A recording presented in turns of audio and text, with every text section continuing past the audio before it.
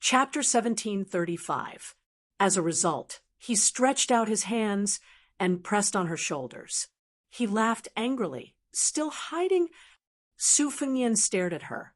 He suddenly lowered his voice and whispered, "I'm not trying to scare you this time. If you don't leave now, I'll be in trouble, and it won't be small." Her expression changed dramatically. She said, "Wait for me." Then she ran to the side door of the main hall. However, she suddenly turned her head and smiled brightly at him. Two small dimples. Almost at the same time, Su Fengnian waved his sleeves. All the officials in the main hall felt a strong wind blowing in their faces. They retreated one after another and covered their faces with their sleeves. As a result, they were unable to witness the devastatingly beautiful scenery. Su Fengnian said to the figure who was running away with the dragon robe in his hands, "If it's just a pawn crossing the river, it doesn't matter if you take it or not. I can take it with me." She didn't even turn her head. She simply said two words, "Copper coins." Su Fengnian didn't know whether to laugh or cry. He reminded her, "I'll wait for you at the Imperial City Gate. Other than the copper coins, don't forget to tame the great Liang dragon sparrow. It might be useful." After saying this, Su Fengnian swept out of the main hall and stopped directly outside the Imperial City Gate. The eunuch of the ceremony directorate was stunned for a moment. He hurriedly followed, trying to catch up with his majesty. If he was unlucky, if there was really a life and death battle, then he would have to fight to the death with that opponent before she could reach him. The degree of danger might not be less than the time when he faced the human cat Han Shengxian. The person who stopped him on the Imperial Road was Tantai Pingjing, who was talking happily at the city gate last night. After Hong Shixiang and Xia Guanyin gave up or lost their qualifications, she became the most qualified person in the world to enforce justice on behalf of the heavens. Last night, the only remaining Qi cultivator grandmaster in the world, the so-called supper she spoke of so casually, was the fate of West Chu.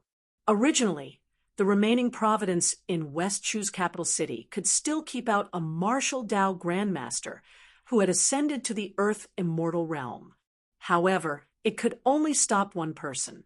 The reason why Su Fengnian was able to kill his way into the imperial palace from the southern gate of the capital was because of the West Chu Emperor Jiang Ni. Her existence was extremely important. To be precise, it was Jiang Ni's indecision that allowed Su Fengnian to be able to leisurely stroll in the courtyard. However, if it was someone who harbored enmity towards West Chu and Jiang Ni, even if it was Tuoba Bodhisattva or Dong Tai, then it wouldn't be difficult for them to enter the imperial city. Like Su Fengnian, they could also kill the two city guards. However, if they were to face Jiang Ni's 100,000 swords, then Jiang Ni's chances of victory would most likely be higher. If one did not enter the celestial phenomenon realm, one would not know the mysteries behind this kind of indescribable advantage. Su Fengnian originally thought that no matter how bad his luck was, Tantai Pingjing would not fall out with him now. However, Su Fengnian raised his head to look at the sky, and then looked at the human world in the distance. His eyes were in a trance. In an instant, heaven and earth turned upside down. It was not a banished immortal, but a real countless celestial beings in the human world. Su Fengnian closed his eyes and exhaled softly. With one step, it was the difference between yin and yang, the difference between heaven and earth. Su Fengnian's figure seemed to walk into a water curtain and disappeared into thin air. In the Taiji Palace, the atmosphere was solemn.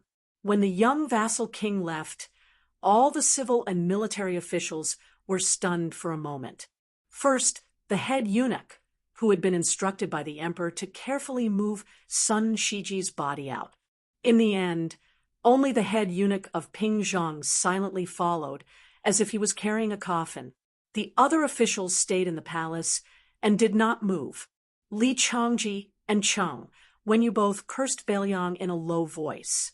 The assistant minister of rights, Su Yang, who had unknowingly become the center of attention, was calm.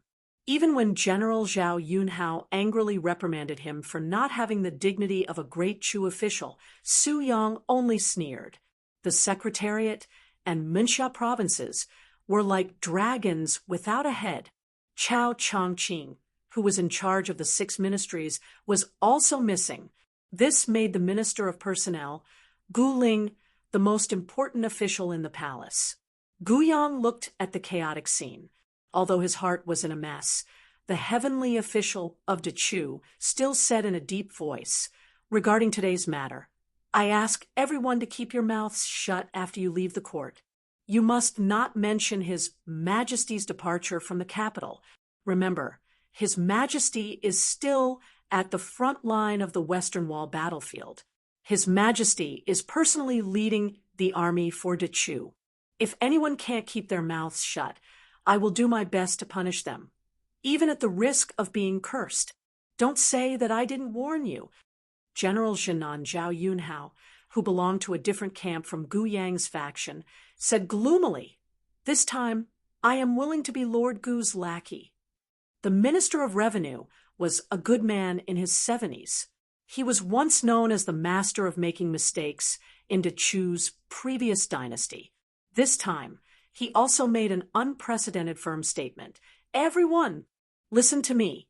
In times of crisis, we should help each other in the same boat. Don't do something that will harm others and harm yourself. Dechu is beyond cure. We should be careful with our words and actions." Gu Yang suddenly stared at Su Yang. "What do you think, Assistant Minister Su?" Su Yang smiled and said, "If someone else had said this, I, Su Yang, would have let it go. But since it's Minister Gu, it's different." What he meant was that he, Su Yang, was about to find his next home.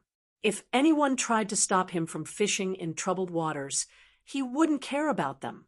But since it was Gu Yang, the minister of the Ministry of Personnel, who was also flirting with the Liang Imperial Court, then they should all take it easy. Since everyone was going to sell themselves to Liang's Zhao family, let's not haggle over the price now. Otherwise, the price of jade would be reduced to the price of cabbage. Wouldn't that be benefiting Liang for nothing? Gu Ling nodded. Su Yang keenly caught the look of disdain in the minister's eyes. The assistant minister sneered in his heart. "At the end of the day, you and I are both prostitutes in a brothel. Your Gu family's price is just a little higher. I, Su Yang, am just a little less cultured than you in the main hall today. But Lord Gu, don't you find it embarrassing? The only great general in West Chu's imperial court who was currently in the capital, General of Agile Cavalry Chinkunshin, said in a deep voice, 'From this moment on, the entire city is under martial law. Only those who enter the city are allowed to leave.' This sentence was only slightly surprising, but the next sentence made some people's faces turn pale. If the imperial guards and spies in the capital find out that someone's family has a carrier pigeon flying, then they will be punished for treason. Their entire family will be executed immediately outside the palace. A palace eunuch wearing a python robe carried a corpse wrapped in silk and quickly walked towards the carriage outside the palace. The head of the Tang family in Huaiyin, Dechu's secondary first-rank official, Tang Shi, followed behind him and said sadly in a low voice, "Sun Shiji, people say that people should walk towards higher places. Why did you come from Liang's imperial court to this one?" Tang Shi's old tears flowed down his face. He suddenly quickened his steps and shouted to the eunuch, "I'll carry him." The eunuch looked at the old man in surprise. Tang Shi smiled sadly and said, "An old man carrying a dead person. What's the harm in being slower?" Tang Shi carried Sun Shiji on his back and slowly walked forward. In the spring breeze of the city, a former Dechu romantic named Sun Shiji silently returned to his roots on the back of an old man called Tang Shi. The imperial court slowly dispersed. Above everyone's heads, a bright sword light rose from the imperial palace and landed outside the gates of the imperial palace. Jiang and I, who was standing on the sword, looked around blankly. Why couldn't she find him?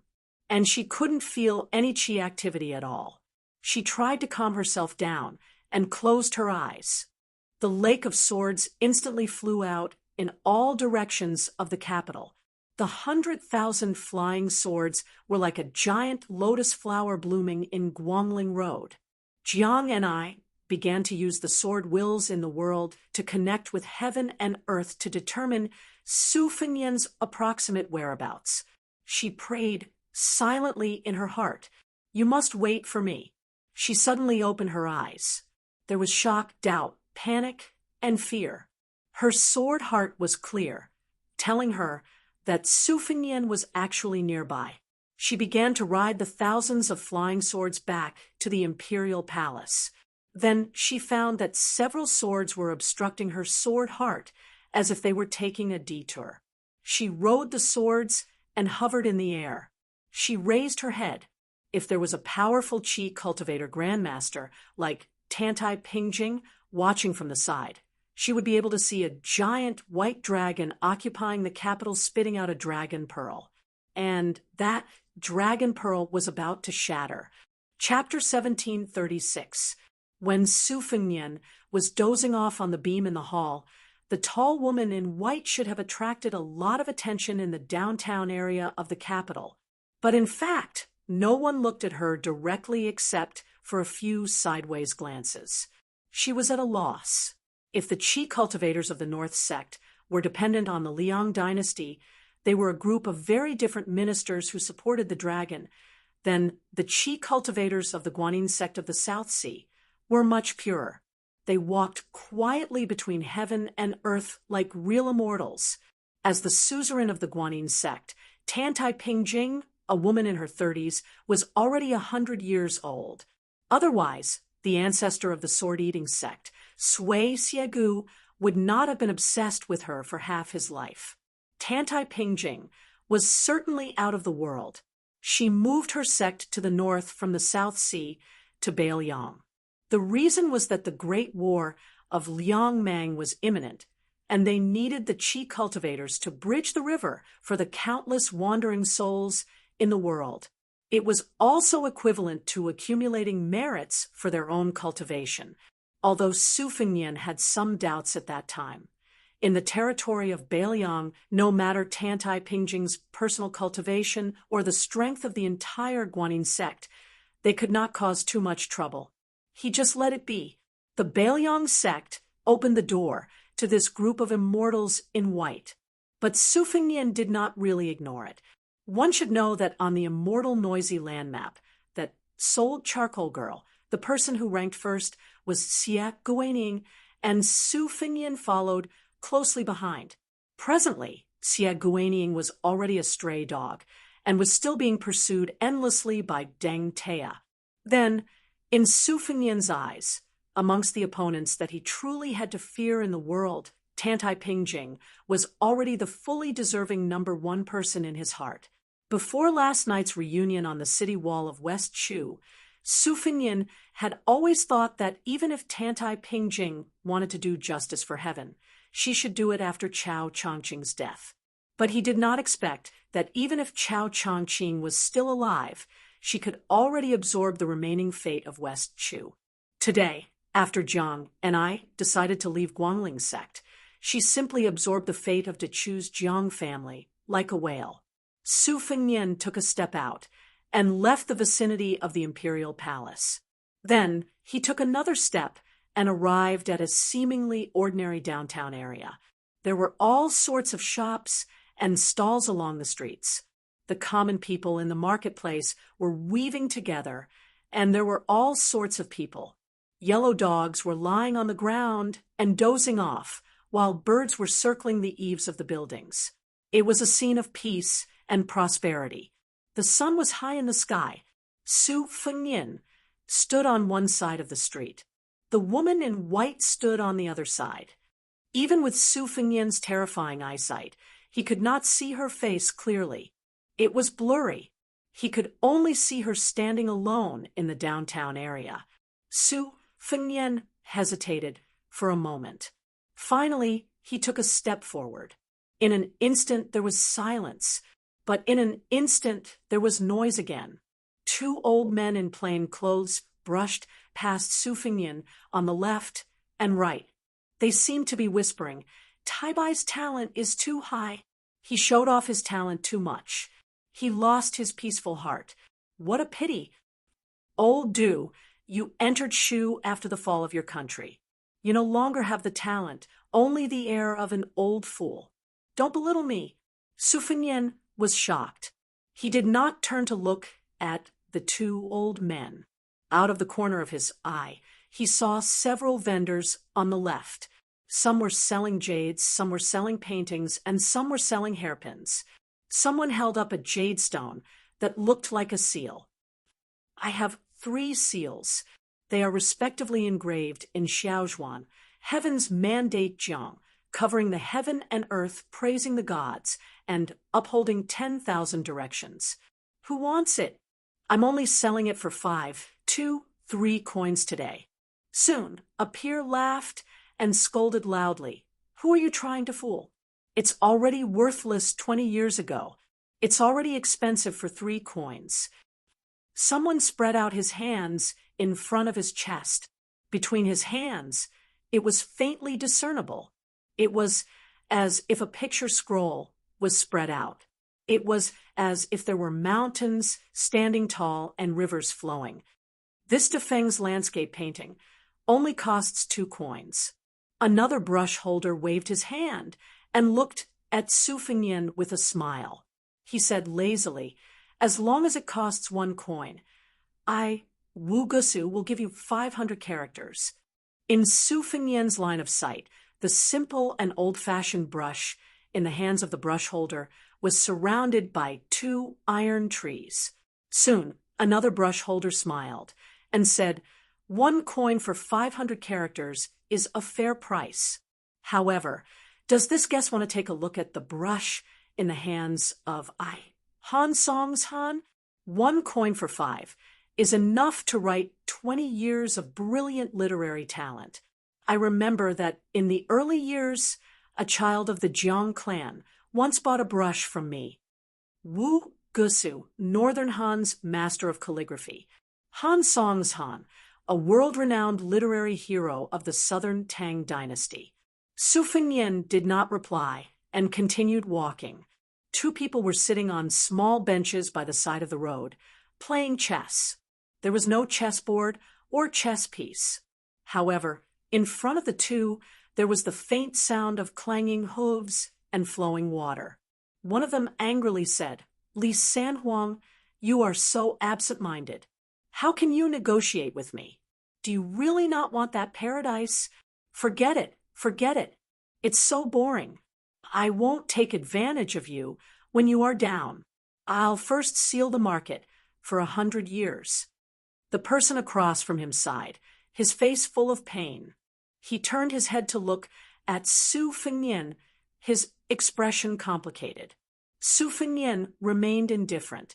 De Chu's state preceptor, Li Mi, the 3rd emperor of calligraphy. Someone walked over, carrying a 3-chi-long sword chi. It was sword chi, not a sword. He shot a glance at Su Fengnian, who did not stop walking. After hesitating for a moment, he reluctantly gave in. He chattered endlessly. "Why isn't that brat Li Chungang coming? Otherwise, I would definitely experience his 2-sleeved green snake. Humph, is slaying a flood dragon worth bragging about? What's so strange about that? When this old man was alive, there were as many flood dragons as there were hairs on an ox. Only, I don't know what kind of situation Dong Tai was in that night. If it weren't for the fact that touching a stranger would bring bad luck, why would this old man give way? Unlucky, truly unlucky. Who was it last time? What was Lu Lai again? This person is truly exceptional. Admirable, admirable." Su Fengnian walked forward step by step. His expression was as usual. On this street, No one was pretending to be mysterious. This was the truly terrifying part. If a person who loved dragons saw a true dragon circling the beam amidst the lightning, if a Taoist who subdued demons and demons really saw demons and monsters pouncing over ferociously, what should they do? As Su Fengnian walked forward slowly, there were voices of abuse. The Great Qin is ruthless and cruel. How can it occupy such a high position? However, as soon as these words were spoken, someone quickly stopped them in a low voice. "Senior Immortal, please be careful with your words. In the mortal world, there are gods 3 qi above everyone's head. What's so different about us? In a short 200 years, the literary vein has been severely damaged. 300 years later, the Central Plains will face an unprecedented catastrophe. The Zhao and Su families are the main culprits. Fortunately, this place is not one of those places. Otherwise, you would have been destroyed long ago. How could this child dare to betray the heavenly Tao and join hands with the Wudong Taoist to sever the connection between heaven and earth? Mount Longhu should rise, Mount Wudong should fall. When that daring Lu Dongxian turned around and walked into the mortal world, Mount Wudong should have been extinguished." Amidst the curses of the crowd, the oriole chirped like a phoenix, and the dog roared like a python. Su Fengnian held his breath and tried his best not to let his chaotic qi dissipate. Therefore, every step he took was extremely difficult and painful. He was like a weak child walking alone in a canyon. Gusts of strong wind blew past. Su Fengnian's lips curled into a cold smile. "You want to use this to reduce the fate of Bailiang, the so-called tails, and tails should be the copper and silver tails unique to the immortals in the heavens. It's probably similar to the fortune-telling of people in the mortal world. If I can't resist the temptation and choose to stop and buy today, the Su family and Bailiang will definitely be poor." When Su Fengnian reached the middle of the street, 2 people finally showed him a kind smile. A monk and a monk sat cross-legged, facing each other across the street. Unlike the peddlers and pedestrians, both of them sat on the steps as if they were sitting on lotus platforms. Although they were not acquaintances of Su Fengnian, they both smiled and nodded at him. One of them was compassionate, the other natural. Su Fengnian also nodded and returned the greeting. An angry shout was heard. It was directed at the old monk. "Old bald donkey, how dare you destroy the fate of the Central Plains? How dare you come to the east?" The old monk smiled, but didn't say anything and disappeared. 3 people who looked like soldiers in armor were patrolling the street. When they saw Su Fengnian, they hesitated for a moment, but still respectfully made way for him. At the end of the street, Tan Tai Ping still stood in the same place. Su Fengnian finally noticed the struggling and painful expression on her face. Her eyes slowly turned silver and became colder and more ruthless. A dazzling light bloomed in her heart like a bright moon hanging in the sea. Su Fengnian frowned. She saw through the body of the possessor and understood the state of the carefree. A round of the heart moon shone brightly. This was one of the signs of Taoism recorded in the rare ancient books of Taoism. He remembered that Miss Hehe had told him that Huang Sanjia had said before his death that since the beginning of the world, Buddhism had taken advantage of the ascension in the past 1,000 years. When a scholar proposed the idea of upholding justice and extinguishing human desires in the future, it would be much easier for Confucianism to become a saint. It was like having a shortcut to the end of the world. It was just like the Buddhists becoming Buddha on the spot. They could reach the sky in one step, but the price was the imperceptible influence of the people's hearts. It was a stupid thing to lose a watermelon after picking up a sesame seed. It was the great sorrow of the sun has set in the west, and the moon does not rise in the sea. Su Fengnian angrily scolded, Tantai Ping Ping, after seeing such a ridiculous scene, why don't you wake up? How is this world different from our world? Why are people like Gao Shulu, Lu Songtao, and Li Chungang unwilling to ascend after Lu Dongxian? As soon as Su Fengnian's words were spoken, it was very strange. The previously clamorous street that was filled with curses was suddenly deathly silent. Afterwards, there were only a few scattered words of reprimand, such as audacious mortal and treacherous. Chapter 1737. Su Fengnian looked around and sneered. What do you mean by banished immortals? What do you mean by fate? In the end, when I come back to you, isn't it all about seniority? If you go to the mortal world, I guess there are two situations. If you are unlucky, you will be banished to a remote place in the mortal world, right? Then if you are lucky, you will be sent to the battlefield to fish for military exploits. Is the so-called immortals fishing for the fate of the mortal world different from the merchants in the mortal world who do business and accumulate copper coins? Of course, I guess immortals are still free and unfettered. They have a fairyland as their mansion and live forever to watch the liveliness of the mortal world. If they become a real superior in the immortal world, most of them will get it done once and for all. But I am very curious. Will those who have made great contributions to the Tao of Heaven in the mortal world also have unrewarded achievements here? Could it be that there were also official promotions and demotions in this place? Will there be immortals who pretend to be powerful? For a moment, no one answered. Su Fengnian's body began to shake like a rootless duckweed in the strong wind in the sky. A voice that was neither light nor heavy, but extremely majestic sounded. The voice was more like a woman's voice from the south.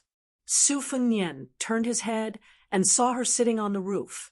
She was wearing a phoenix coronet and a robe, solemn and glorious. On her shoulder stood a red sparrow, and in its mouth was a snow-white little flood dragon. With her appearance, the whole street shook violently. The shaking became more and more intense and showed no signs of stopping. The movement came from a tall building, but Su Fengnian couldn't see the scene of the building at all, even if the window was open and he knew that someone was there. After the violent shaking that seemed to turn the world upside down, it instantly calmed down and stabilized. A middle-aged man in a yellow dragon robe stood beside Tantai Pingjing. Behind him, there was a magnificent scene of the rising sun. Su Fengnian walked all the way. The appearance and clothes of the people in his eyes were extremely ordinary. Only this person and the woman were different from ordinary people. The middle-aged man in the dragon robe should be the culprit who had dragged Su Fengnian into this heavenly earth. However, he looked at Su Fengnian and said with a smile, "There are indeed many unbearable things in the heavens that you speak of. However, the myriad of sceneries in the heavens is definitely not something that a mortal body like yours can use to know the autumn of the world with a single leaf. The cycle of the heavenly Tao is not as unscrupulous as you think. When you return..." Su Fengnian wanted to open his mouth and curse, but he couldn't even open his mouth to speak. However, a shout suddenly rang out from the north, revealing Su Fengnian's thoughts. "Shut up!" The middle-aged man dismissed it with a smile, seemingly helpless. The woman on the roof pursed her lips and smiled. She teased, "You northerner, the kid on the street doesn't even want to acknowledge his ancestors, and you're still speaking up for him? He was really protective of his children. Su Zhao's matter. You've already angered the public." That deep voice could be heard clearly from tens of thousands of miles away as it mocked. "Bitch, go and give birth to your baby. You've been pregnant since I was in the Great Qin Empire, and you still haven't given birth. Aren't you ashamed?" After hearing this sentence, Su Fengnian felt very satisfied. It was indeed my true body. She stood up and said angrily, "You northerner, do you really think the heavenly Tao won't collapse because of the collapse of etiquette and music in the human world? Even the mortals in the human world know the simple truth that a 1,000-mile dike can be destroyed by an ant's nest. The voice sounded again, extremely domineering. Then let's destroy it. When the time comes, I'll mend the sky by myself. I'm an indomitable man, and a bitch like you can just watch the show. I guarantee that nothing will happen to you. In her anger, she was about to break the rules from the south to the north. The middle-aged man in the dragon robe sighed. Obviously, he was used to the confrontation between the two great gods. Dong, dong, dong. The sound was like the beating of drums on a battlefield, approaching from the north to the south. As a result, the woman on the roof suddenly calmed down. The middle-aged man, with a genial expression, narrowed his eyes, and a trace of anger appeared on his face. The tall building that had caused the commotion earlier shook again. Then the uninvited guest sneered. Which bastard said that Great Sheen is tyrannical? Do you really think that you can't be dealt with just because you're hiding in the east? Someone on the street suddenly burst with golden light, and then there were signs of the golden light exploding. He fell to his knees with a plop, and the ceiling was peeled off. The middle-aged man in the dragon robe waved his sleeve, and the person on the street disappeared. He then raised his head and said angrily, "Great Emperor Zhenwu." His thunderous voice sounded from the tall building. "You're not convinced? Why don't we take off our skins and find a quiet place to fight? If you're not confident, then call that bitch along. In any case, the two of you have been flirting with each other for almost 1,000 years. I even suspect that the thing in her stomach—" At this moment, someone interrupted this guy's nonsense. "That's enough. 300 years later, the Central Plains will be in turmoil and 9 out of 10 houses will be empty. She's doing it according to reason. It's one thing that you can't bear to see the world fall apart, but it has always been a part of the heavenly Tao." The original person snorted coldly. "It's not that I can't bear to see the rise and fall of dynasties. It's that guy on the street who can't wait to use his human incarnation to obtain the status of an emperor that will last for thousands of years. He wants to treat the world as his own land and take all the harvests for himself. This way, he can accumulate luck and seek a higher position. Moreover, he wants to use that kid and that little Taoist from Wudong Mountain to close the heavenly gate, but this person doesn't want to be stained with the heavenly Tao's karma. Xie Guanyin is just a smokescreen. He's actually that guy called Chun Shibao. Humph, there's no such thing in the world, and there's no such thing in heaven. He wants to scheme against me? How can I not beat him until he's looking for his teeth on the ground?" Su Fengnian heard himself speak intermittently. He couldn't hear clearly, but he understood the general meaning. And the person next to himself was Wang Xianji. At this moment, a woman and a young man who looked like mother and son appeared on the street. The young man smiled brightly, clasped his hands, and bowed. Behind the mother and son stood an old man who looked like a servant. He smiled but didn't say anything. Su Fengnian smiled. He didn't recognize the woman, but the old man was Han Shengxian. The young man was the illegitimate son of the late Emperor Li Yang Xiao Kai. The knot in the human heart can be untied in heaven. At that moment, Su Fengnian's eyes suddenly turned red. He began to turn his head and search. A voice sounded in his mind. "Don't look. You won't be able to find them. Except for your elder sister Su Jihu, your parents will become the last group of banished immortals in heaven in the future, falling on the human world like rain. At that time, you can open your eyes wide and look at the magnificent scene of thousands of banished immortals falling on the human world together. It's a great spectacle. As for whether you can see your parents among them, it'll depend on your luck. Don't worry. With my plan, The two of them will be married in every life. Even if they can't be born in the same year, month, and day in every life, it won't be too far off. As for whether they'll share riches or hardships together, I don't care, nor can I. This Tantai Pingjing is a human chess piece of that dragon-robed man on the street, specifically used to deal with you. But since I was able to come here, it's a different matter. Although she's fine today, you still have to be careful in the future. That's Su Xiao. When he came to my place, the first thing he did when he saw me was call me son. Motherf ****. Su Fengnian, who wanted to hold his belly in laughter, pretended not to hear the profanities that followed. The entire street was in an uproar. Even Wang Xianji in the tall building let out a cry of surprise. A blurry figure vaguely appeared at the window. Su Fengnian's heart trembled. In the next moment, he couldn't help himself. His eyes were suffused with an extremely pure golden color. Great Emperor Xinwu. But Su Fengnian's mind was still very clear. When he turned around, he saw the tip of a sword piercing through the heaven and earth bit by bit. From high above, a voice leisurely sounded. It sounded like a dragon's roar, a wooden fish, and a jade chime at the same time. It seemed to have made a conclusion about the heaven and earth.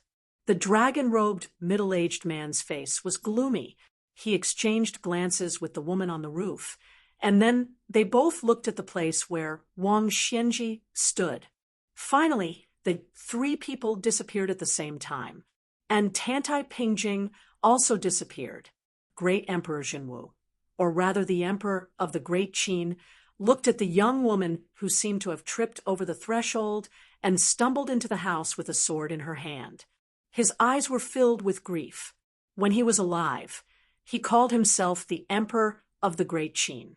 After his death, he was honored as Great Emperor Xinwu of the Heavens. Not only did he oversee the Northern Celestial Court, but he also controlled half of the soldiers. He only felt guilty towards that gentle and timid woman. Although he couldn't say whether he had let it go or not, he couldn't turn a blind eye to it. Using Su Fengnian's mouth, he said to the young woman who hurriedly ran over, "I'm sorry." Jiang and I, the little mud man, replied to him with a cute and naive face, "Are you crazy?" The golden light in his eyes suddenly dissipated. Su Fengnian was stunned, and then he burst into laughter on the street. She was furious. He stretched out his hands and pulled her cheeks fiercely. "You're still the best." She, who had gone through thousands of hardships to break the dragon pearl and enter this place, was about to get angry. His body swayed and was about to fall. On the battlefield near the Melon Island, the great snow dragon cavalry had absorbed more than 500 West Chu scholars and began to return north. A sword light chilled 30 provinces under the sky. A young woman carrying a red sandalwood sword box supported the young lord and jumped down from the great Liang dragon sparrow together, standing on the side of the cavalry. The cavalry stopped abruptly. When the long sword returned to its sheath, a certain old soldier of the Su family who had experienced the War of the Spring and Autumn period suddenly woke up after seeing this scene.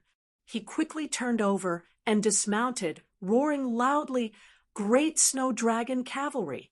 Greetings to the consort of the king of Bailiang." The few voices that greeted His Majesty the Emperor were completely drowned out by the loud voices that greeted the king of Bailiang's consort. Jiang and I was so scared that she directly hid behind Su Fengnian. But perhaps even Su Fengnian himself didn't expect that the timid little mud man behind him would soon beat the drums on the city wall of North Jebei City and personally send off the Bailiang cavalry. Chapter 1738. South of Liang, Jufeng Town was a hub of the longitudinal canal. It was originally a remote village that no one cared about, but in a short 20 years, it became a bustling town. It had everything that one could wish for, and did not lose out to the famous towns of Jiangnan. A green-robed Confucian scholar entered Jufeng Town with a small bag on his back. He did not stand out in the crowded town. Now, there was a saying in Jufeng town: the people returning to the north were cowards, the people going south were the nobles. Because recently, the sound of horse hooves could be heard near Jufeng town. There were large groups of cavalry going south to reinforce Guangling Road. It was said that the situation was about to be settled.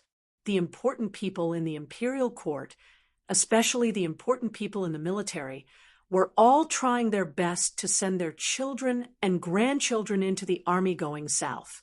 The most exaggerated thing was that a certain old general, who was one of the stabilizing forces of the two Liaodong border, had just let his grandson get a position as a military officer. Very quickly, he chased his grandson out of the border army and threw him to the battlefield of Guangling Road. It was said that in a flash, he became the military advisor of the general of the southern expedition, Lu Xingxiang. Naturally, his future was bright. This Confucian scholar did not find an inn to rest at, but went straight to the famous book market of Jufeng town. On both sides of a 300 paces long street, there were large and small bookstores. Even though Jufeng town's history was not more than 20 years, but many of the bookstores dared to advertise themselves as century-old shops. It was just that most of the people who bought books laughed it off and did not care about it. The Confucian scholar did not choose those bookstores with golden signboards, but entered a small and dark bookstore at the back of the street. Even though it was small, it had all the essentials. The father and son of this bookstore engraved books, sold books, and edited books. They did not have any rare books to sell, and they definitely did not find any famous books that could not be engraved by the imperial court. But the value was in their careful selection. Occasionally, there would be a few West Chu Southern Edict edition or Northern Edict edition. Whether it was good enough or not depended on personal preference. Seeing this Confucian scholar cross the threshold, the middle-aged shopkeeper, who was entertaining a group of young customers, smiled and hurriedly put down his business to welcome him. The Confucian scholar in front of him was a regular customer of his shop. He didn't come often, and he didn't buy many books, but for more than 10 years, he would visit almost every 2 years. Most importantly, he had a good chat with his father, so much so that his father, who rarely drank, would always make an exception and insist on pulling the Confucian scholar to sit down and have a drink with him. It was said to be a drink, but as they drank, they could drink at least 2 caddies of wine. The Confucian scholar smiled and asked, "Where is Brother Chu?" Last time, he said that he could not find the face-painted version of the insect under the light. "I brought it for him," the middle-aged shopkeeper calmly said. "Mr. Chow, my father passed away last year." The Confucian scholar was stunned for a moment. He was a bit sad, but he still took out the book from his bag. The middle-aged man smiled and said, "He left. When my father passed away, he was 70 years old. Before he passed away, he often smiled and said that it was rare to live 70 years old. Mr. Chow, my father was not sick or injured. He passed away after a good night's sleep. As his sons, there is no need for us to worry too much. However, before my father passed away, he often said that if he could have a drink with Mr. before he died, his life would be complete." The Confucian scholar with the surname Chow said apologetically, "I originally had the opportunity to come here last year, but I left in a hurry and felt that it was inconvenient. If I had known, I would have come no matter what. Take this book. When you go back to Brother Chu's grave and offer him a toast, just burn it." The middle-aged shopkeeper smiled and joked, "Mr. Chow, then I won't give you any money." The Confucian scholar quickly smiled and waved his hand. After drinking so much wine for so many years, how could he have the nerve to ask for money? Right, if I remember correctly, your family's fisherman and woodcutter should be coming of age, right? The middle-aged man seemed to get angry whenever he talked about that bastard. He helplessly said, Don't mention that bastard. Mr. Chow, you don't know that our family can't be considered a family of poets or scholars, but for better or for worse, we are people who interact with sages every day. Who would have thought that the older that kid grew, the more he refused to listen to advice? With his skinny bamboo body, he insisted on joining the army. Not long ago, he followed a few of his good friends in town to the county capital, saying that there was a back door that could be opened. If they were lucky, they could directly go to the south to fight. In the end, he came back sullenly. When I asked, he didn't say anything. Every day, when the rooster crowed, he would get up and run to the side of the canal. Mr. Chow, that kid is old. As his father, my words have no effect. However, he has listened to you since he was young. If Mr. isn't in a hurry to leave, I'll go look for him. Mister, you must help me talk to him. If you can get him to come back to his senses, I'll give Mr. a set of West Chu's Chowan Guan's winter snow collection. That's a good thing that even my father couldn't bear to take away. He told me to keep it as a family heirloom and pass it down from generation to generation. Without waiting for the Confucian scholar with the surname Chow to say anything, the middle-aged shopkeeper didn't even care about his business and ran out into the street to look for his son, who was getting more and more worrisome as he grew older. Chapter 1739. The 5 or 6 young male and female customers in the store began to chat in boredom. Currently, the topic of discussion was naturally focused on the one-sided battle of Guangling. They all believed that it was time to close the coffin and close the coffin. These rich kids with Beijing accents were indeed people who lived at the foot of the emperor's feet. Although their voices weren't loud, the people around them could hear them clearly. After commenting on the military achievements and abilities of the various generals of the imperial court, they also reprimanded the civil and military officials of West Chu. Soon, the topic reached the true backbone of West Chu's restoration, Chao Chongqing. In the end, both sides had opposing opinions. One side said that Chao Chongqing was only outstanding in martial arts and Go, but his ability to turn the country into a Go board was not enough. The other side retorted that Chao Chongqing was a clever housewife who could not cook without rice. He lost because West Chu did not have the right time, place, and people, and definitely not because that official was weak in Go. The dispute continued, but both sides were close friends and could not fight.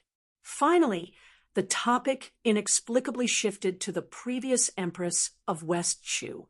2 young women spoke of her with pity. A young man dressed in embroidered robes sneered and said that she was nothing more than a femme fatale who could bring disaster to the country and its people. After West Chu was destroyed, it was rumored in the streets of the old capital that it was this woman who ruined the fate of Dechu. Otherwise, with West Chu's original fate, it should have been able to survive for another 160 years. Soon, another young man laughed and said, "Why is the popular saying that 9 out of 10 sheep are incomplete? Isn't it because the Empress of West Chu was born in the year of the sheep?" Not far away, the green-clothed Confucian scholar with white hair on his temples was silent. A young man who was playing with a small bronze seal laughed softly and said, "Not to mention that Chao Chongqing's reputation is unmatched, the king of Beiliang really made a big mistake. The imperial court has clearly relaxed the transportation of Guangling and actually led 10,000 cavalry south to Guangling under the banner of pacifying the rebellion. However, everyone knows that they are actually helping some remnants of West Chu to get out of trouble. However, Beiliang is domineering, but our imperial court can't do anything about it. After all, they control the northwest gate and claim to have 300,000 cavalry. My father has calculated with people in the Ministry of War and estimated that there should be around 120,000 to 30,000 cavalry. Sai, we are really sullen. If it weren't for Beimang, the Beiliang Su family would have already handed over their military power." The Confucian scholar put down a yellowed ancient book and said with a smile, "Why else would I say that the world is afraid of the word if—" In fact, the group of people had long noticed this scholar in green robes. Although he didn't look like an official, the Liang court was generally more polite to scholars. Moreover, most of the reclusive scholars in the world had such a high standard. These young people who had come because of their fame came from the capital's official families. So naturally, they wouldn't treat this person with hostility.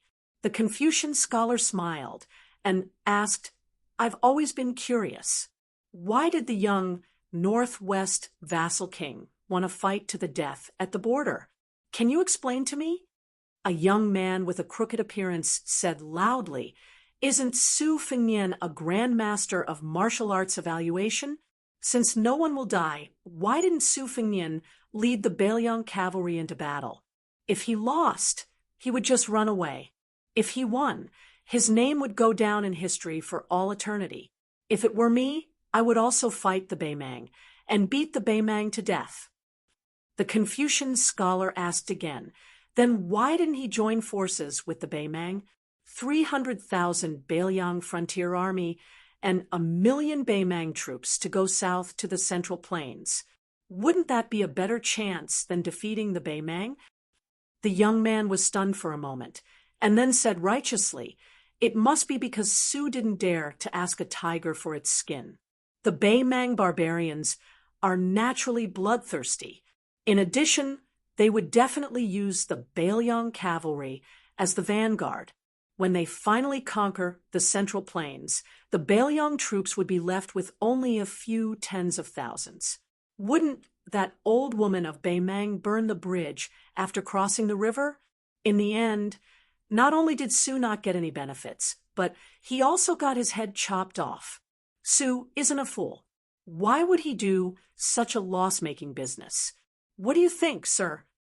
The Confucian scholar nodded and smiled. That makes sense. Then, as if he remembered something, the Confucian scholar waved his hand and said, "I don't deserve to be called Mr., and I've never been an official in Liang. My surname is Chow. You can call me Old Chow." The handsome young man playing with the bronze seal asked tentatively, "Judging from your accent, Mr. Chow?" "Oh, no, Old Chow. Are you from Guangling Taoism?" The Confucian scholar nodded and said self-deprecatingly, "That's why I haven't been an official." Everyone was relieved. Naturally, they felt that this person couldn't be a high-ranking official in Liang Imperial Court because of his background as a Guangling Taoist, probably because he had some knowledge and integrity, but he didn't want to be a low-ranking official in Liang Imperial Court. Thus, he chose to be a poor scholar who traveled all over the world. The travel-worn Confucian scholar suddenly looked towards the south. Then, as though he had the intention to leave, he turned to the group of young men and women and said gently, "Originally, I also have an if to say to all of you, but there's something I need to do first. I'm afraid I won't be able to wait for the owner of this shop. Please help me pass the message." A woman said sweetly to persuade him to stay, "It won't be too late to leave after you say the if." The Confucian scholar, whose hair was already white but had a unique style, shook his head and said, "There is something that really can't be delayed." After he finished speaking, the Confucian scholar walked out of the bookstore and walked along the small street towards the outside of town. On his way north, he deliberately concealed his presence, so he didn't walk very fast. This was because he wanted to see some old friends like the bookstore owner of Jufeng Town. He was afraid that they would be implicated after he died. The world was afraid of what if, and the world was afraid of what if. So his if was destined that no one in this world would know. If during his official period, West Chu would be revived, he would personally lead the army north, and Gu Jiantang's Liang and Liang border armies would go south to Graydon City. Wang Sui would resist the Beimang and take the chance to go south, and Su Fengnian's 300,000 Beiliang cavalry would choose not to move because of a certain woman's surname Jiang. Also, with Chen Zhibao leading the Shu army in Guangling Road, they only needed to tie down Wu Zhongshuan and Su Gong's armies. They didn't even need to stop the Yan King Zhao Bing's Nanjiang army from coming to Graydon City, because they wouldn't be able to make it in time. Then would the world still be surnamed Zhao? He didn't think so. Chao Chongqing, didn't think so. After this man slowly walked out of Jufeng town, he took off his bag and took out 2 chess boxes. Allow me, Chao Chongqing, to play one last game for you. Chapter 1740. The Great Snow Dragon Cavalry went back the same way they came. First, Yuan Zuozong led his troops to the south. The Qingzhou army, which had less than 1,000 cavalry, was defeated like a landslide. The cavalry was almost wiped out. The Qingzhou army, which had no city to rely on, was driven 40 miles away.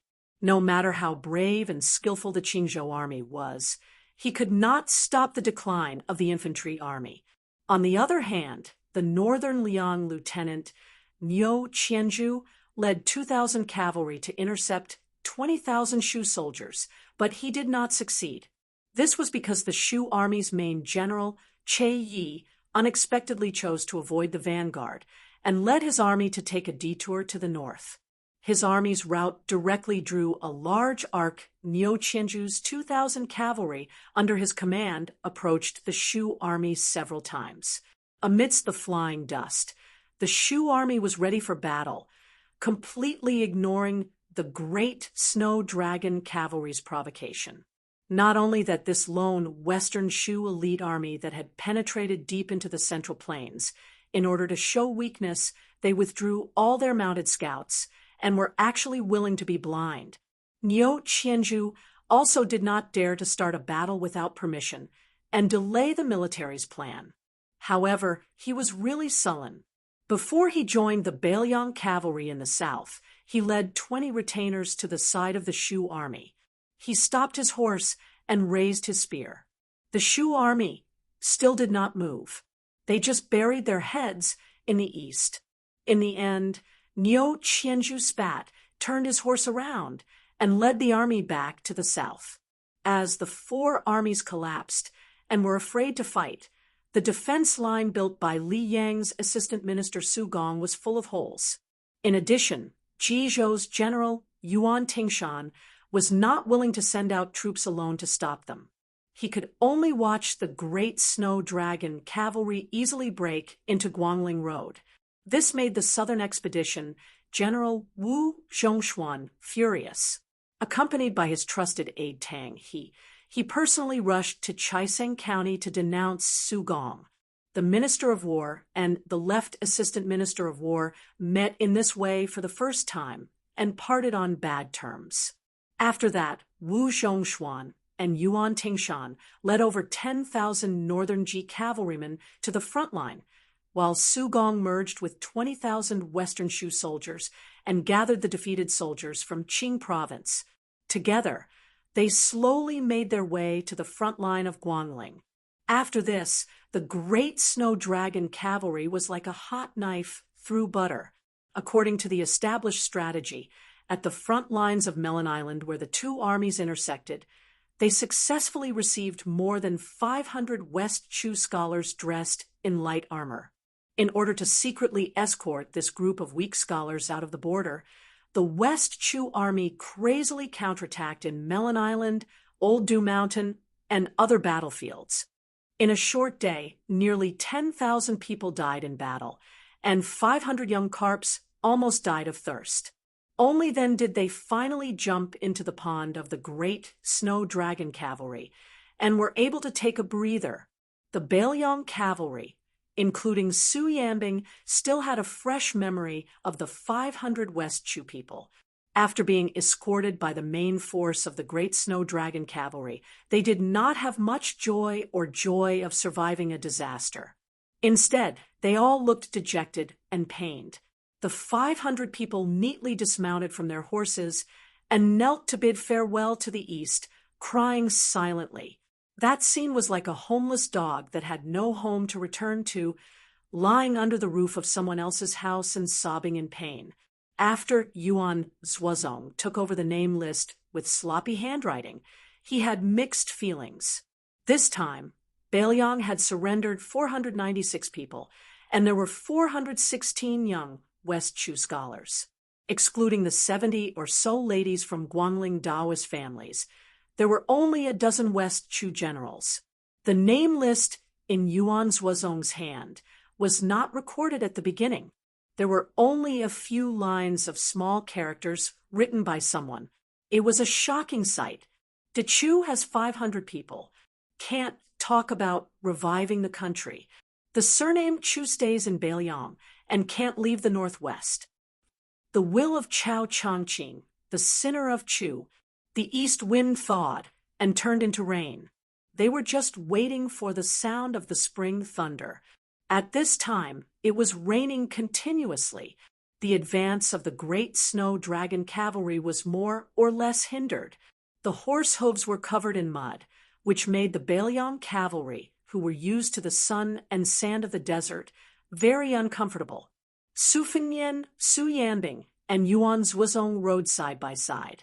Yuan Zhuozong turned his head and glanced at the West Chu fugitives in the middle of the cavalry. He said softly, "For Bailiang, this is a good thing in the long run, but it is a mess now. When these scholars go to the Northwest, they can only stay behind the scenes for now. I'm afraid that these young and impetuous people will complain too much and end up taking their anger out on Bailiang. When there is a dispute, we can't beat or scold them. Otherwise, we can only hand them over to Lingzhou College, which is far away from the war at the border. Let them pass the time with books." Previously, most of them were not even willing to change to Bailiang light armor, let alone the cold blade and light crossbow. Niu Qianzhu and the others were so angry that they almost pulled out their blades to fight with them. Su Fengnian comforted him. "If the scholars don't have any strength of character, then the Central Plains is sad. I'm not afraid of their arrogance or pride. I'm just afraid that they will become depressed. The scholars can't rebel for 3 years. There are only 500 people from West Chu. Moreover, they are in Bailiang. Not to mention the border army. I reckon that any Liangzhou girl who is familiar with archery and horse riding can beat 2 or 3 of them. There is nothing to worry about. We also do not have extravagant hopes that they will quickly turn around. Also, I believe in Chao Changqing's eyes. Many of them should be people with broad horizons. When they truly experience the scenery of the Northwest, and with Yozhou's Yuan Dao and Liuzhou's Ko Jianghuai in front of them, they will naturally put aside their grudges. In the end, the old people of West Chu may hate the Su family more than they hate Bailiang, but they are not the same. Most of them are in their 20s and hate Bailiang more than Bailiang. I'm worried about these people." At this point, Su Fengnian smiled self-deprecatingly and did not continue, as though it was a taboo for the honored one. Yuan Zhuozong smiled and said, "What, are you afraid that there will be 500 Zhao Changlings next to you? What day will you not be able to control yourself and really rebel against Bailiang?" Su Fengnian said in exasperation, "The second battle of Liangmang is near. Bailiang has not even solved the urgent situation. How can we have the extra thoughts?" Su Yanbing teased, "If it really is as the prince said before, that the world situation is advancing according to Chao Zhangqing's original plans, then our northern Liang would be the most comfortable side. As long as we join hands with Wang Sui to hold back northern Mang's southward advance, then everything will be over. Then we can sit in the northwest and watch the storm in the Central Plains. Wang Yi, I find it strange. This Chao Changqing is willing to send West Chu students to Bailiang. He clearly has a deep relationship with Wang Yi. Why did he go back on his word at the last moment? He caused West Chu's efforts to recover to nothing, and even Bailiang does not have a chance to get chestnuts out of the fire." Su Fengnian touched the northern cold saber on his waist and sighed with emotion. My master once said that there are only 4 deaths for a scholar: death in the countryside, death in the province, death in the country, death in the world. That Chao Chongqing originally wanted to die for one person in one country, but he changed his mind in the end. Of the martial grandmasters I have interacted with, the 11th in the world, Wang Mingyin, died for his brother. When he came out of the martial world, he had no regrets in life or death. Beimang's Tuoba Bodhisattva lives the most ambitious. He wants to be the best in the world and the best in the world. Dong Tai lives the most carefree. Whether the world is peaceful or chaotic, whether you are an emperor or a general, I, Dong Tai, am too lazy to pay attention to you. Only Chao Chongqing lives the most tiring life. He never thinks of himself as a man of Jianghu and has never walked out of Dechu's temple. Su Yanbing looked at the mud on the road and sighed. Chao Guanzi is so sloppy. Su Fengyan was surprised. Uncle Su, you sound like a scholar. Yuan Zuozong smiled knowingly. Su Yanbing's mouth twitched. He turned his head and said with a smile, Wang Yi, most of the young girls in West Chu are unmarried. Every time they see you, Wang Yi, their eyes are not reserved. How do you describe it? Yuan Zuozong undermined both sides. Stop talking when you want to. Su Fengyan said helplessly, That's not kind. Chapter 1741. Yuan Zuozong joked. The real mess is a fire in the backyard if you're not careful. If I remember correctly, Second Commandery Princess has never been kind to the Emperor of West Chu. Moreover, your 2 fathers-in-law are not easy to deal with. Do you know about the Princess of Bailiang? Su Fengyan was silent. He touched his forehead and kept silent for a moment. Finally, he said, I have never hesitated on this matter. Su Yanbing nodded. That's right. Yuan Zuozong suddenly said, Xie Shibian is also in the army. If we can get his help, our Bailiang frontier army will be like a tiger with wings. No matter if we put him in Liangzhou or Liuzhou, he can be an army of tens of thousands. Su Fengyan smiled. There can't be 2 tigers in one mountain. There can't be 2 bodhisattvas in one temple. In case Ko Jianghuai feels that I don't trust him, even if Xie Shibian wants to join the army, I won't put him in Liuzhou. Moreover, Xie Shibian is not familiar with the affairs of the army. Why don't we put him in Liuzhou first? Yuan Zuozong shook his head. Yuan Zuozong will use Xie Shibian alone. It's better to use Xie Shibian in Liangzhou. He and Ko Jianghuai are the top military geniuses in West Chu.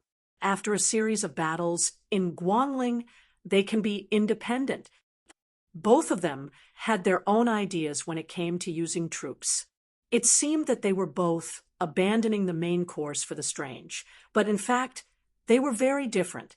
When Ko Jianghuai used troops, he was good at abandoning the city and often found a way to survive. Relying on his erratic deployment of troops, he was able to win a battle where the overall military strength was inferior, slowly nibbling away at the enemy and suddenly gaining momentum. Back then, on the Eastern Front battlefield of Guangling Road, he had caused Zhao Yi's army to lose inexplicably. They always felt that Ko Jianghuai's army was pressuring the border in every battle. Although Xie Shibian's use of troops was unexpected and extremely dangerous, in fact, Xie Shibian was more inclined to be open and above board, striving to make the final decision. Therefore, they needed Ko Jianghuai's gentleness in the Liuzhou battlefield and Xie Shibian's strength in the Liangzhou battlefield. Right now, outside the Liangzhou Pass, after the left and right cavalry were transferred, their vitality has been damaged. Why don't we give Xie Shibian to Hizhonghu or Zhou Kong? It can also be considered a compensation. As for the official position, first, it will depend on Wang Ye's boldness. Second, it will depend on Xie Shibian's confidence. Su Fengyan asked in a low voice, Did Brother Yuan help to lay the groundwork? Yuan Zhuozong squinted his eyes and smiled. Your Highness is more skilled than me in buying people's hearts. Su Fengnian remembered Xie Shibian's sorrowful face in the team and muttered angrily, Isn't it because you're afraid that you'll be snubbed? Although he was nagging. Su Fengnian still turned his horse around and rode in the opposite direction of the army.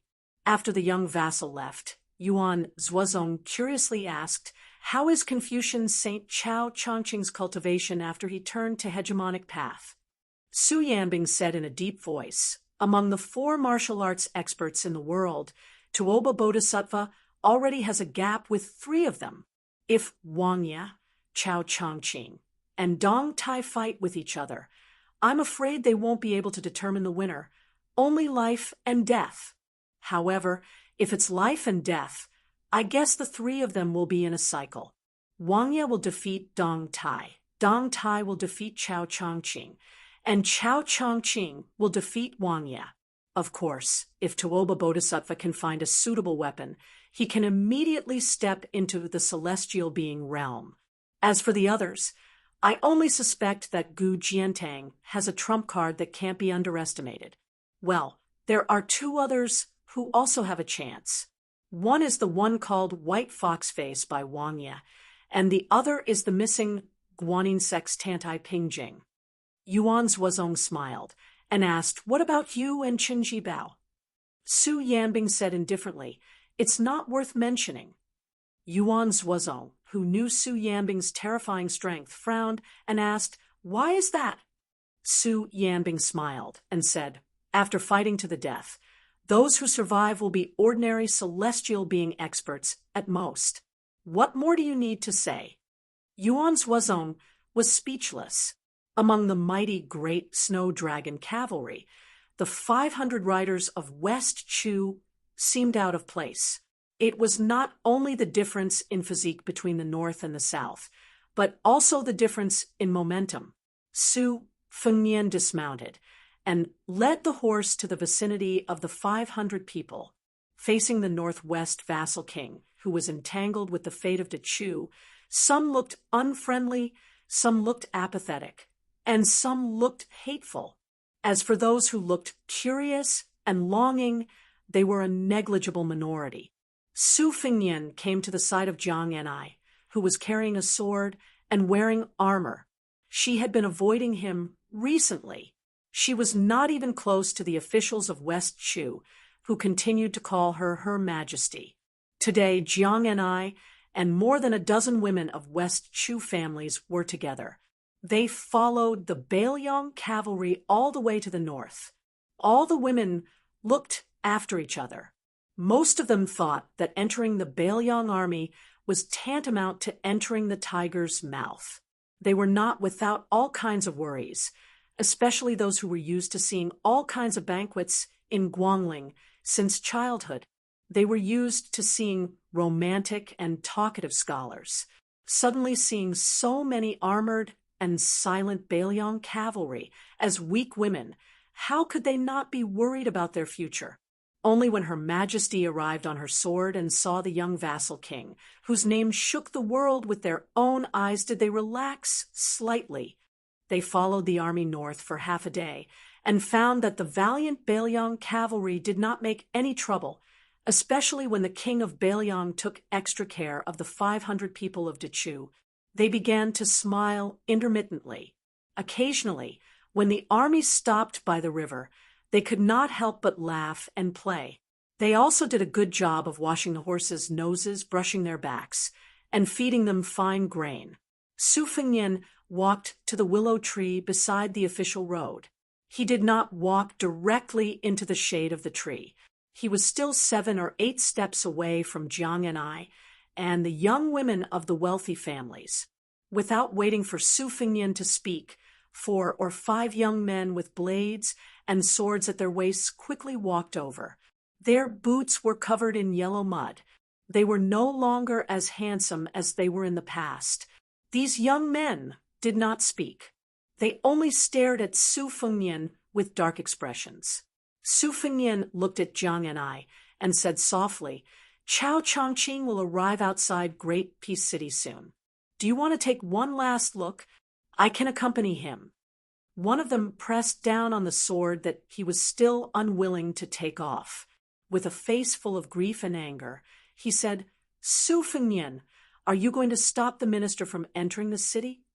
Are you going to be a guard dog for the Zhao family of Li Yong?" Su Fengnian shook his head and said, "I am not going to go that far." In the distance, a group of cavalry from the Phoenix Battalion glared at them. The madman Hong Shuwen stood with his blade in his arms, his eyes fierce. Another person said, angrily, "The Chu Minister Ling, do not need you, Su Fengnian, to send him off." Su Fengnian said warmly, "There are some things that you do not have the right to say." Jiang and I finally lowered her head and said, "Just waiting for the imperial decree. Uncle said that the farewell in the capital was a farewell. He did not allow me to go north." Su Fengnian said calmly, "Don't listen to him. Since you have already left Guangling Path, follow your heart. If you want to see Chao Changqing, then go see him. I will accompany you." She raised her head.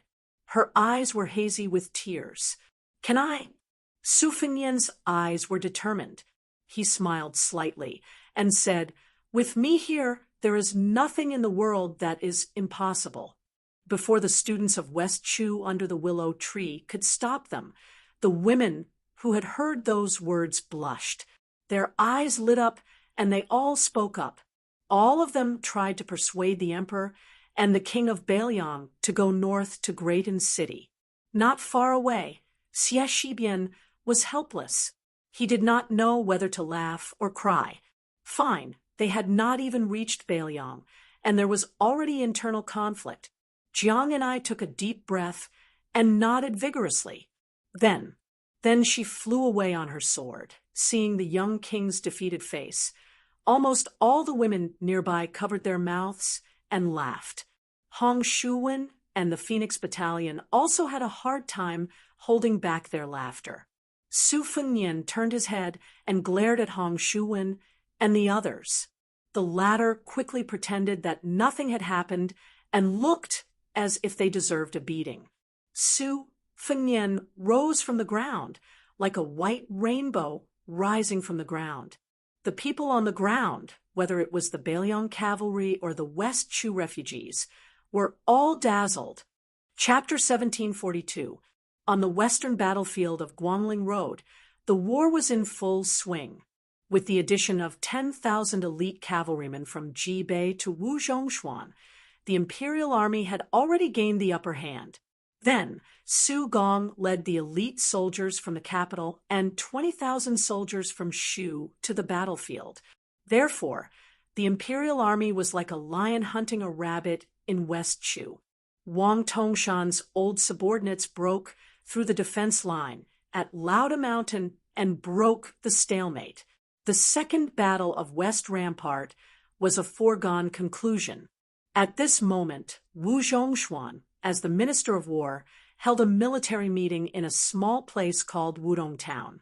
Other than Song Li, the main general of the eastern battlefield, who was separated by West Rampart, almost all the generals of the imperial army who participated in quelling the rebellion in Guangling Road were gathered in the town. For a moment, the number of scouts and cavalrymen outside Wudong Town was as many as carps in the river. In the twilight, a middle-aged man dressed in black and wearing a tall hat stood on top of the city wall and looked into the distance. Beside him was a tall young man in iron armor. The latter looked angry and said through gritted teeth, "That old Wu is really cunning. He knows that he can't command the troops with his identity as the great general of the Southern Expedition, so he uses his title as the Minister of War to show off. If not general, as the nominal commander-in-chief of the Southern Expedition, your title is half a level higher than the great general of the 4 expeditions and 4 towns. Although you are not a permanent general of the Imperial Army, it is wartime now. Old Wu shamelessly asked you to come to this godforsaken place. Old Wu is detestable, and that Yang Jian is even more shameless. He is also one of the few veteran generals of the spring and autumn period. Not to mention old General Yan Xinchuan. In my opinion, he is even worse than Yang Xinxing, who was demoted to northern Liang to drink the northwest wind. At this point, the young man was a little puzzled. He lowered his voice and asked carefully, "General, why didn't you say anything today? Do you think what I said is reasonable?" The middle-aged man, who did not wear any armor or official uniform, turned a deaf ear. He put his hand on the rough arrow pile on the wall and looked solemn. He looked into the distance. The greenery in the city was thick, and the spring breeze was gentle. From time to time, small teams of elite riders belonging to the Nanjing Border Army in the past would gallop in and out of the small town. Their horsemanship was exquisite, not at all inferior to the Liao Border Army. It was hard to imagine that they were soldiers from a place overflowing with miasma. This guest from Wudong Town, who had come from afar, was Lu Xingxiang. In the middle and later stages of the spring and autumn period, he was as famous as Chu Lushan, who had taken Overshu with thousands of cavalry. Tang He and Li Chunyu of the southern border were inferior to him and Chu Lushan in terms of military achievements and reputation. The original Longxiang General Su Gong, who had never experienced the fires of war in the spring and autumn period, held this future colleague of his from the Ministry of War in high esteem. He had once praised Lu Xingxiang as Lu Xingxiang is worthy of being the pillar of the southeast. The young general beside Lu Xingxiang was Guo Dongfeng, who had been feeding horses at Yulu Pass for a long time. He had been the vanguard general during the attack to the south at the beginning of the year. His military achievements were notable, and it was said that he was already in the emperor's heart. Regardless of whether Lu Xingxiang was promoted or demoted in the future, Guo Dongfeng's future would not be hindered. The rebellious Guo Dongfeng was used to speaking without thinking and was even more used to being scolded and beaten by Lu Xingxiang. This time, Lu Xingxiang surprisingly did not stop him from speaking rudely. On the contrary, this made this young general, who was aiming to be made a marquis at the border, feel somewhat uncomfortable. He originally had a bellyful of complaints, but he could not say them. Lu Xingxiang's unusual silence brought great pressure to Guo Dongfeng.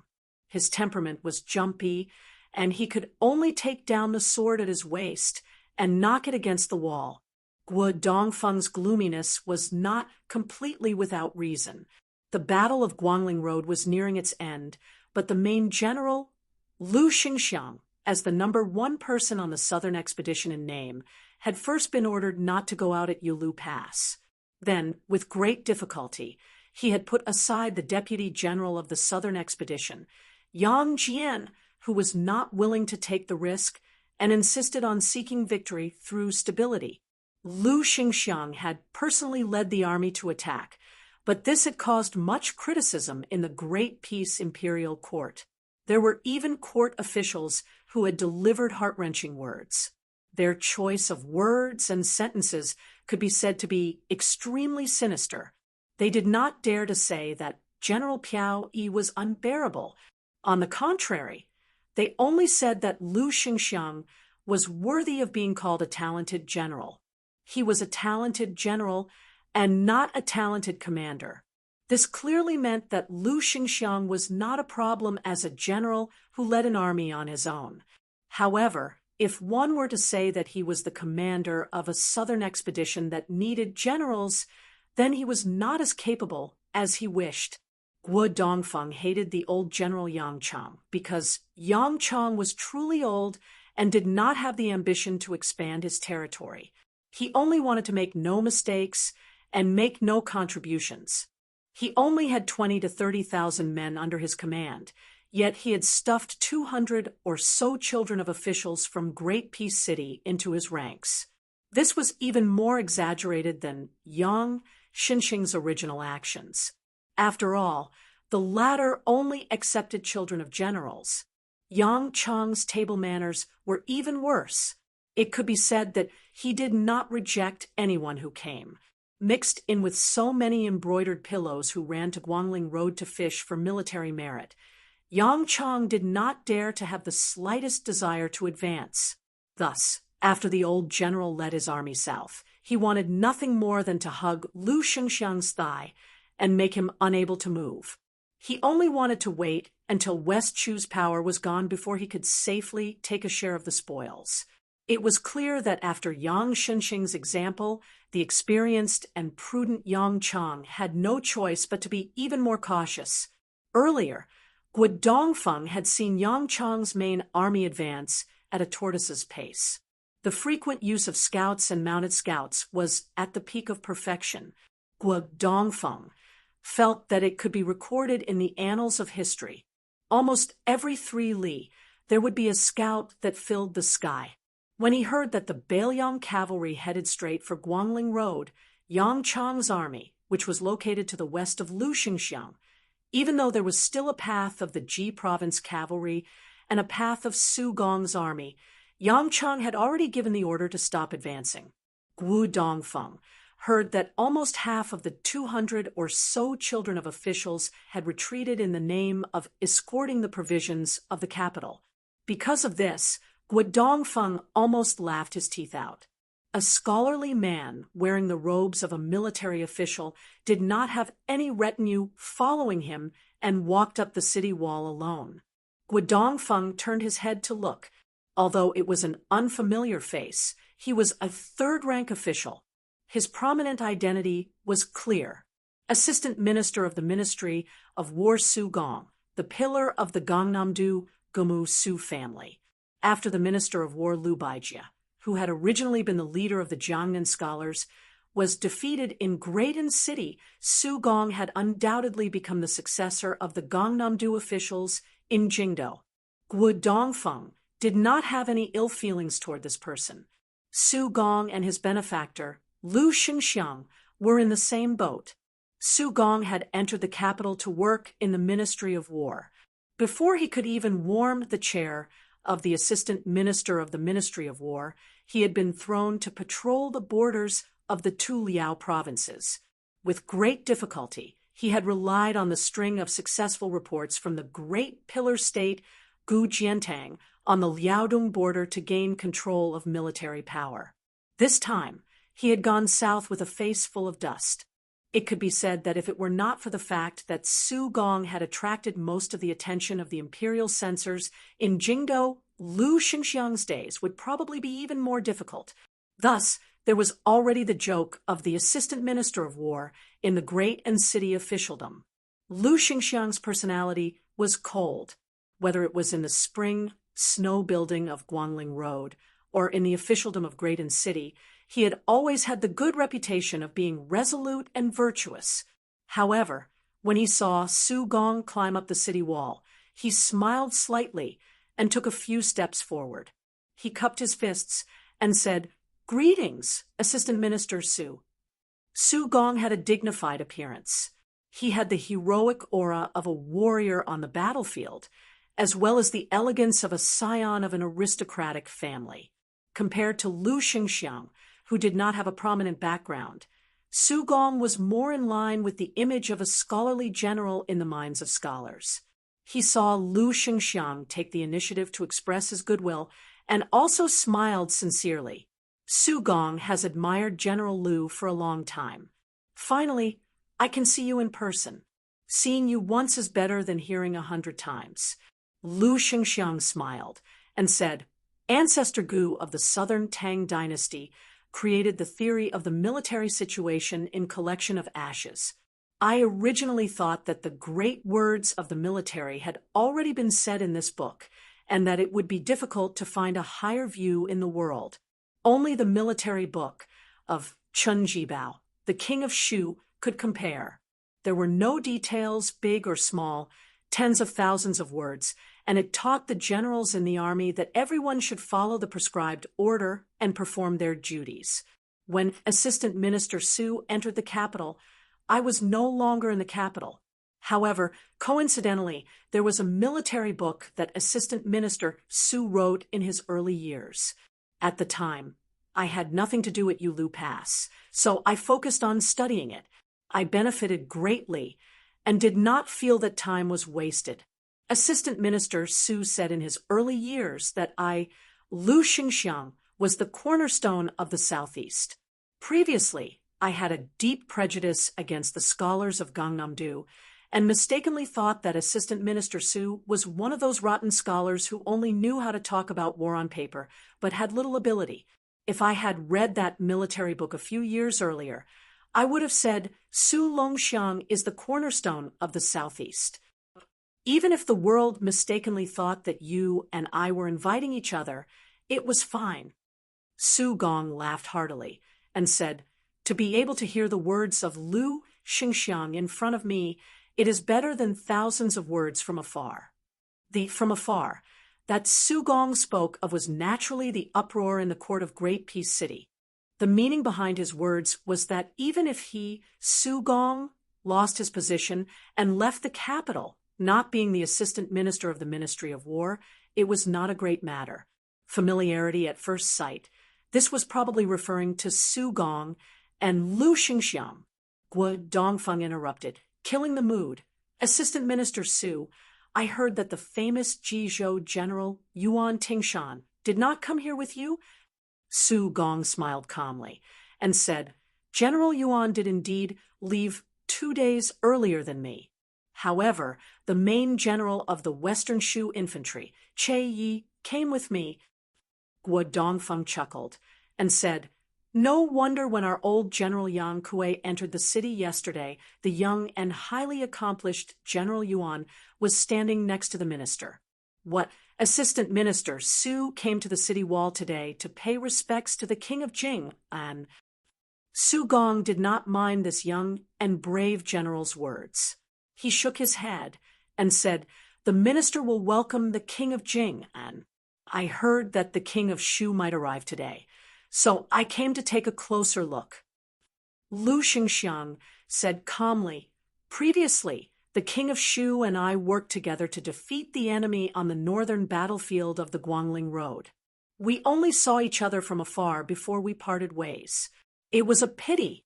Today, I am the same as Assistant Minister Su." Gu Jiantang, Chen Zhibao, Lu Baijie, Wu Zhongshuan, Lu Xingxiang, Su Gong, Tang Taizhuang. Chapter 1743. These 7 people were, without a doubt, the most influential figures in the Lianyang Ministry of War in the past 5 years. Other than Lu Baijie, who had to resign because of the Guangling War, Gu Jiantang led the military and politics of the 2 Liao provinces. Chen Zhibao was given the title of King of Western Shu. They were all well-deserved promotions. Wu Zhongshuan was like the sun in the sky. Among the assistant ministers, Tang Taizhuang was the latest to enter the capital.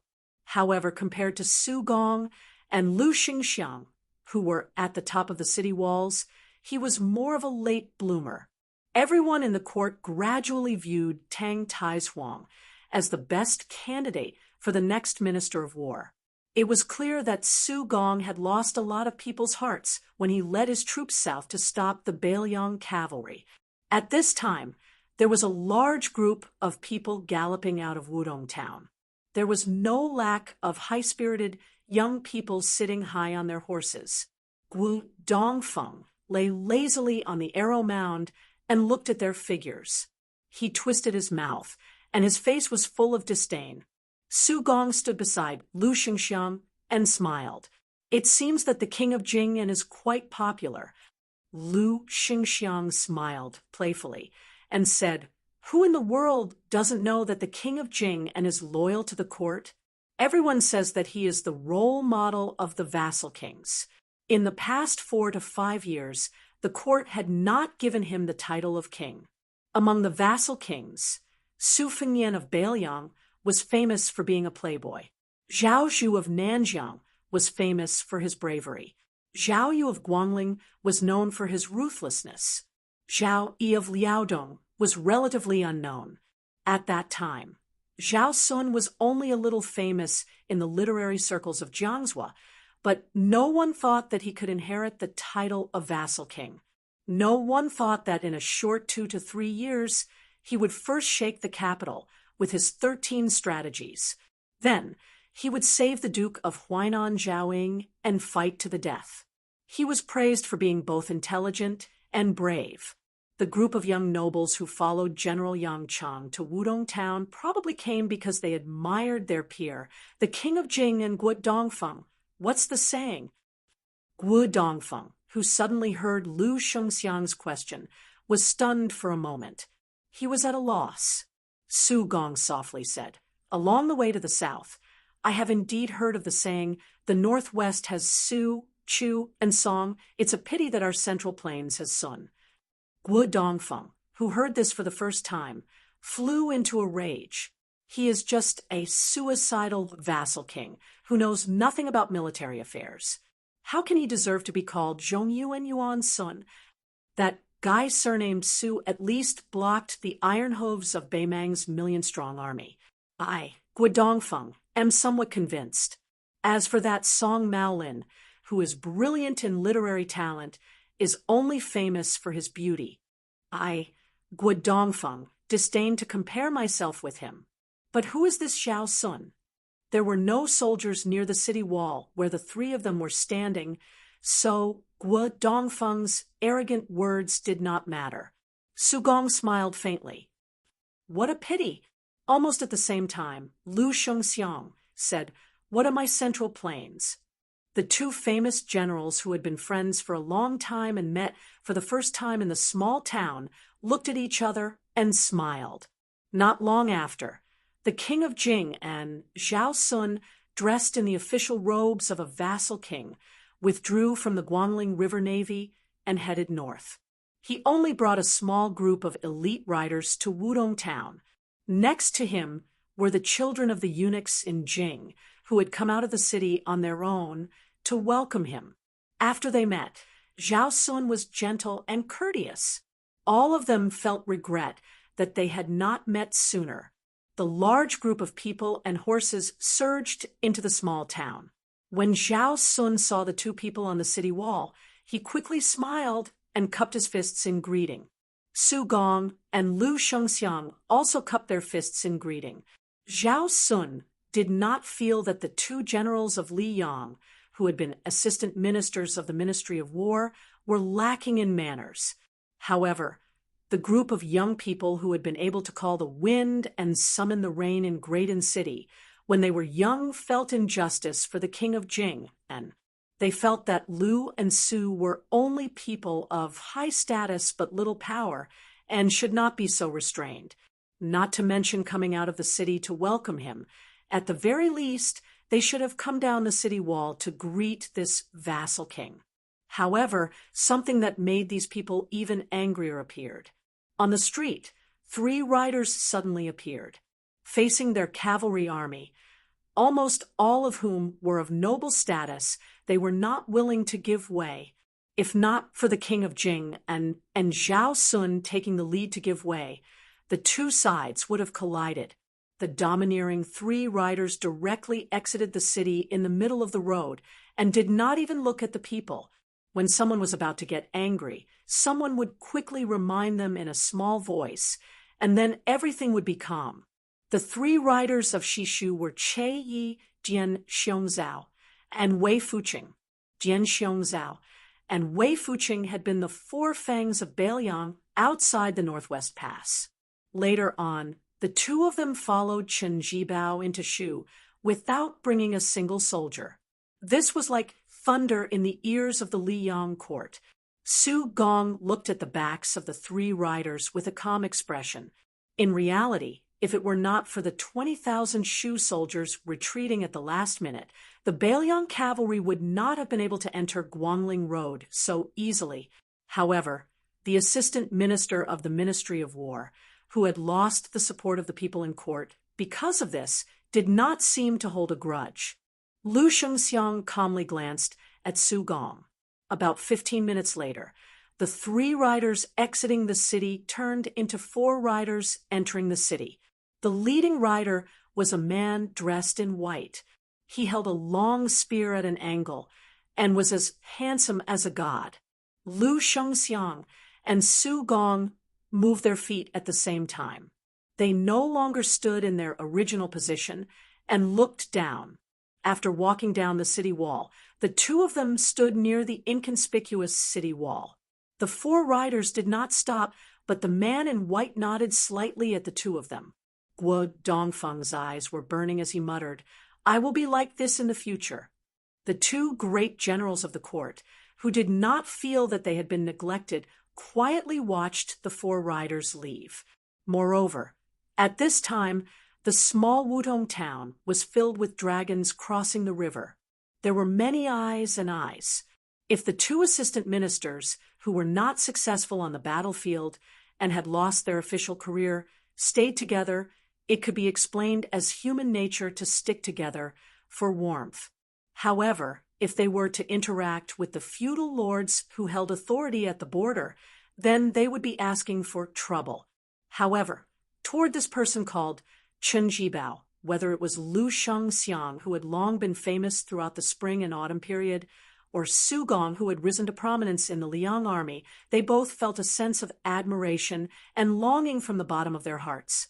No matter how high the civil officials in the Liang imperial court would be in the future, or how low the military generals would be in the future, in their hearts, Chen Jibao would always be a romantic figure worthy of mutual admiration.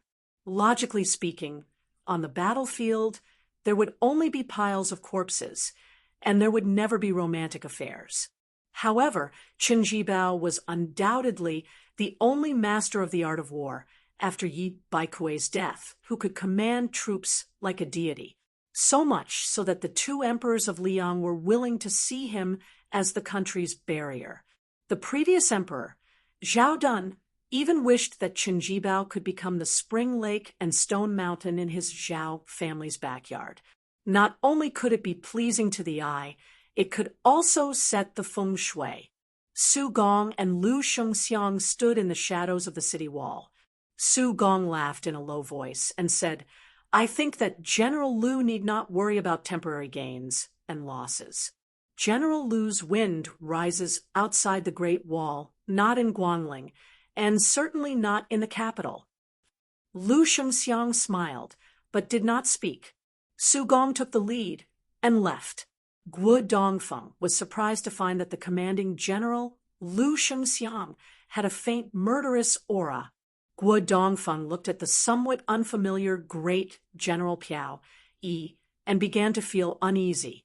Lu Shengxiang took a deep breath and sneered. "You are indeed worthy of being called Su Longxiang.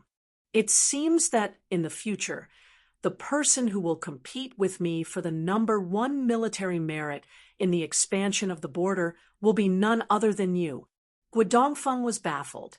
For the first time, he restrained his curiosity and did not dare to ask half a question.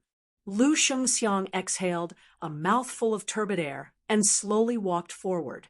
He only felt some murderous aura toward Su Gong, who had seen through his scheme, but toward Chao Changqing, who had changed his mind at the last moment, he was extremely angry. In Lu Shengxiang's view, if Chao Changqing followed the previous arrangement and deployed troops, then Gu Jiantang would be the new dynasty's Su Shao. And as long as he took the initiative to open the door when the West Chu army moved north, then he would be the new dynasty's Gu Jiantang. Regardless of whether the new dynasty's surname was Zhao or Jiang or any other surname, Lu Shengxiang only knew that at that time, in the imperial court, there would no longer be people like Yang Chang lying on the merit book, and there would no longer be vassals with the surname of Zhao in the local area. Xie Shi, Pei Sui, and the others were still young and had the natural flaw of not being familiar with the geography of the north. Once the vast territory of Beimang became a place to deploy troops, then it meant that countless military merits would be easily obtained. It would not be like the Battle of Guangling, where it was like a snail's shell and there was no need to pay attention to the old powers with intertwined roots. As long as he, Lu Shengxiang, succeeded in supporting the dragon, he would be able to jump below Gu Jiantang. Later on, he might be able to rely on a series of battles in Beimang to rise above him. But Chao Changqing's inexplicable self-destruction and Lu Shengxiang's forbearance before and after the Battle of Yulu Pass would become the best evidence that he would be attacked as mediocre in the future. Lu Shengxiang's face was gloomy. He muttered to himself, "Chao Changqing, you deserve to die." On the official road outside the town, dust was flying everywhere.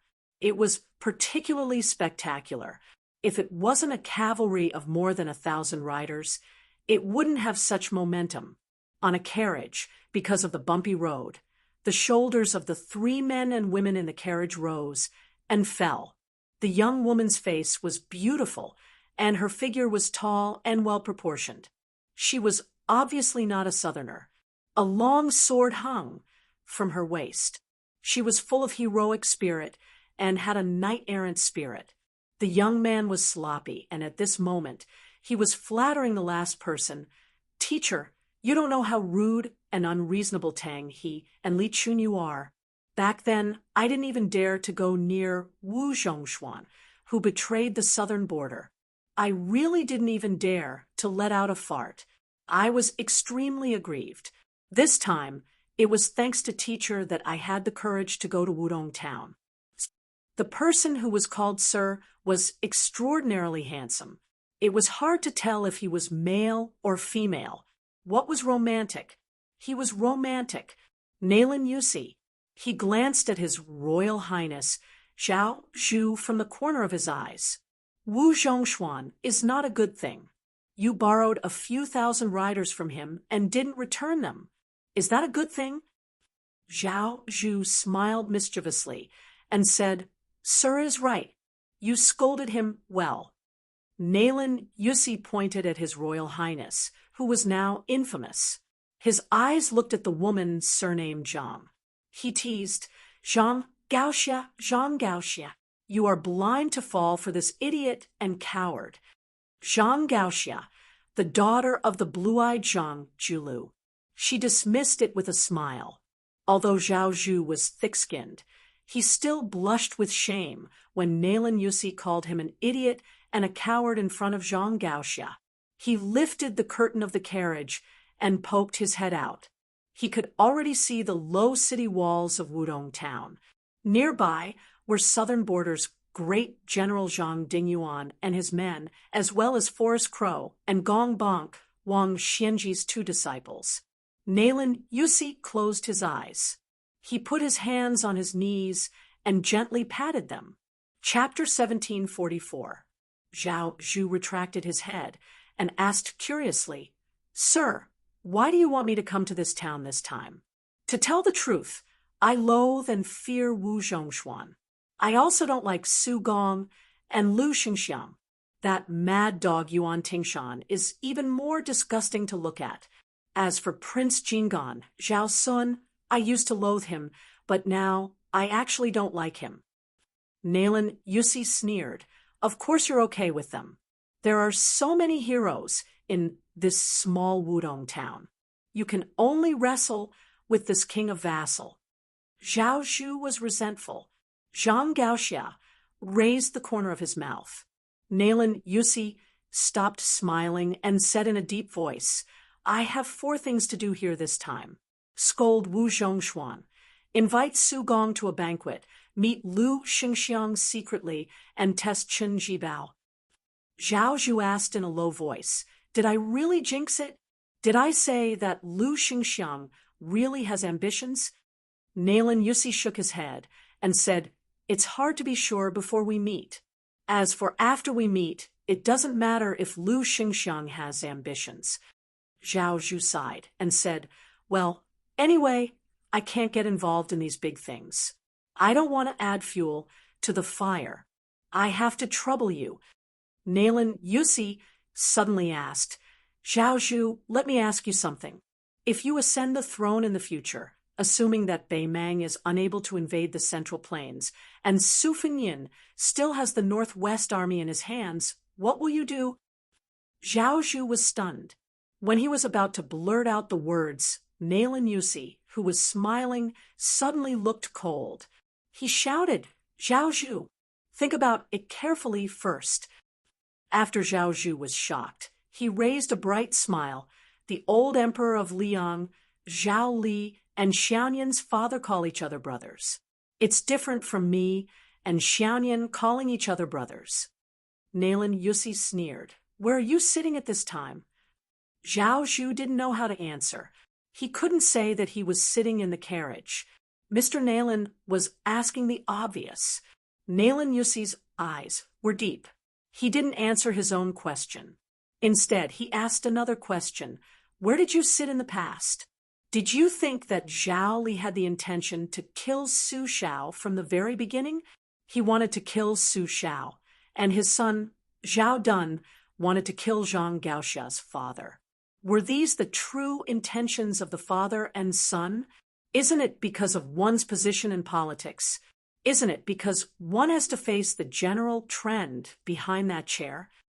Zhao Zhu, who had never thought about these problems, paled slightly. He was in pain and unease. Nailan Yusi lowered his eyes. Huang Sanjia unwillingly chose you, Zhao Zhu, before he died. He gave all his accumulated wealth to me, Nailan Yusi. Now Jiang Fuding is on Wu Zhongshuan's side. Although Wang Tongshan, the idiot who thinks he is smart, died early, Wu Zhongshuan, a fence-sitter, is not worth mentioning. Even if he is wary of Jiang Fuding, it is easy for me to kill him. If you feel bored, you might as well guess which one of Tang He, Li Chunyu, and the others is the real spy. Zhao Zhu.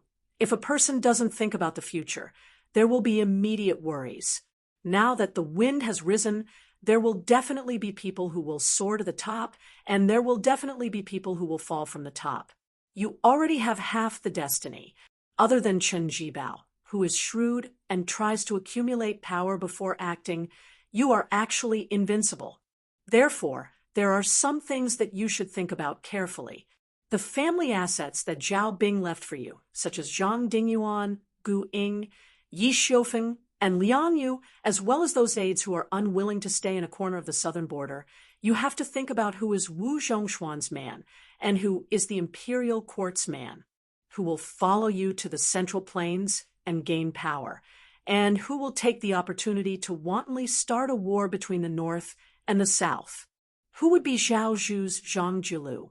Of course, the most important thing is who will ask you to kill Su Fengnian in the future, or who will ask you to kill me, Nailan Yusi. Zhao Zhu said in a trembling voice. Sir, Zhao Zhu doesn't know. I don't know. Zhao Zhu held his head with both hands, as if he didn't dare to think about those questions. Grand hegemony was the most difficult to think about. Zhang Gaoxia's eyes were sad. She hesitated for a moment, then reached out and gently held his arm. Nailan Yusi was expressionless, and his eyes were complicated. It was unknown whether it was pity or sarcasm. His eyes instantly became dull, and he said in a mischievous tone, I have long been annoyed by your sloppy attitude. How is it? Have you suffered? Zhao Zhu raised his head and held Zhang Gaoxia's hand tightly. At the same time, he looked at Mr. Nailan, the only remaining strategist after Li Yishan, Huang Longshi, and Yuan Bunshi died one after another. He looked at Mr. Nailan, the king behind the scenes of Nanjiang. Zhao Zhu suddenly changed his sitting position to a kneeling position. He faced Nailan Yusi and slowly bowed his head. Zhao Zhu knows that what Sir wants is different from any other strategist. Zhao Zhu only wants Sir to be my Yuan Bunshi. If Zhao Zhu really sits on the dragon chair and wears the dragon robe one day, I can promise, Sir, that I will kill anyone who dares to kill Sir. If Zhao Zhu dies before Sir, when I die, I will ask Sir to choose a minister on my sickbed, and let Sir choose a minister. Zhao Zhu will not let his descendant be the current emperor, Zhao Xuan. Nailan Yusi laughed, but he never spoke. Zhao Zhu was sweating, but he was relieved. He intuitively found that Nailan Yusi might not be satisfied with his words, and it might not be what he really wanted, but this Mr. Nayland was somewhat happy.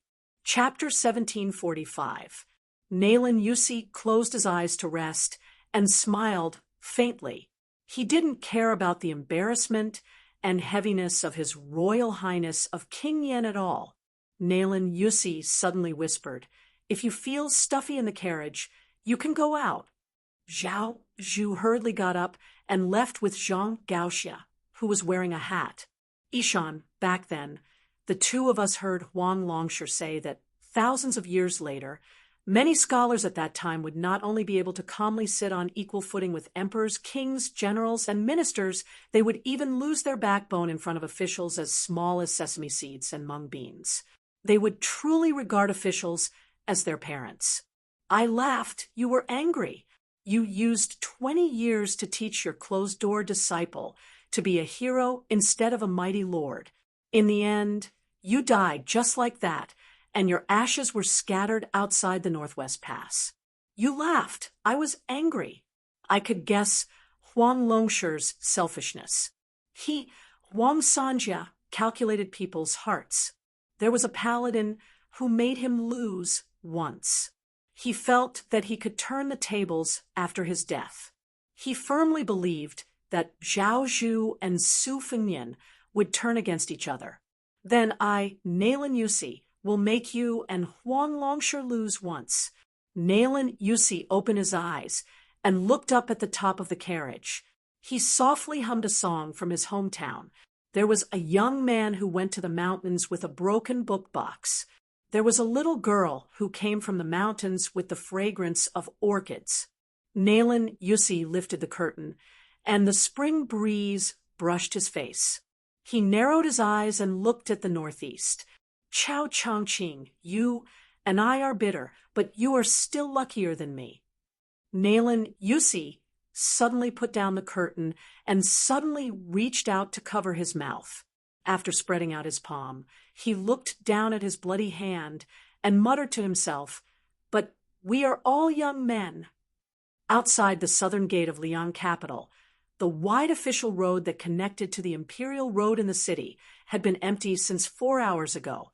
The whole city was waiting for one person to attack the city. The city was full of iron armor.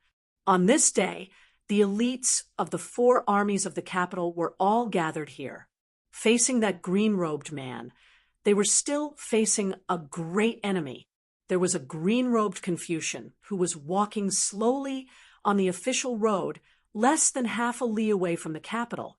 He was alone, holding a go box in his hand. He stopped and sat down. He didn't face the #1 city in the north. Instead, he sat cross-legged with his back to the east. The black box contained the white stones, and the white box contained the black stones. He placed the 2 boxes of old court objects that he had found in West Chu's chessboard waiting for the imperial edict in front of him. They were separated by a chessboard, and the boxes were already open.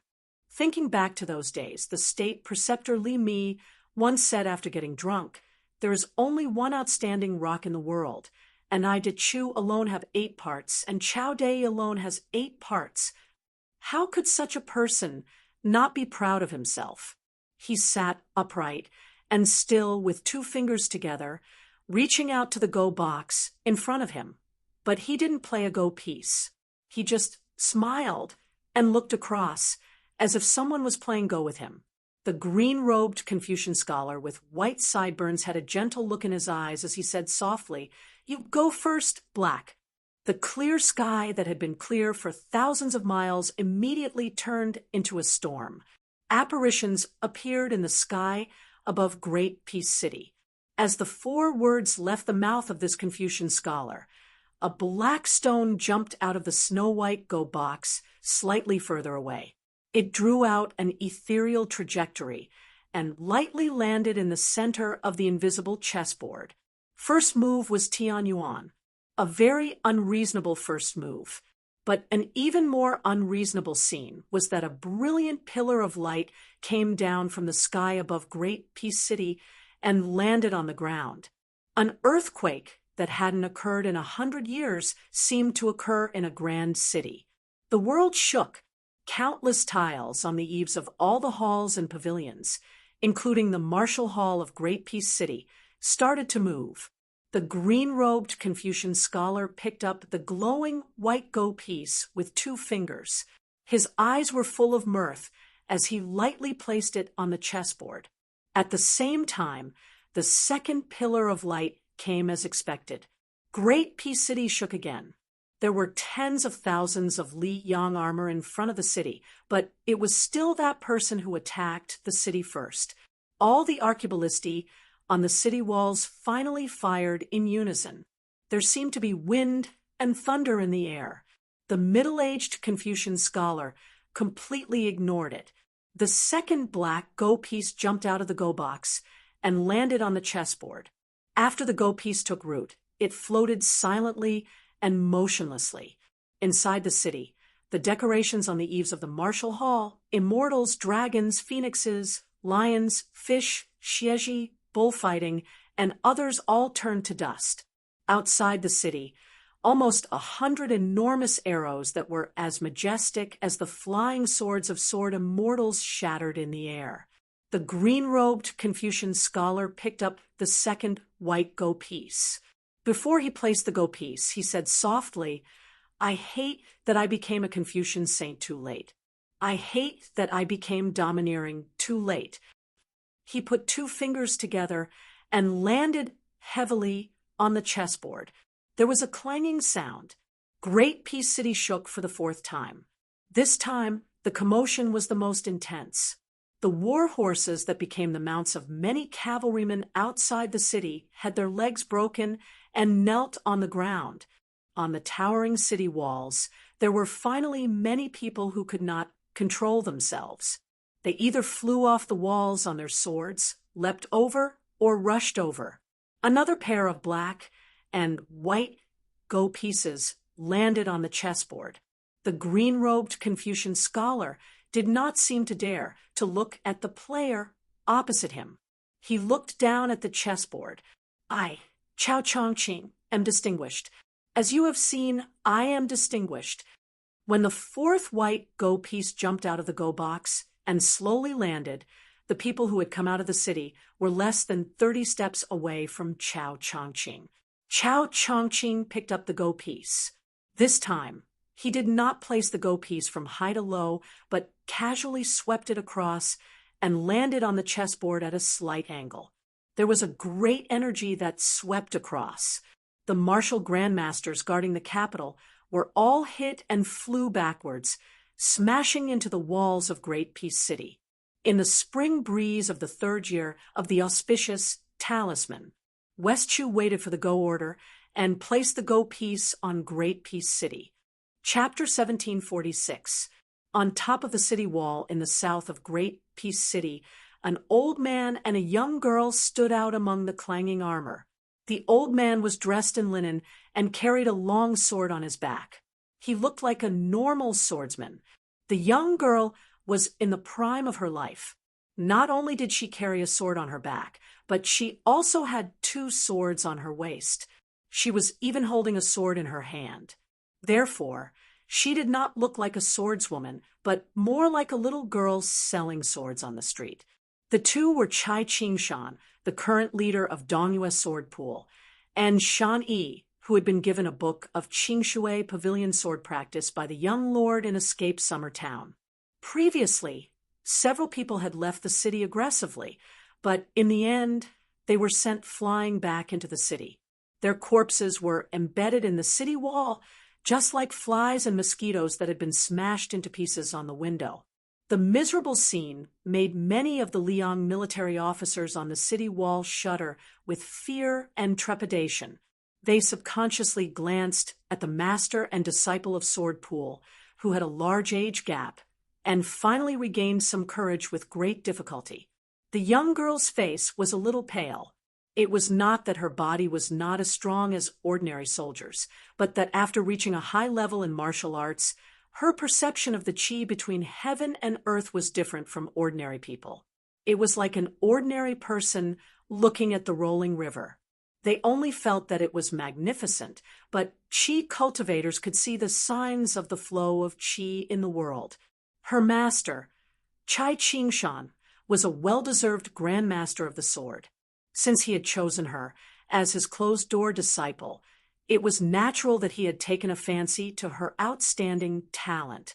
When he was chatting with the old master of Wu family's sword tomb, he was quite conceited and said that his female disciple's talent in the sword was second only to Jiang Si, the Empress of West Chu.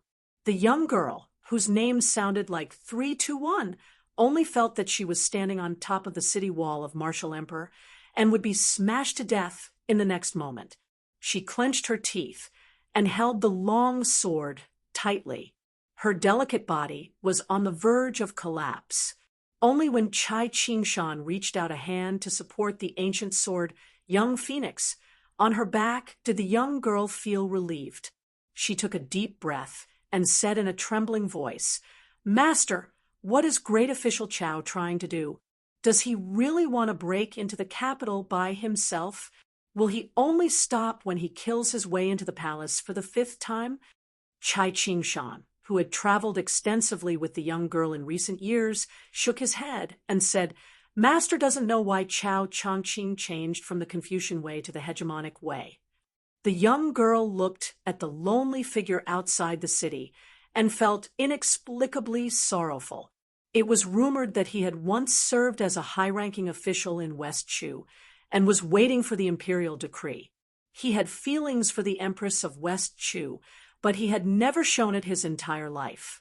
He had always adhered to the etiquette of a ruler and his minister. In the end, he had been separated by life and death, but he had never revealed his feelings. The young girl did not care if the scholar who became the Confucian sage in the ancient battlefield of West Wall was the pride of the Chao family. She did not even care about Chao Qingyi's magnificent feat of passing through the corridors of Liang Palace 3 times in her early years. She was just a little envious of the poor woman who had been scolded for 20 years. Even though she was written in various unofficial histories as an unbearable vixen and the chief culprit of the destruction of Dechu, the young girl only thought that if she died one day, it would be nice to have such an infatuated person still thinking about her after death. Thinking of this, the young girl sighed softly. She raised her arm and patted her chest with the body of the incomplete new sword, White Python. There, separated by the thinning clothes of spring, was a yellowed script green water pavilion. That was probably where her heart was at ease. It was also the reason why this was the first time she had truly practiced the sword seriously after leaving Bailiang. That young man was tall and slender, so when he spoke to her in the summer town at the foot of Wudong Mountain, he had to lower his head. Although his smile was warm, he only thought of her as an innocent Jianghu girl, a Jianghu junior who did not care if they would meet again after brushing past each other. She did not like this. As Chao Changqing once again placed a piece on the chessboard, a rainbow light as thick as the pillar of the Hall of Martial Heroes rapidly descended from the sky. Great Peace City shuddered again. Chai Qingshan did not look at the magnificent pillar of light descending from the city behind him. He sighed emotionally. Us swordsmen, from ancient times until now, have tirelessly pursued the great realms of qi, rushing into the bowl and reaching the rainbow. I had not thought that Chao Changqing was already able to channel the great righteousness of the world from the blue sky into the human world. Gao Shulu's so-called mysterious celestial being is just this. What a good Chao Changqing. It is no different from adding another 10 feet to the 100-foot scroll. If there were qi practitioners of the northern lands standing on the city walls right now, they would discover that some of Great Peace City's blue-purple qi flowed slowly into the young girl's orifices like water. The young girl was completely unaware. Even Chai Qingshan, who had long reached the ethereal passage, tiny finger-profound realm, did not sense it. Different professions were like different mountains. Celestial phenomenon and land immortal were only separated by one level, but they were two completely different worlds. The young girl suddenly asked curiously, of the people of the three sects outside of pure martial arts, Buddhism's eminent monks are Vajra when they enter the first grade, Taoist immortals are profound when they enter the first grade, and Confucian immortals reach celestial phenomenon in one step. Master, you have always been vague in the past. Why do you only say that there is no difference between the three? And why is it so difficult for Confucian people to become saints? Chapter 1747. The old man hesitated for a moment, as if he did not want to reveal the secret of heaven, or as if he did not want his proud disciple to come into contact with that level too early. In the end, Chai Ching-shan could not stand the girl's pitiful eyes. He said helplessly, "Master, you can forget about what I'm about to say. Don't take it seriously, and don't put it in your heart. Otherwise, your sword heart will be unstable, and it will affect the way of the sword that you should be walking."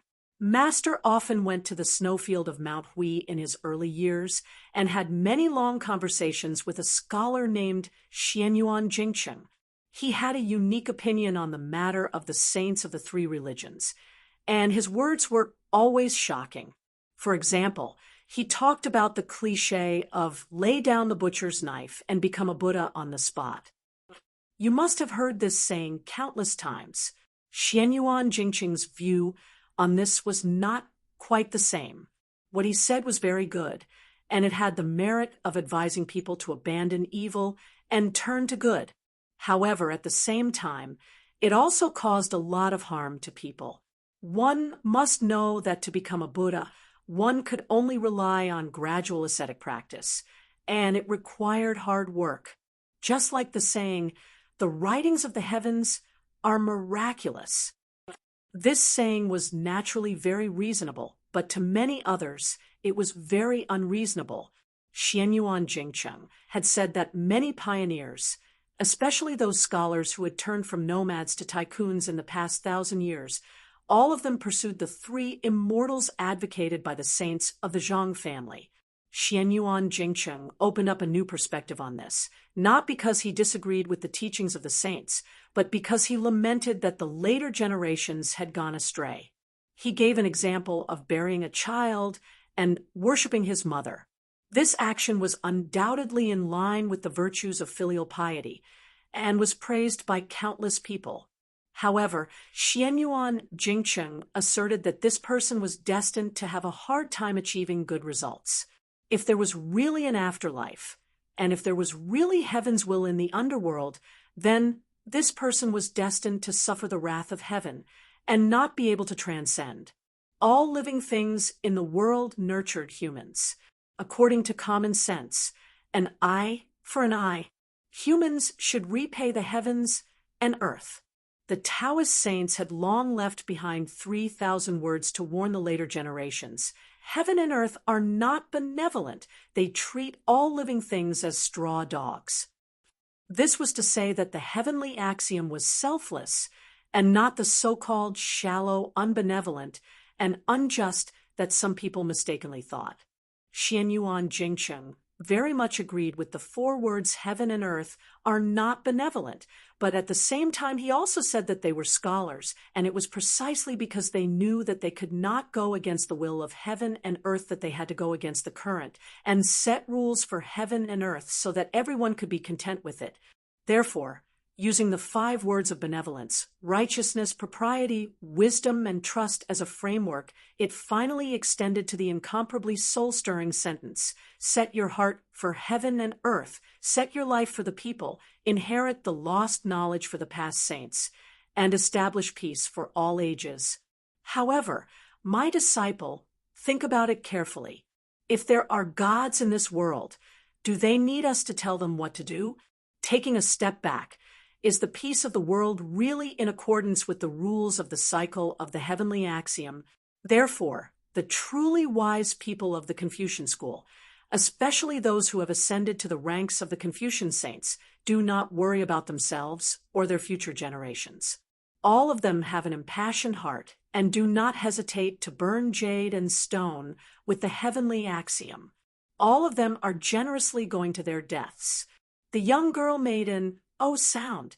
After the old man finished speaking, he repeatedly sighed, and all sorts of feelings welled up in his heart. Chai Qingshan smiled and asked, "Do you understand?" The young girl grinned and said confidently, "I don't understand at all." The old man could not help but laugh and rubbed her head. "I don't need you to understand. It's good to be muddle-headed. Life lasts for 100 years, and it's easy and carefree. Otherwise, it's too tiring to live with a heart full of depression. For us swordsmen, it's enough for us to be able to cry out against injustice." Chai Qingshan said softly, "After going to Bailiang and seeing the desolate scenery of the border with your own eyes, you'll know that the carefree and happy life of the people of Jianghu is too weak to stand up to scrutiny. However, my disciple, you don't need to be so disgusted with Bailiang because you want to fight for justice. Let me tell you, if there really is a day when the Beimang army breaks through the border of the two Liao provinces, the countless people in this city who are cursing Bailiang today will also disregard their own safety and die as they wish. Even if the Beimang barbarians fight all the way to Guangling River, they won't be able to walk as if there's no one there. Instead, they'll only be flanked by the cavalry's hooves and the people of Liang who have died in battle. The people of Liang revered martial arts and chivalry. Since ancient times, there had been a saying, 'The scholars of the Central Plains travel north to study, while the wanderers of Liang go south to uphold justice.' The latter often relied on martial prowess to violate prohibitions. This was why the countries of the Central Plains led by Chu had always viewed the people of Liang as uncivilized northern barbarians. However, in the past 20 years, especially after Gu Jiantang resigned from his post as Minister of War and entered the Liao Kingdom, along with Su Zhao's Bailiang cavalry guarding the border with Beimang, Beimang was unable to take even half a step south. The entire Central Plains was filled with singing and dancing, while the smoke in the south only reported peace and no worries. In addition, countless scholars entered Liang, and the imperial court promoted the imperial examination, opening the Dragon Gate for the poor scholars of the Shu clan. Just the Imperial College in the capital alone accommodated nearly 30,000 scholars from all over the world.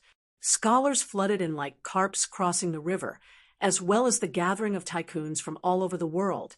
In a short 20 years, Taiyan City was no less prosperous than Chu's capital in the early years. The late Emperor Zhao Dun spared no effort in promoting scholars in the imperial court. At that time, other than Zhonglu and Gulu, where the two peaks faced each other, almost all of the Green Party officials in the capital were scholars.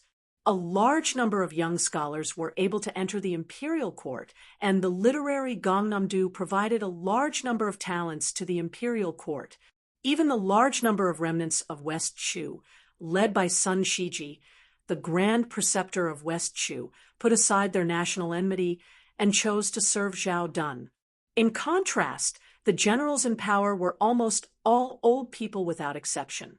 The Liang imperial court, after 20 years of recuperation and following the example of their superiors and subordinates, had already displayed a pattern of having more scholars than warriors. If it were not for the restlessness of Guangling Dao and Bailiang due to West Chu's revival of the country, perhaps even Ma Zhongxian, who was a meritorious member of the Liang sect, would not have been able to become the Jidushi of Jinggan Dao in this lifetime. It was true that the current Liang sect was flourishing on the surface, and even the rebellion of West Chu had been suppressed. However, even Chai Qingshan could see that the situation was delicate. The young girl had never been interested in the general situation of the world. She pouted and said, "But I still feel that Bailiang is more pitiful." The old man smiled and said, "Master did not say that Bailiang is not worthy of your protest. I just hope that you will not be too vicious in the future and will not casually vent your anger on the innocent. Do you know why Master admires that young vassal King more and more? Upon hearing that the young vassal king was young, the originally absent-minded girl's eyes immediately lit up. She immediately had an inexhaustible spirit, and her face was full of vigor. "Master, quickly say it. I'm listening." The old man was quite helpless. He laughed and said, "I won't say it." The old man really did not say anything, other than being a bit angry. It was more because outside the city, Chao Chongqing's chess pieces were moving faster and faster.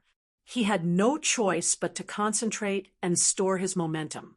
Today, he, Chai Qingshan, stood here with a long sword on his back, not to enjoy the scenery. The young girl curled her lips. Knowing her master's temper, she did not ask. Chai Qingshan squinted and looked into the distance. The old man's line of sight followed the waves of arrow rain from the top of the city wall and threw it at the figure in green. There were ballistae on the top of the city wall, and there were 6,000 elite archers below the city wall. There were 2 waves of arrows covering the sky and the earth. The old man had a strange thought for no reason.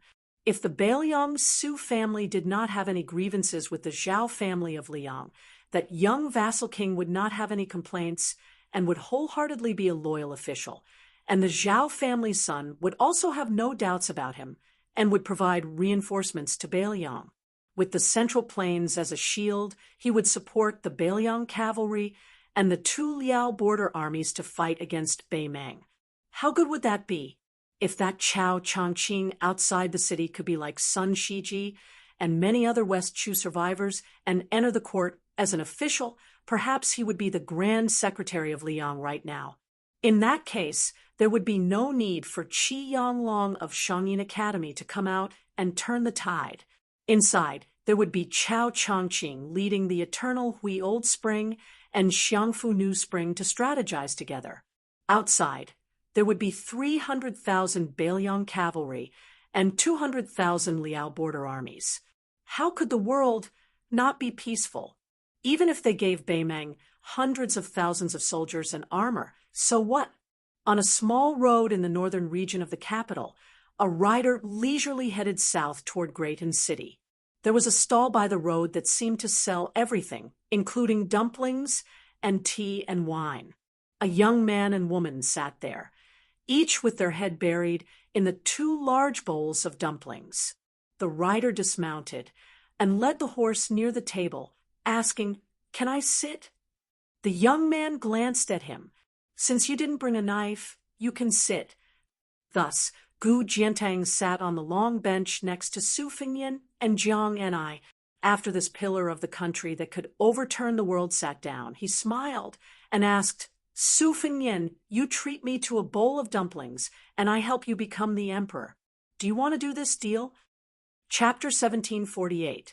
Gu Jiantang's words were no less than his mind grenade. However, Su Fengyan was not surprised after hearing this. Without hesitation, he asked the waiter in the distance for an extra bowl of dumplings. He then asked with a smile, "A big bowl of dumplings is only 20 dumplings. The entire Liang is only 30 prefectures. 1 dumpling is worth 1 prefecture. General Gu, don't you think this is a big loss?" Gu Jiantang laughed it off and did not answer. He looked like a hungry traveler waiting patiently for a bowl of thin-skinned, meaty dumplings. Su Fengyan had been wolfing down his food, so the ginger paste naturally ate slowly.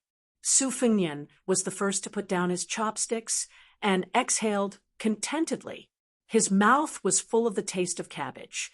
Gu Jiantang's expression was as calm as an ancient well. He looked at the young king calmly. There was a seniority difference between the 2, but in the end, there was still a difference of spring and autumn.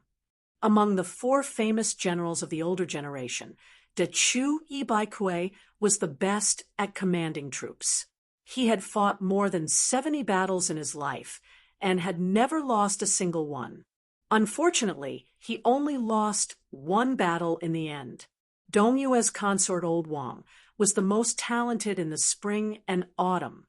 He could always turn something rotten into something magical. He was good at using surprise troops and always surprised people. He could win battles that he could not win, but he could also lose battles that he could not lose. Moreover, he lost in a way that baffled his opponents. Therefore, although he was the most talented, he had the lowest achievements. Su Zhao's personal strategy was the weakest, but he won in his perseverance and tenacity. He fought on despite repeated defeats. No matter how defeated he was, he could always rise from the ashes. Even if he was still dead, the Su family's military heart was still condensed. That was why he had the last laugh.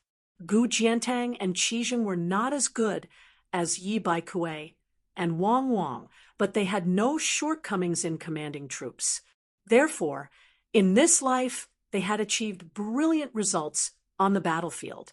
Gu Jiantang entered the spring and autumn later than Su Xiao, who left Liaodong with 800 old soldiers. In the end, he only had 2 achievements. Su Xiao, on the other hand, had 6 achievements. Most of the military strategists and historians in the Liang imperial court did not think that Gu Jiantang was not as good as Su Xiao in commanding troops.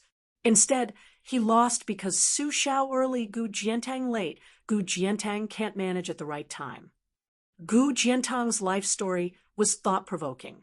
After he stayed in the capital to serve as the Minister of War, he scattered his old troops to various places in Liang.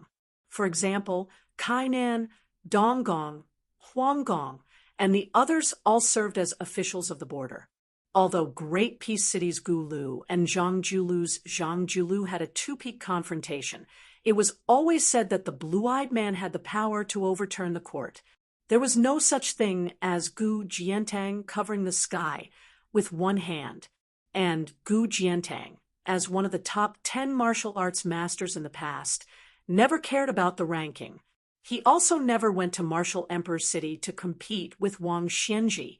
As the undisputed #1 saber user in the world, he would never raise his eyebrows at a sword-using martial arts master.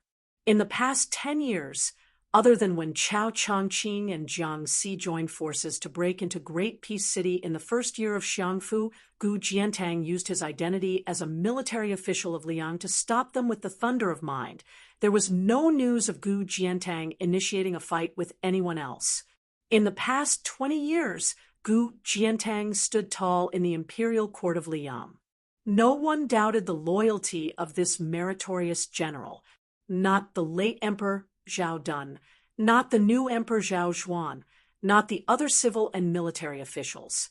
In the eyes of Liang, this old minister of war was not only the best candidate to resist the Beiliang cavalry, he was also the greatest backbone of Liang. The silent Gu Jiantang was like a family heirloom. If he did not take it out to show it to others, it meant that the family was still there and that they were still confident.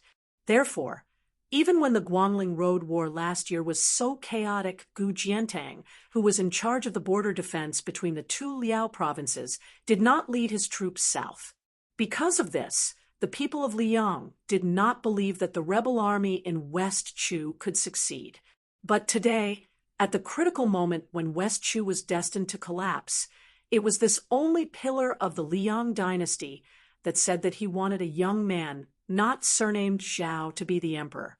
Su Fengnian looked at Gu Jiantang, who was sitting across from him, picking up his chopsticks and gently poking at the greasy table. He watched as Gu Jiantang picked up a dumpling and began to slowly chew it. Su Fengnian's expression was, as usual. This was the calmness that had been honed through countless battles, but it did not hinder the stormy waves in his heart. Gu Jiantang ate 7 or 8 dumplings in one go. He paused for a moment and raised his head to look at the young vassal king that he had only met once. He glanced at the sensitive young woman beside him and said indifferently, "You don't believe me? Today, do I still need to use words to deceive anyone?" After 3 travels in Jianghu, 1 battle in Liangmang, and 2 trips to the capital, Su Fengyan was no longer a high-spirited hothead. He smiled and said, "Did you not come to the south to find Chao Chongqing, but to predict that I would stop you?" Gu Jiantang picked up a dumpling and gently shook his chopsticks to shake off some chopped green onions. He was not in a hurry to put it into his mouth. He shook his head and said, "If you didn't come, I would have gone straight to Tai and city to kill Chao Chongqing. If it was before, I would at most have a 40% chance of winning against the Confucian sage Chao Chongqing. Naturally, I would not be able to kill the tyrannical Chao Chongqing. At this time, no one can stop Chao Chongqing, but if he insists on using human strength to fight against the heavens and wear down the fate of the Liangzhao clan, then I would have a chance.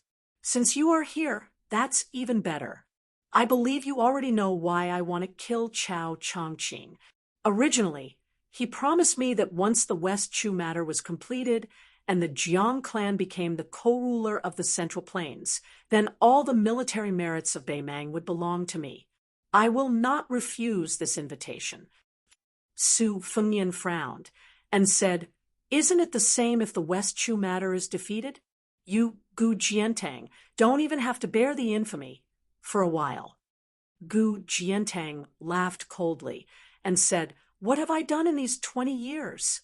Wasn't it because I had no choice but to raise the bandits for my own sake? There is Su Xiao in the northwest and Zhang Julu in the court. That is why I, Gu Jiantang, am stable. The border towns are divided. Other than you, the vassal kings, who are too big to get rid of, don't forget that there is still the word town. In the Battle of Guangling, how many generals who would not have died? How many generals' power was reduced? All the cavalry, including Yan Jinchuan, were wiped out. Yang Xinxing's Jizhou infantry were not many left. The Prince of Guangling, Zhao Yi's navy infantry were all destroyed. The Prince of Huainan, Zhao Ying, died in battle. No matter how high and powerful the civil officials were, the emperor could find a crime and kill them. But how could the generals at the border be killed so easily? It's more like they rebelled. They have the capital to start a war and cause chaos. And they don't have the misgivings of being infamy in the history books. If I, Gu Jiantang, were the emperor, for the sake of the country in the long run, I would also emphasize the civil and suppress the military." Eating the dumplings, Gu Jiantang slowly said, "Do you think the previous emperor Zhao Dun did not make a move against me before his death? Let's not talk about my former subordinates, Tang Taizhuang, Tianzong, and the others who entered the capital to become officials. Let's talk about Lu Xingxiang and Su Gong, these two people who were obviously candidates to replace me. Su Gong replaced the emperor to patrol the border. Lu Xingxiang used the Battle of Guangling to accumulate experience. But why? It's nothing more than to prevent their merits from being too early. The real use of them is still to be used in the Battle of Beimang in the future. They still have a long way to go before their wings are fully developed. To put it bluntly, if you give them 10 or 20 years of military service, at most they'll only be the second Gu Jiantang. By that time, the situation in Liang will have stabilized. Asking them to remove their armor and return to their fields is much simpler than asking me, Gu Jiantang, to pack up and get lost. The strategy that Zhang Julu and Yuan Bunshi formulated for the previous emperor is not bad. But as the person involved, how can I, Gu Jiantang, resign myself to death? Do I need to say more about how the Zhao family treats their meritorious officials? Gu Jiantang picked up another dumpling. He couldn't help but glance at the female emperor, De Chu, who was carrying a sword case on her back. He smiled playfully. Su Fengyan, do you know what kind of reasons Chao Chongqing and her used to convince me when they found me? Su Fengyan's face was suddenly filled with anger. He gritted his teeth and said, Motherf asterisk Ker, did Chao Chongqing agree to one of your sons becoming empress? If that's really the case, I won't stop you. I'll be Gu Jiantang's assistant. See if I don't beat Chao Changqing until he can't be domineering anymore. Under the table, one of Su Fengnian's feet was ruthlessly stepped on and crushed repeatedly. Perhaps he felt that one foot wasn't strong enough, so he lowered his body and stepped on Su Fengnian's feet with both feet. Gu Jiantang couldn't help but laugh. Chao Changqing wouldn't be so boring. Chao Changqing only said that he could let me flatten Bei Mang, and that he dared to let me lead an army to complete a feat that even Su Xiao couldn't accomplish. The reason was very simple. When Chao Changqing was alive, no matter how great my military achievements were, I couldn't rebel because Chao Changqing could die together with me. Even if Chao Changqing died before me, when the time came to unify the Central Plains and swallow up Bei Mang's Dechu, there would still be someone. As long as I dared to plot against him, there would still be someone who could single-handedly kill me, Gu Jiantang. Moreover, that person would definitely live longer than me. Therefore, no matter how powerful the Gu family was, it was destined to be peaceful for the next 50 years. As for the specific situation after 50 years, the Jiang and Gu families were simply following the will of heaven. Since that's the case, I don't have any worries, and I'm not afraid of shocking the master with my achievements.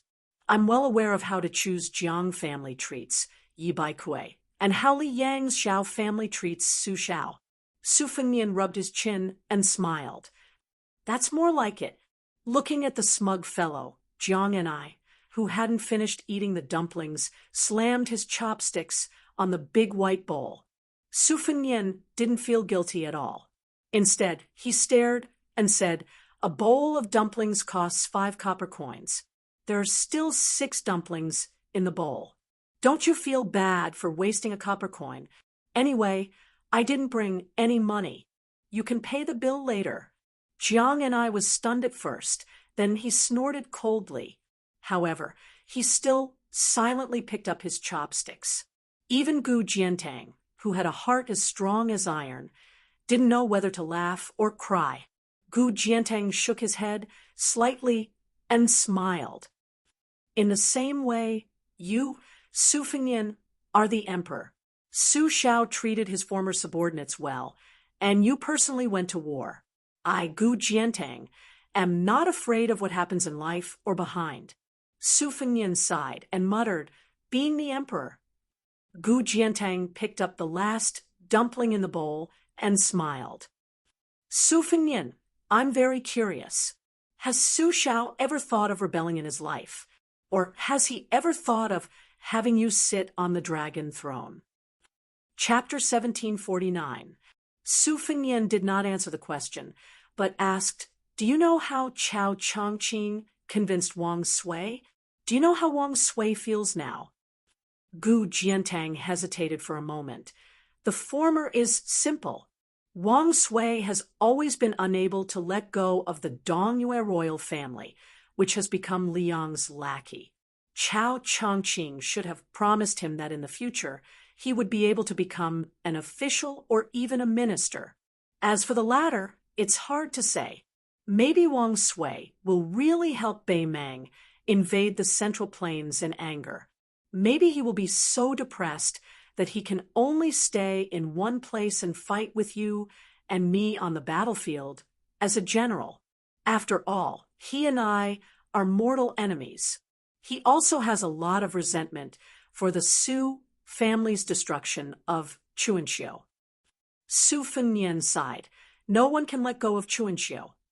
Gu Jiantang, who had finished eating the dumplings, put down his chopsticks and looked at Su Fengnian. Su Fengnian came back to his senses. If there are no accidents, Bei Mang will go south this autumn. I will try my best to persuade Wang Sui not to be a troublemaker, even if he doesn't cooperate with you and me. Gu Jiantang nodded and said in a low voice, "That's the best. Zhao Sui, the king of Jiaodong, has promised me that no matter what happens, he will remain neutral. As long as you can convince Wang Sui to bide his time, I, Gu Jiantang, will personally lead the two Liao elites north into the heart of the Great Desert after the Great War of Liang Mang enters a stalemate. We will sever the connection between Northern Mang and the Northern Court in one go. At that time, you and I will use Beimang and Nanchao as our depth. We will have a total of 500,000 soldiers and 200,000 iron cavalry. We won't have to worry about the lack of soldiers and can advance and retreat freely. Even if we are sandwiched between Beimang and Liang, what is there to be afraid of? Su Fengnian was silent for a moment, and then suddenly slammed the table. Jiang and I was shocked, and Gu Jiantang's eyelids trembled. Su Fengnian shouted, "Waiter, 3 more bowls of dumplings." Jiang and I took a deep breath and muttered unwillingly with a dark face, "2 bowls is enough." However, the next sentence of the prodigal son, who did not feel bad about not spending his own money, made her feel relieved. Su Fengnian said to Gu Jiantang, "Let's put it on credit. I'll have to trouble Master Gu to help pay for it today. My wife and I are embarrassingly short of money. We can't wait to split a copper coin in half." Gu Jiantang said with a fake smile, "Oh, that 1 bowl was enough. Like Miss Jiang, I'm not hungry." Blushed and whispered said, "Two bowls? I'll have another bowl too." You ask, how many bowls, how many bowls, how many bowls, how many bowls? 3 bowls do you have to pay? Gu Jiantang, the great pillar state of Liang, said 1 bowl. Jiang Si, the emperor of Dechu, said 2 bowls. Su Fengnian, the king of Beiliang, said 3 bowls. The waiter looked at the 3 of them and said angrily, "All right, you 3 don't have to be so stingy.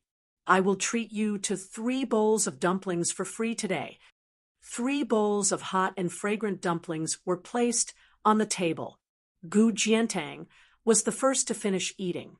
After bidding farewell to Su Fengnian, he led his horse to the stall owner, leaving behind the Liaodong horse that was worth hundreds of taels of silver, and returned to the north alone. The stall owner and the waiter looked at each other. In the end, the 2 of them could not stop smiling. After Su Fengnian finished eating the dumplings, he quietly waited for Jiang and I to finish eating. When he saw Jiang and I put her chopsticks on the edge of the bowl, he smiled and helped her take the chopsticks off the bowl and neatly placed them on the table next to the white bowl. One of the few rules of the old Su family is not to put the chopsticks on the bowl after eating. She blushed, blinked her eyes, and asked softly, "Are you really going to be that?" Su Fengnian said softly, "Gu Jiantang's words can be trusted, but not completely. It is too scary for a person to be able to go from Hongjia to Yonghui and then to Xiangfu." Jiang and I nodded and said, "I don't like this person. Uncle Chui Waizhao said that your father is a tiger out of the forest, Yi Baikue is a flood dragon by the river, Wang Sui is a python by the stream, and Gu Jiantang is a snake by the hole. The first 3 are all heroes who do not care about personal life and death, honor and disgrace. Only Gu Jiantang's thoughts are the most gloomy and unpredictable." Su Fengnian grunted, "I will be careful." Jiang and I had a big heart. She had heard of Gu Jiantang being the emperor, so she did not care. She suddenly became sad and said pitifully, "Can't you save Uncle Chui Waizhao? If Beiliang had Uncle Chui Waizhao to come up with plans, you would not be so tired." Su Fengnian said helplessly, "It is not that I do not want to save him, but that I cannot save him." After a long silence, Jiang and I suddenly said carefully, "Uncle Chui Waizhao schemed against you. Do not be angry." Su Fengnian shook his head and said with a smile, "It is not important whether I am angry or not. I only know that the conqueror of West Chu is very angry at the world, so he wants to vent his anger on Great Peace City." The little mud person lowered her head and started to wipe her tears.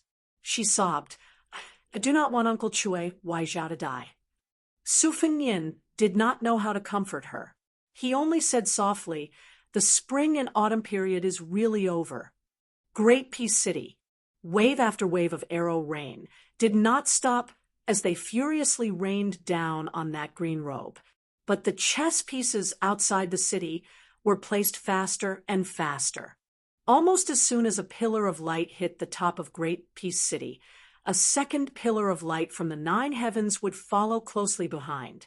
Every time a chess piece was placed and a pillar of light appeared, all the arrows would shatter in midair. They could not get close. The eaves of the palaces and pavilions in Great Peace City were shattered. The bell and drum towers of the temples and Taoist temples were also slightly shorter. The birds and pigeons in the city seemed to feel the pressure of the sky sinking. They flew lower and lower until they were below the tall pavilions. They had no choice but to circle anxiously under the eaves.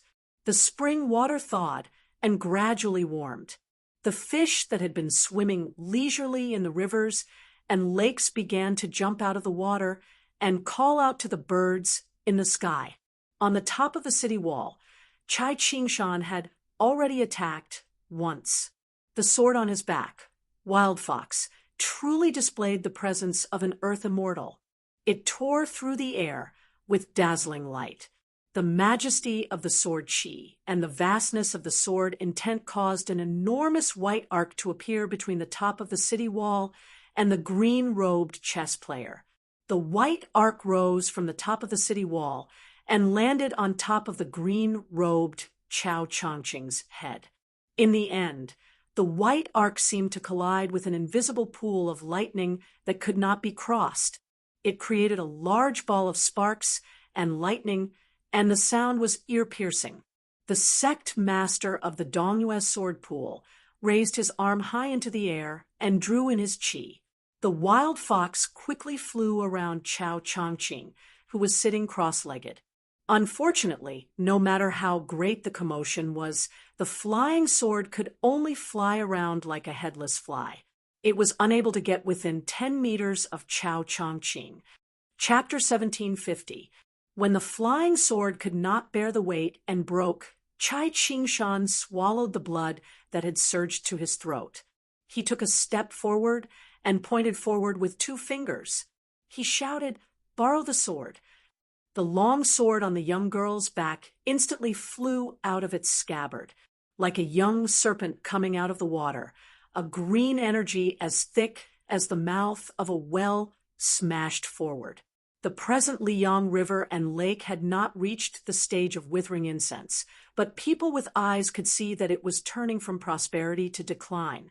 It was rumored that Huang Sanjia had gone against the flow and poured the remaining luck of the 8 kingdoms of spring and autumn into the pool of the Jianghu. Therefore, in the past 20 years, the water was full.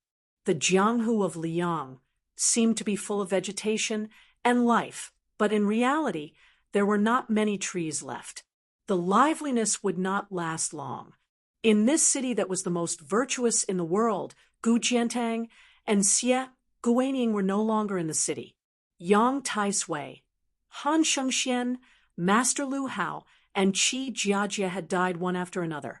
The Qi cultivators of the imperial astronomer had almost all died. The 2 large formations that were the eyes of the formation had been destroyed in the hands of Su Fengnian. Therefore, Chai Qingshan had to stand out.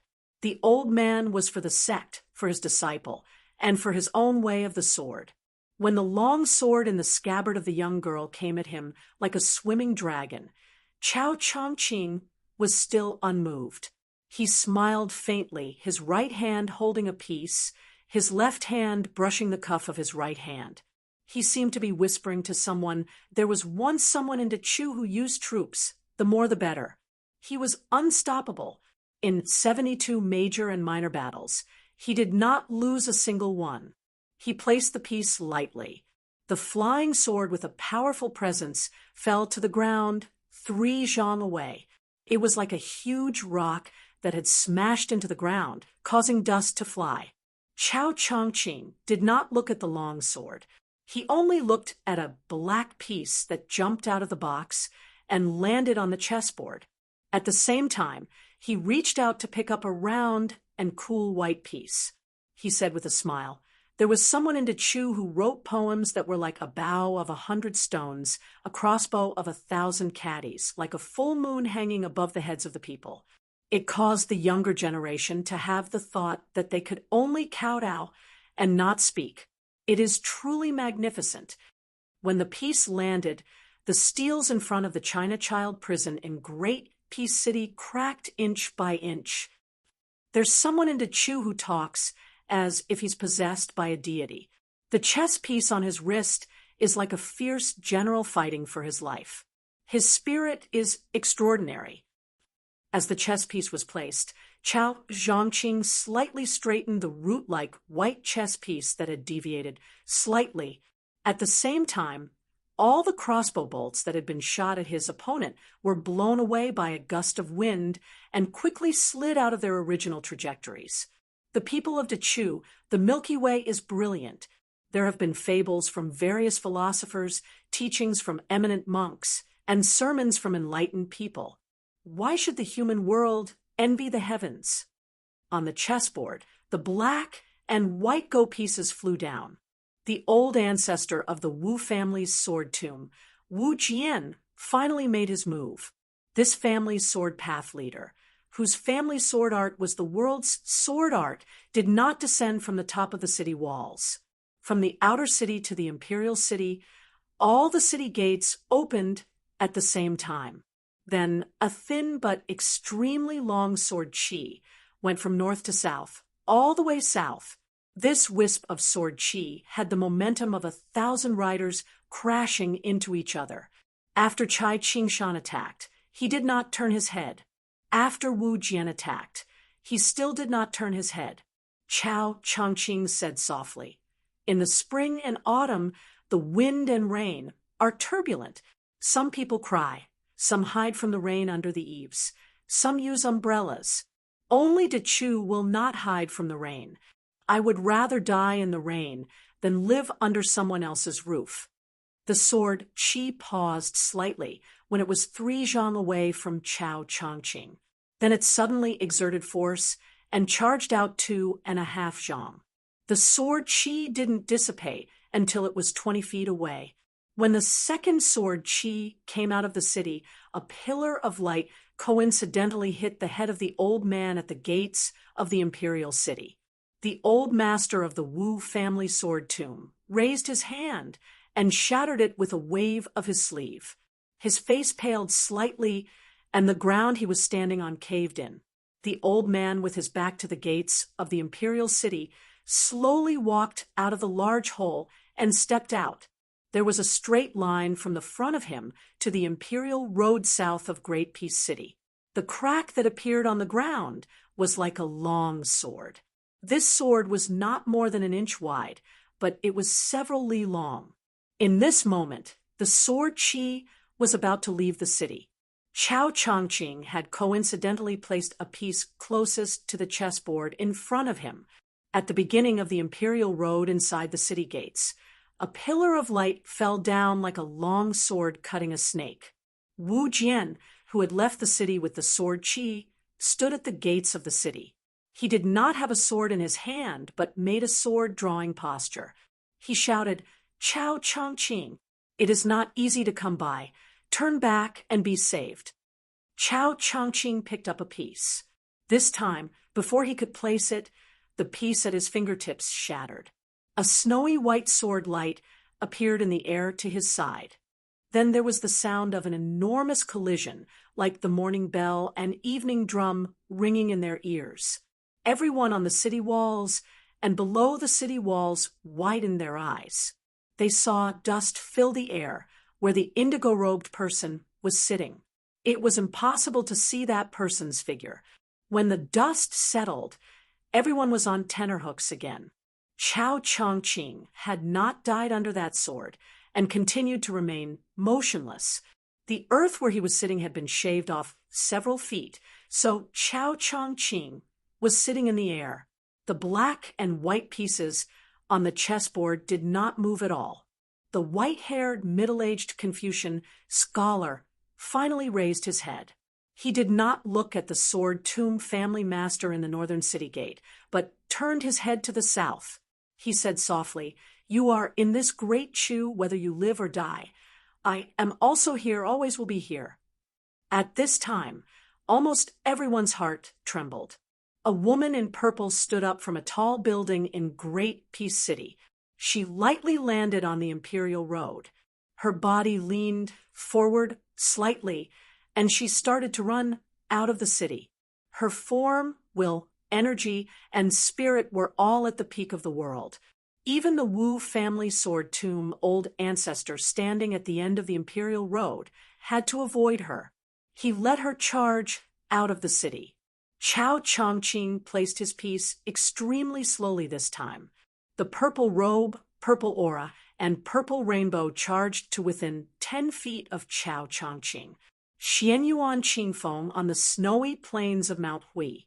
The purple robe crashed within 10 feet, and then stopped. The woman's fingers were like hooks, and were only 2 or 3 feet away from Chao Chongqing's head.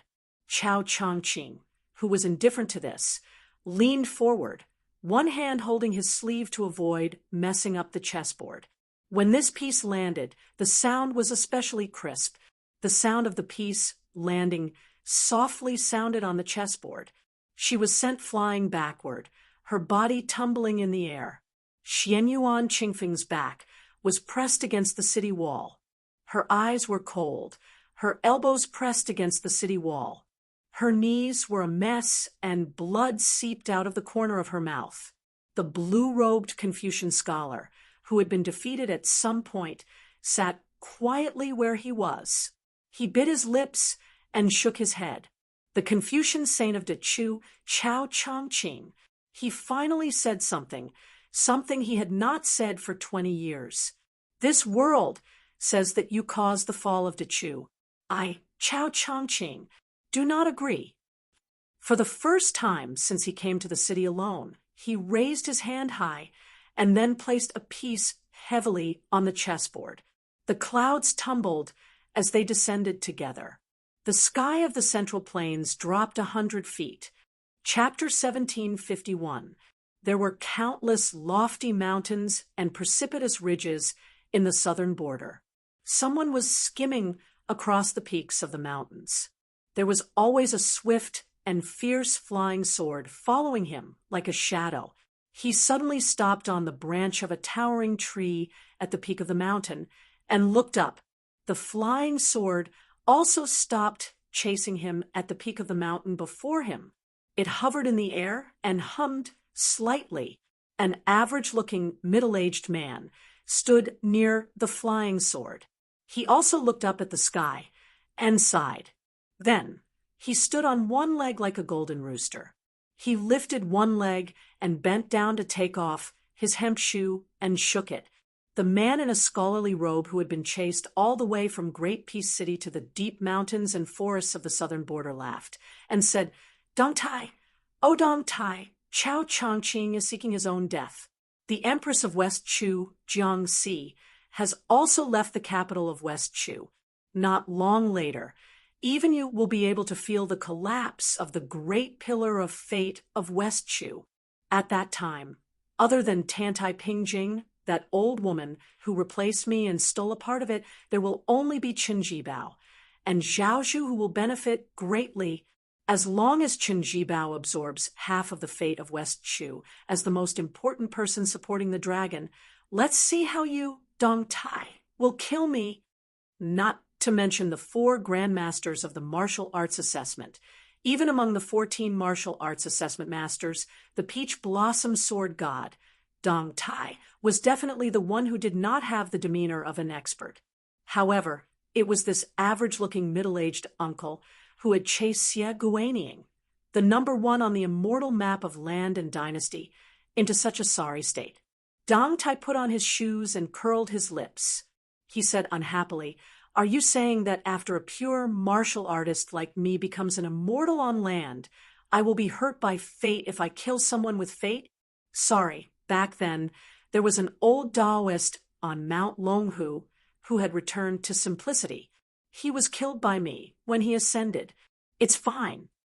Xia Guanying sneered. How can I be the same as Wu Lingsu of the Celestial Master Residence? Dong Tai rolled his eyes. In my opinion, there's really no difference. Xia Guanying laughed loudly and said, Then I'll wait and see how your cultivation realm drops.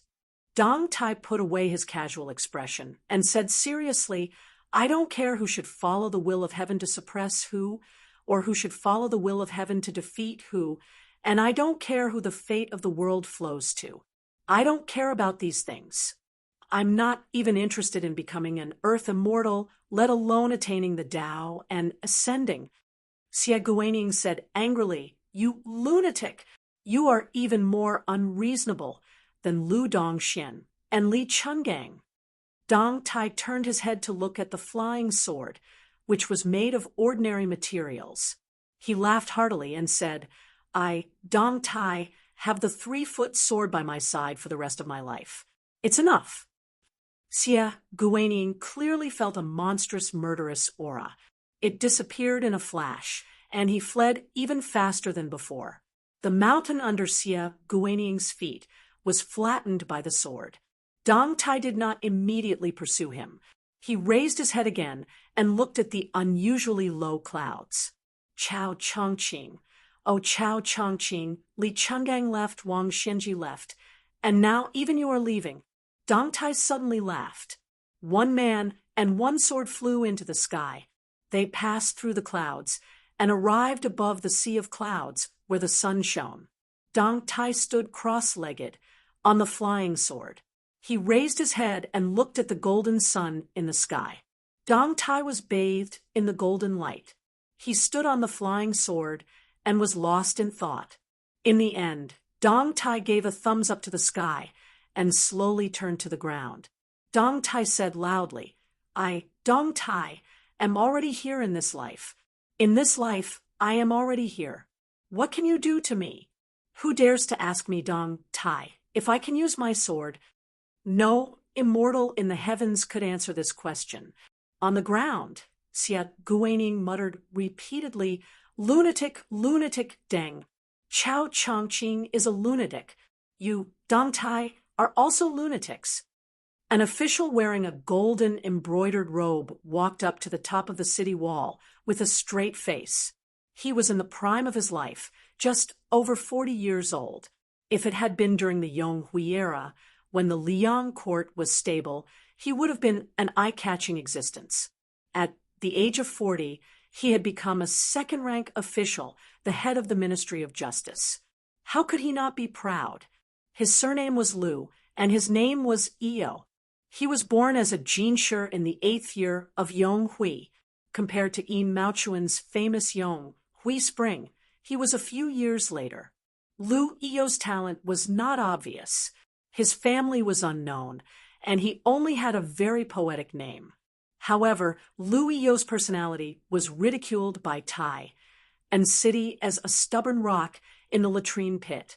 He had been the vice director of the Ministry of Justice for almost 10 years and sat on the cold bench for almost 10 years. In the end, in the first year of Xiangfu, he was promoted to a doctor. Last year, he was promoted to assistant minister. This spring, in fact, it was only 3 days ago that he was promoted to Minister of the Ministry of Justice of Liang. In addition to being in charge of the 4 departments of the Ministry of Justice, he also held the power to kill all the people of Liang in name. He was secretly responsible for the issuance of the embroidered copper fish pouches. The people who followed behind Liu Io to the top of the city wall all had embroidered copper fish pouches hanging from their waists. Among them, there were 36 famous swordsmen, 18 blade masters, and 14 fist masters. The appearance of Liu Io and this group of Jianghu masters was close to 70 people. Immediately, the originally devoid of the aura of spring on the city wall added a bit of the austere aura of autumn. Liu Io was a weak scholar, but even if he stood together with the Wu family's sword tomb elder, Chai Qingshan of the Donghua sword pool, and Xianyuan Qingfeng of the Great Snow Plateau, his aura was not inferior. Wu Jian stood behind the arrow battlement with his hands behind his back his expression serious. Chai Qingshan borrowed a second sword, Green Fox, from the young girl Shan Yi. He stood with his sword in hand and closed his eyes to rest. The purple-robed man sat directly on the battlement with his arms crossed and squinted his eyes to look into the distance. Lu Iyo faced the 3 martial arts grandmasters who were strong enough to look down on nobles and said calmly, "The 68 people of the Ministry of Justice are willing to fight for a chance for the 3 of you. I hope that the 3 of you can cooperate sincerely. We can't let that West Chu Chao Chongqing continue to run amok in the capital." Wu Jian was silent. Chai Qingshan nodded slightly. Only Xianyuan Qingfeng sneered and said, "The reason why I acted was because Chao Chongqing was worthy of my action. Are you worthy of ordering me around?" Lu Iyo, who was considered a junior compared to the other leaders of the Ministry of Justice, said expressionlessly, "As long as the great snow plateau of Mount Hui is still in Liang's territory, as long as Jianzhou is still in Liang's territory, I, Lu Iyo," not waiting for this official to finish speaking, Xianyuan Qingfeng placed his hands on his knees. Chai Qingshan was standing in front of Lu Iyo at some point. However, there was still a trace of blood on the latter's cheek, and some of his hair fell to the ground. Lu Iyo didn't even bother to wipe his wound. He gently pushed Chai Qingshan away and stared at the beautiful woman who was known for her arrogance. "You can kill me, and I can also die. However, as long as you, Xianyuan Qingfeng, appear on the walls of Great Peace City, as long as you stand in my sight, you will have to leave the city to fight. It's not that I, Lu Iyo, am using the banner of the Ministry of Justice to threaten you, and it's not that I, Lu Iyo, am asking for your help. Other than His Majesty the Emperor, there is no one else in this city that I cannot do without." Xianyuan Qingfeng leaned back and tilted his head. For the first time, he looked directly at this young minister. He said mockingly, "You are that poor scholar Lu Iyo from Guangling Path, right? Did I remember your hometown wrongly?" Lu Iyo's eyes were dark. It was unknown whether it was the shrewdness of a high official or the temperament of a scholar, but he did not become angry out of humiliation. He said calmly, "Those who walk different paths cannot work together." Xianyuan Qingfeng smiled. Oh, standing between Xianyuan Qingfeng and Chai Qingshan, the old ancestor of the Wu family sword tomb frowned. He reached out a hand and casually grabbed. There was a bang in the air. He turned his head and said sincerely to the purple-clothed woman who killed people at every turn, "Little girl, if you don't change your personality, you won't be able to be number 1 in the world." For some reason, Xianyuan Qingfeng felt more respect for this old man. He was very cold to Chai Qingshan of the Donghua sword pool. After hearing Wu Jian's kind reminder, she did not comment. She turned her head and continued to look outside the city. The qi in her body began to circulate rapidly. Her aura increased dramatically, and her purple clothes fluttered. She sat on the city wall like a unique scenery of the Jianghu. It seemed that no one in the Jianghu understood what this woman was thinking. Why did she suddenly become the patriarch of the Xianyuan family in the Great Snow Plains? Why did she go to the Guangling River to stop Wang Xianji? Why did she challenge the new Prince Liang in Great Peace City? Why did she go out of the city to fight Chao Chongqing today? Perhaps she was like a crazy child who did not grow up without parents. She was unwilling to be reasonable in everything she did. However, her cultivation was too high, and she had risen too quickly. Her opportunities were also too good. Therefore, no one had the qualifications to make her a graceful lady from a respectable family. Xianyuan Qingfeng looked up at the sky. Above her was a sea of clouds. The entire Central Plains were like this. She narrowed her eyes and felt slightly sad. She also liked someone, but she did not know how to let him know. It seemed that she did not dare, and was not willing to let him know. Then she would let him remember her name. No matter where he went in the Jianghu, the battlefield, or the court, there would be stories of her deeds in the world. Since he could not be like her father, who only liked her mother, then she would rather have nothing. Xianyuan Qingfeng suddenly flew out of the city wall. She did not care about the cooperation of the experts of the Ministry of Justice, nor was she willing to work with Wu Jian and Chai Qingshan, the two Grand Masters of the sword. She came to Great Peace City alone, and she left Great Peace City alone. The purple robe once again charged towards Chao Chongqing. She was impassioned and did not fear death. Even Lu Yi couldn't help but be impressed when he saw this scene. If there was a woman like this in the world would not be lonely. Chao Chongqing's lips curled up. He ignored Xianyuan Qingfeng's charge and smiled slightly. He looked at the chessboard. If you do not know in your dreams, how can you know in your life? A long time later, in the Jianghu, where there were only Yu Dilong and Go Yufeng, there was actually a promise of 10 years that no one knew about. Chapter 1752. Every 10 years, she would come out of seclusion on time and sit alone on the rooftop of the missing moon tower in the great snow plains. She would wear a purple robe and take out a jar of osmanthus wine from under the osmanthus tree, waiting for someone to fulfill their promise of 10 years. After the third time, it was the fourth time. That day, it was raining heavily, and he did not find her. She failed to fulfill her promise. There was only a jar of osmanthus wine on the rooftop, allowing the rain to beat against it.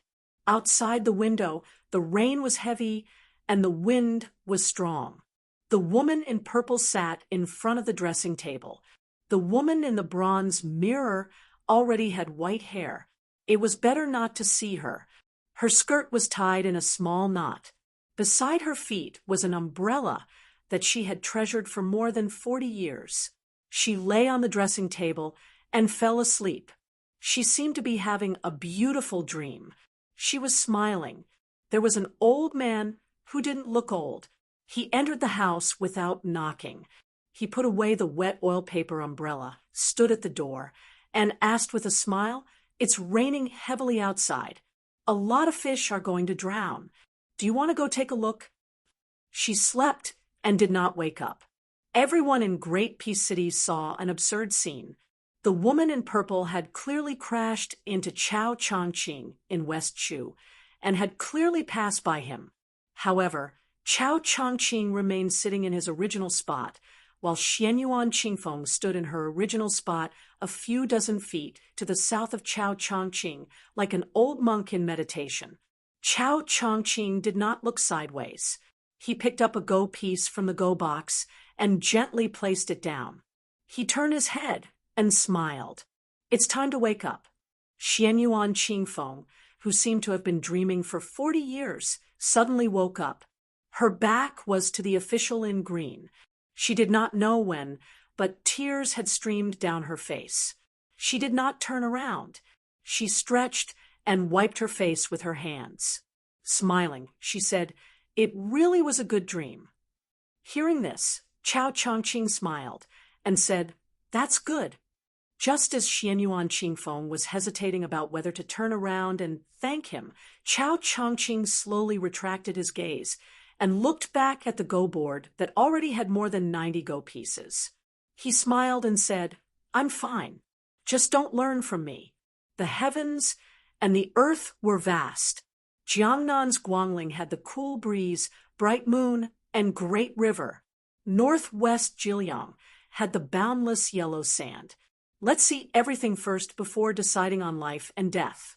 Life and death were the most important things in life, especially when one was young. One shouldn't make careless decisions. Life wasn't easy and death was simple. Between life and death, there is also fate. A person's life has to be more exciting than a plant's autumn. Xianyuan Qingfeng nodded.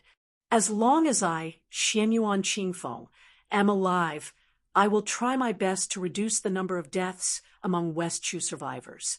Chao Chongqing dismissed it with a smile. Xianyuan Qingfeng flashed past. At the end of that big dream, she clearly knew that she didn't wake up, or rather, she was already dead. However, she could see that bastard with the umbrella standing alone at the door. His lips moved slightly, but he couldn't say anything. Xianyuan Qingfeng suddenly threw his head back and laughed loudly. Old bastard! The inexplicable abrupt departure of this purple robe did not delay Lu Yi from ordering the Ministry of Justice to go out of the city to kill the enemy. 68 Jianghu experts that the Ministry of Justice and Zhao Go had gathered from all over Great Peace City left the city together. They were like a flock of birds flying out of the branches. This time, Chao Chongqing placed a piece at the corner of the chessboard. Then he pressed 2 fingers lightly on the piece and pushed it forward. Therefore, between Chao Chongqing and Great Peace City, between the north and the south, a turbulent energy like the Guangling River appeared. 68 experts seemed to be crossing the Guangling River during flood season. It was difficult and slow. There were constantly people who used up their energy and fell to the ground. Chai Qingshan held his sword and flashed out. With one sword, he cut apart that great river of energy. Chao Chongqing's right hand picked up a piece and placed it on his left hand. He lightly swept it to the right. Instantly, a wave of sword energy surged out from left to right. Chao Chongqing then placed a piece from top to bottom on the chessboard. In the air, a particularly majestic and resplendent pillar of light fell straight down from top to bottom. Between heaven and earth, one horizontal and one vertical, 2 waves of sword energy. They attacked Chai Qingshan of the Eastern Yu Sword Pool and Wu Jian of the Wu family sword tomb. Chao Chongqing was not in a hurry to pick up a piece. He stared at the chessboard and said to himself, I, Chao Chongqing, also have the Haoran sword. Chai Qingshan held half of the broken sword and landed 20 zhang to the north of Chao Chongqing. There was a large pool of blood on his chest. Wu Jian stood 100 zhang in front of Chai Qingshan. The clothing at his shoulder was in tatters. The old man reached out with his right hand. There was a snow-white sword energy that seemed tangible in his hand. He said in a deep voice, Chao Chongqing, you will not hesitate to have your body and soul destroyed to finish this game? Chao Chongqing did not answer. On the city wall, the Minister of War, Lu Yi, pressed his hands against the city wall, his hands trembling. As a poor scholar from the Guangling Taoism, he recognized Chao Chongqing. He was not in West Chu, but in Liang, an enemy state of West Chu. He was in this Taiyan city. However, before Chao Chongqing and West Chu's Empress Jiangxi came to the capital in the first year of Xiangfu, Lu Yi, who no one cared about in the Ministry of Justice's Yamen, only knew a traveling Confucian scholar he met by chance, knew the scholar who would treat him to a meal of wine every time he entered the capital. Lu Yi couldn't afford a residence, so he could only rent a small, remote courtyard in the capital's southeast. During those years, whenever he saw that smiling middle-aged man in front of his deserted door, Lu Yi would always be pleasantly surprised and happy. In the officialdom, the taciturn Lu Yi liked to complain to this elegant and cultured senior scholar, to this Mr. Chow who he only knew his surname. After he got drunk, he said that his teacher was that Grand Secretary Great One who had students all over the world. He was clearly the top scorer in that year's examination, his essay not losing to the top 3, yet in the end, he was only a jinsher. He felt like it was Grand Secretary Zhang Julu, who purposely looked down on Guangling scholars, which was why everyone only knew that Baiyan had students like Yi Mao Chun, Zhao Yuling Yuan Gua, and the others not Lu Yi. Meanwhile, Grand Secretary Zhang Julu also never considered him his student. let alone the disciple he was proud of. Meanwhile, after that Mr. Chow heard his essay for the examination word for word, he laughed and said that this essay was exactly the same as by Immerse when he was young, deeply understanding the essence of avoiding the high and dispersing, avoiding the empty and distant. A good essay. However, it was precisely because of this that Grand Secretary Zhang had you sit on a cold bench for many years like him, that you, Lu Yu, must not be impatient. Afterwards, half of Lu Yu felt relieved. Half of it was because he had given up. He knew his place, kept his feet on the ground, burying his head in his work as a small official in the Ministry of Justice. However, what left him completely disheartened was that even when the Grand Secretary's reputation was in tatters, when he risked universal condemnation to pay him a visit, all for the sake of a teacher-student relationship, that Grand Secretary not only refused to meet him, he even had the gatekeeper pass him a message. "Who is Lu Yu? Zhang Jilu, have this type of disciple? I don't remember." That evening, Lu Yu returned to his simple and crude small courtyard, dead drunk. However, after that Grand Secretary died, after he was promoted to Assistant Minister of the Ministry of Justice, Qianglong found someone to give him an extremely ordinary scripture, only saying that it was something he accidentally flipped through in someone's house. Lu Yu discovered that there were 2 old examination papers that were already turning yellow inside the book. It was no more than 1,000 words, but there were actually 16 comments totaling more than 500 words. At the end was that sentence, "Good talent comes out of Guangling, can also become a pillar.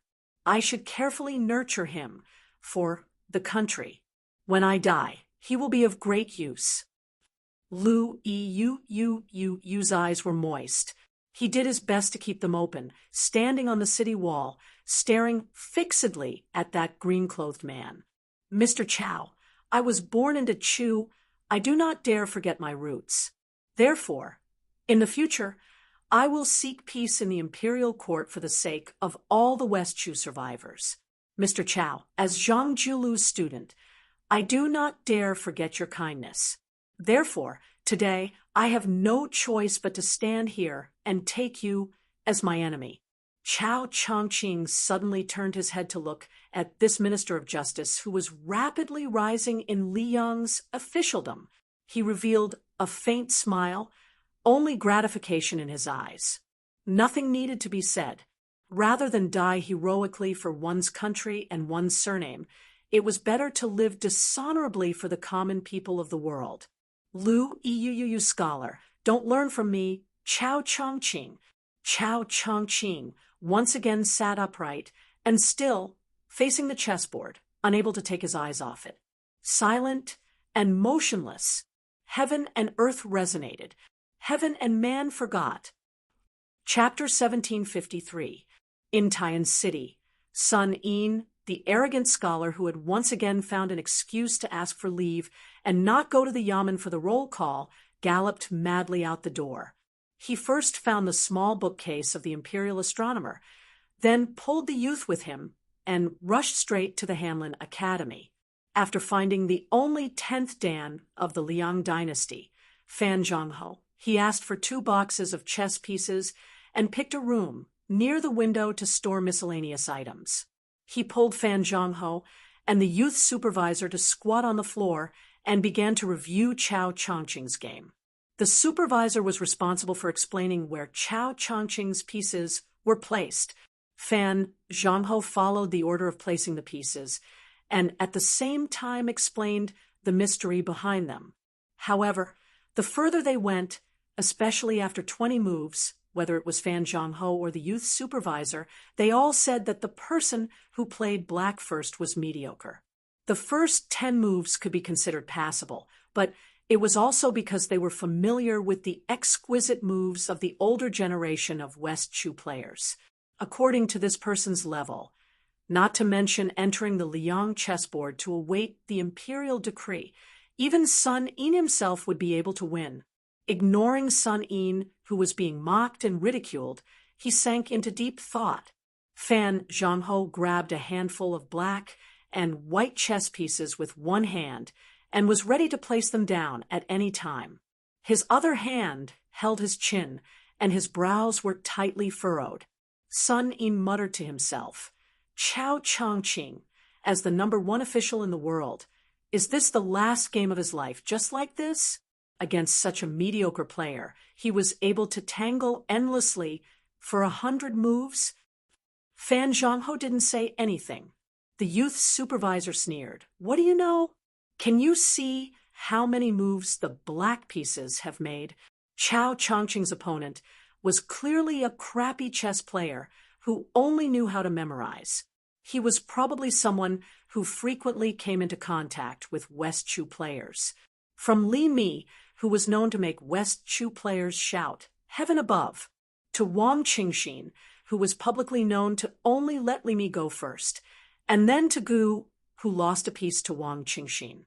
All along the way, it could be said that all of the proud moves of the West Chu players had been forcefully used by the black player in this game. Coincidentally, with this hodgepodge of unreasonable moves, the black and white was actually a tie. Therefore, it could be said that Chao Chongqing, who was playing white, did this on purpose. Otherwise, who in the world would dare to play Chao Chongqing's first move? My grandpa Jianzheng can't. Huang Longsher can't. No one can. Even 1,000 years later, no one could. Sun Ying looked at Fan Zhongho. The latter nodded lightly. Sun Ying slapped his forehead, speechless. Great Peace City was still trembling. After each earthquake, Fan Zhongho would accurately place a piece under the direction of the youth from the imperial astronomer. Fan Zhongho suddenly raised his head and asked, "It's about to end. Are you not going to say hello?" The youth pretended not to hear and muttered, "The mysteries of heaven cannot be revealed. I still want to live a few more years and leave this city to go out and see." Sun Yin's ears were sharp. Hearing this, he couldn't help but tease, "You brat, not only do you have a foul mouth, you're also very slippery." The youth with the nickname Little Bookcase mocked, "Little Cat, I don't even want to talk to you." Kit Kat was an unconventional nickname given to Sun Ying by the young man. He tore down the Sun character and translated the Ying character. Fan Zhongho messed up the game and said with a smile, "Let's not play this game. Mr. Chao's chess skills can only be judged by old supervisor, and in any case, only 2 people can comment. As to how Mr. Chao is outside of chess, it's not something we can comment on." Sun Ying stared at the youth, who was not wearing the robes of an official, but was dressed in white. The latter hesitated and glanced outside the window. In the end, he said, "The Zhao family of Liyang has lost much of their destiny. If not for this, I would have gone to complain to Sister Empress long ago. Looking at the situation, that Chao Chongqing is showing signs of losing all of his destiny to Guangling Path. So boring. If I knew this would happen, I wouldn't have revived the country." Sun Yin's eyes suddenly turned red as he shouted angrily, "Shut up!" Fan Zhongho sighed softly and said, "Little Bookcase, don't say any more." The youth became angry and left with a wave of his sleeve. Sun Ying squatted there, his chin on his folded arm. He said to himself, "Chao Chongqing wants to let Li Yang know that whoever wins Guangling wins the world." Fan Zhongho nodded. "It's a good thing. Guangling Path will have fewer deaths." Sun Ying said with a wooden expression, "Feelings naturally can't be eaten as rice. But without feelings, it's like cooking without seasoning. Every meal is plain white rice with tasteless vegetables. Over time, there really won't be anything to chew. Some tastes can make your eyes fill with tears, make your teeth chatter, and make your liver and gallbladder break. This is probably feelings." Fan Zhongho silently began to pack up the chess pieces. Sun Ying asked, "Why do you mock those who have feelings?" Fan Zhongho thought for a moment. People who are too smart don't like to have feelings. People who are too simple and stupid can't have feelings. That's why both don't like this thing. Sun Ying grinned. I should be the former.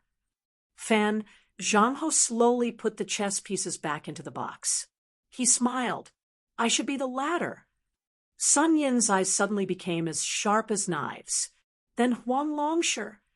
Fan Zhangho's expression was normal as he asked in response. Then Su Fengyin? The two smiled at each other. They did not overdo it. They were light. The sky shook, and the earth shook. This time, the shaking was especially intense. The two people in the room fell to the ground at the same time, and then felt suffocated. Dust poured down from the roof beams. Sun Yin lay on the ground with his arms and legs spread out. Fan Zhangho continued to pack up the chess pieces. Outside Great Peace City, in front of Chao Changqing, in the black and white chess boxes, there was only one chess piece left. Wu Jian of the Wu family sword tomb and Chai Qingshan of the Donghua sword pool could not break through that one zhang of distance. Chao Changqing remained calm. Great Peace City was shaken again and again. There was no one in the cavalry outside the city who could ride on horseback. How could they charge and kill?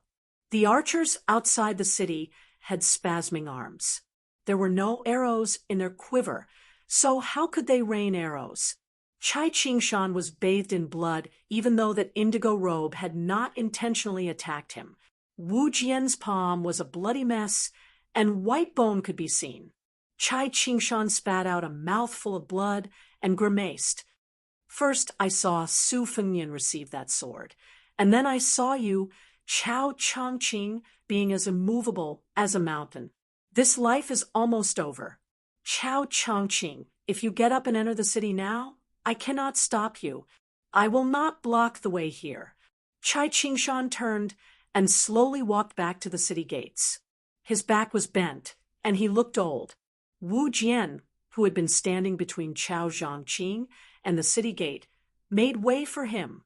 He sighed and said, although I still have the strength for one sword strike, I definitely won't be able to block it. My Wu family sword tomb has been extremely benevolent to the Central Plains.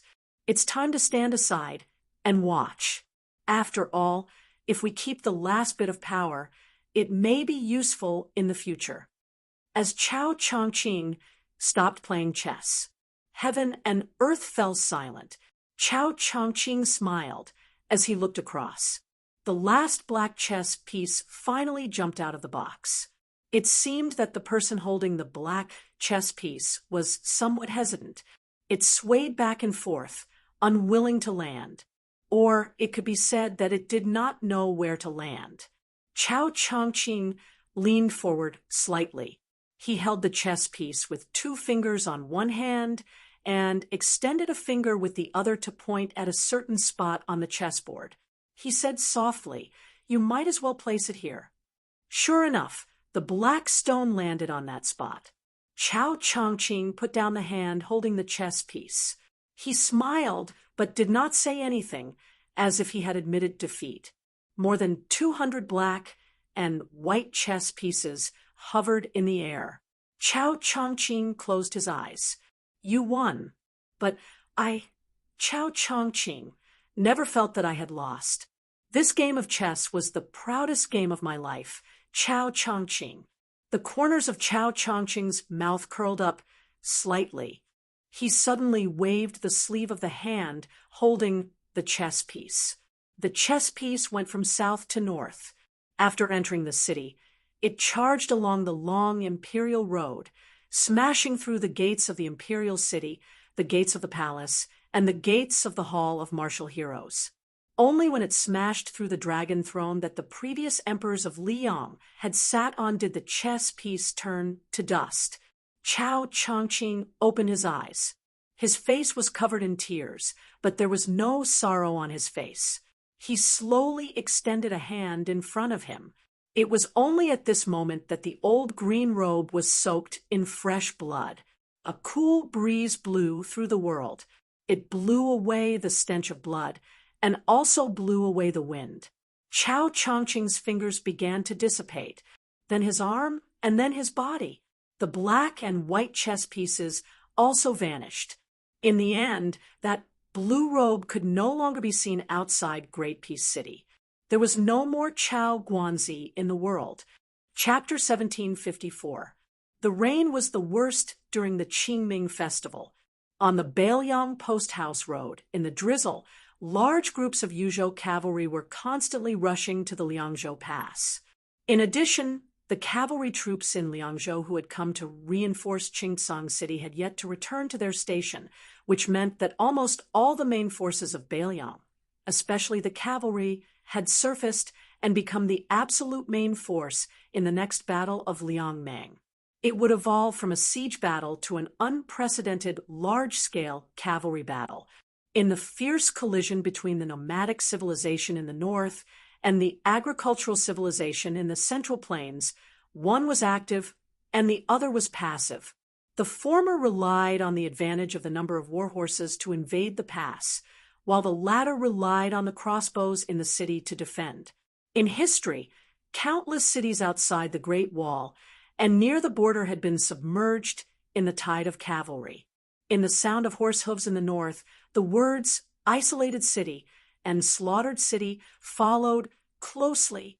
As a result, in the past 20 years, countless civil officials would secretly daydream in the imperial court, thinking that if the two elite cavalry troops of Liang, hundreds of thousands of Bailiang cavalry troops, and nearly 100,000 border cavalry troops of the two Liao provinces could sincerely cooperate to fight against the enemy and compete with the Beimang barbarians on horseback, what a magnificent scene it would be.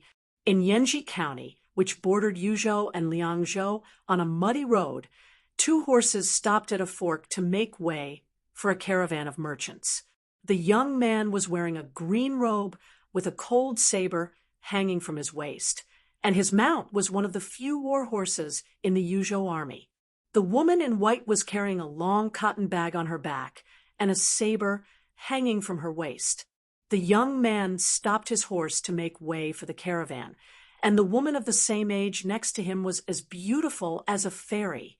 This made the head of the guards in the caravan, who was in charge of clearing the way, tremble in his heart.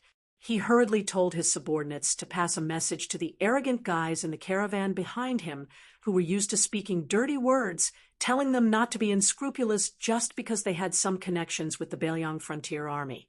A young man who dared to openly hang a new cold saber on himself was definitely not someone that the second or third-rate members of the Fish Dragon gang could provoke. Perhaps it was because of the leader's warning that although the caravan guards' eyes were burning, none of them dared to flirt with the woman or whistled at her. The caravan slowly moved forward. Suddenly, a rider turned around and galloped over. The handsome young knight stopped his horse a dozen steps away from the man and woman.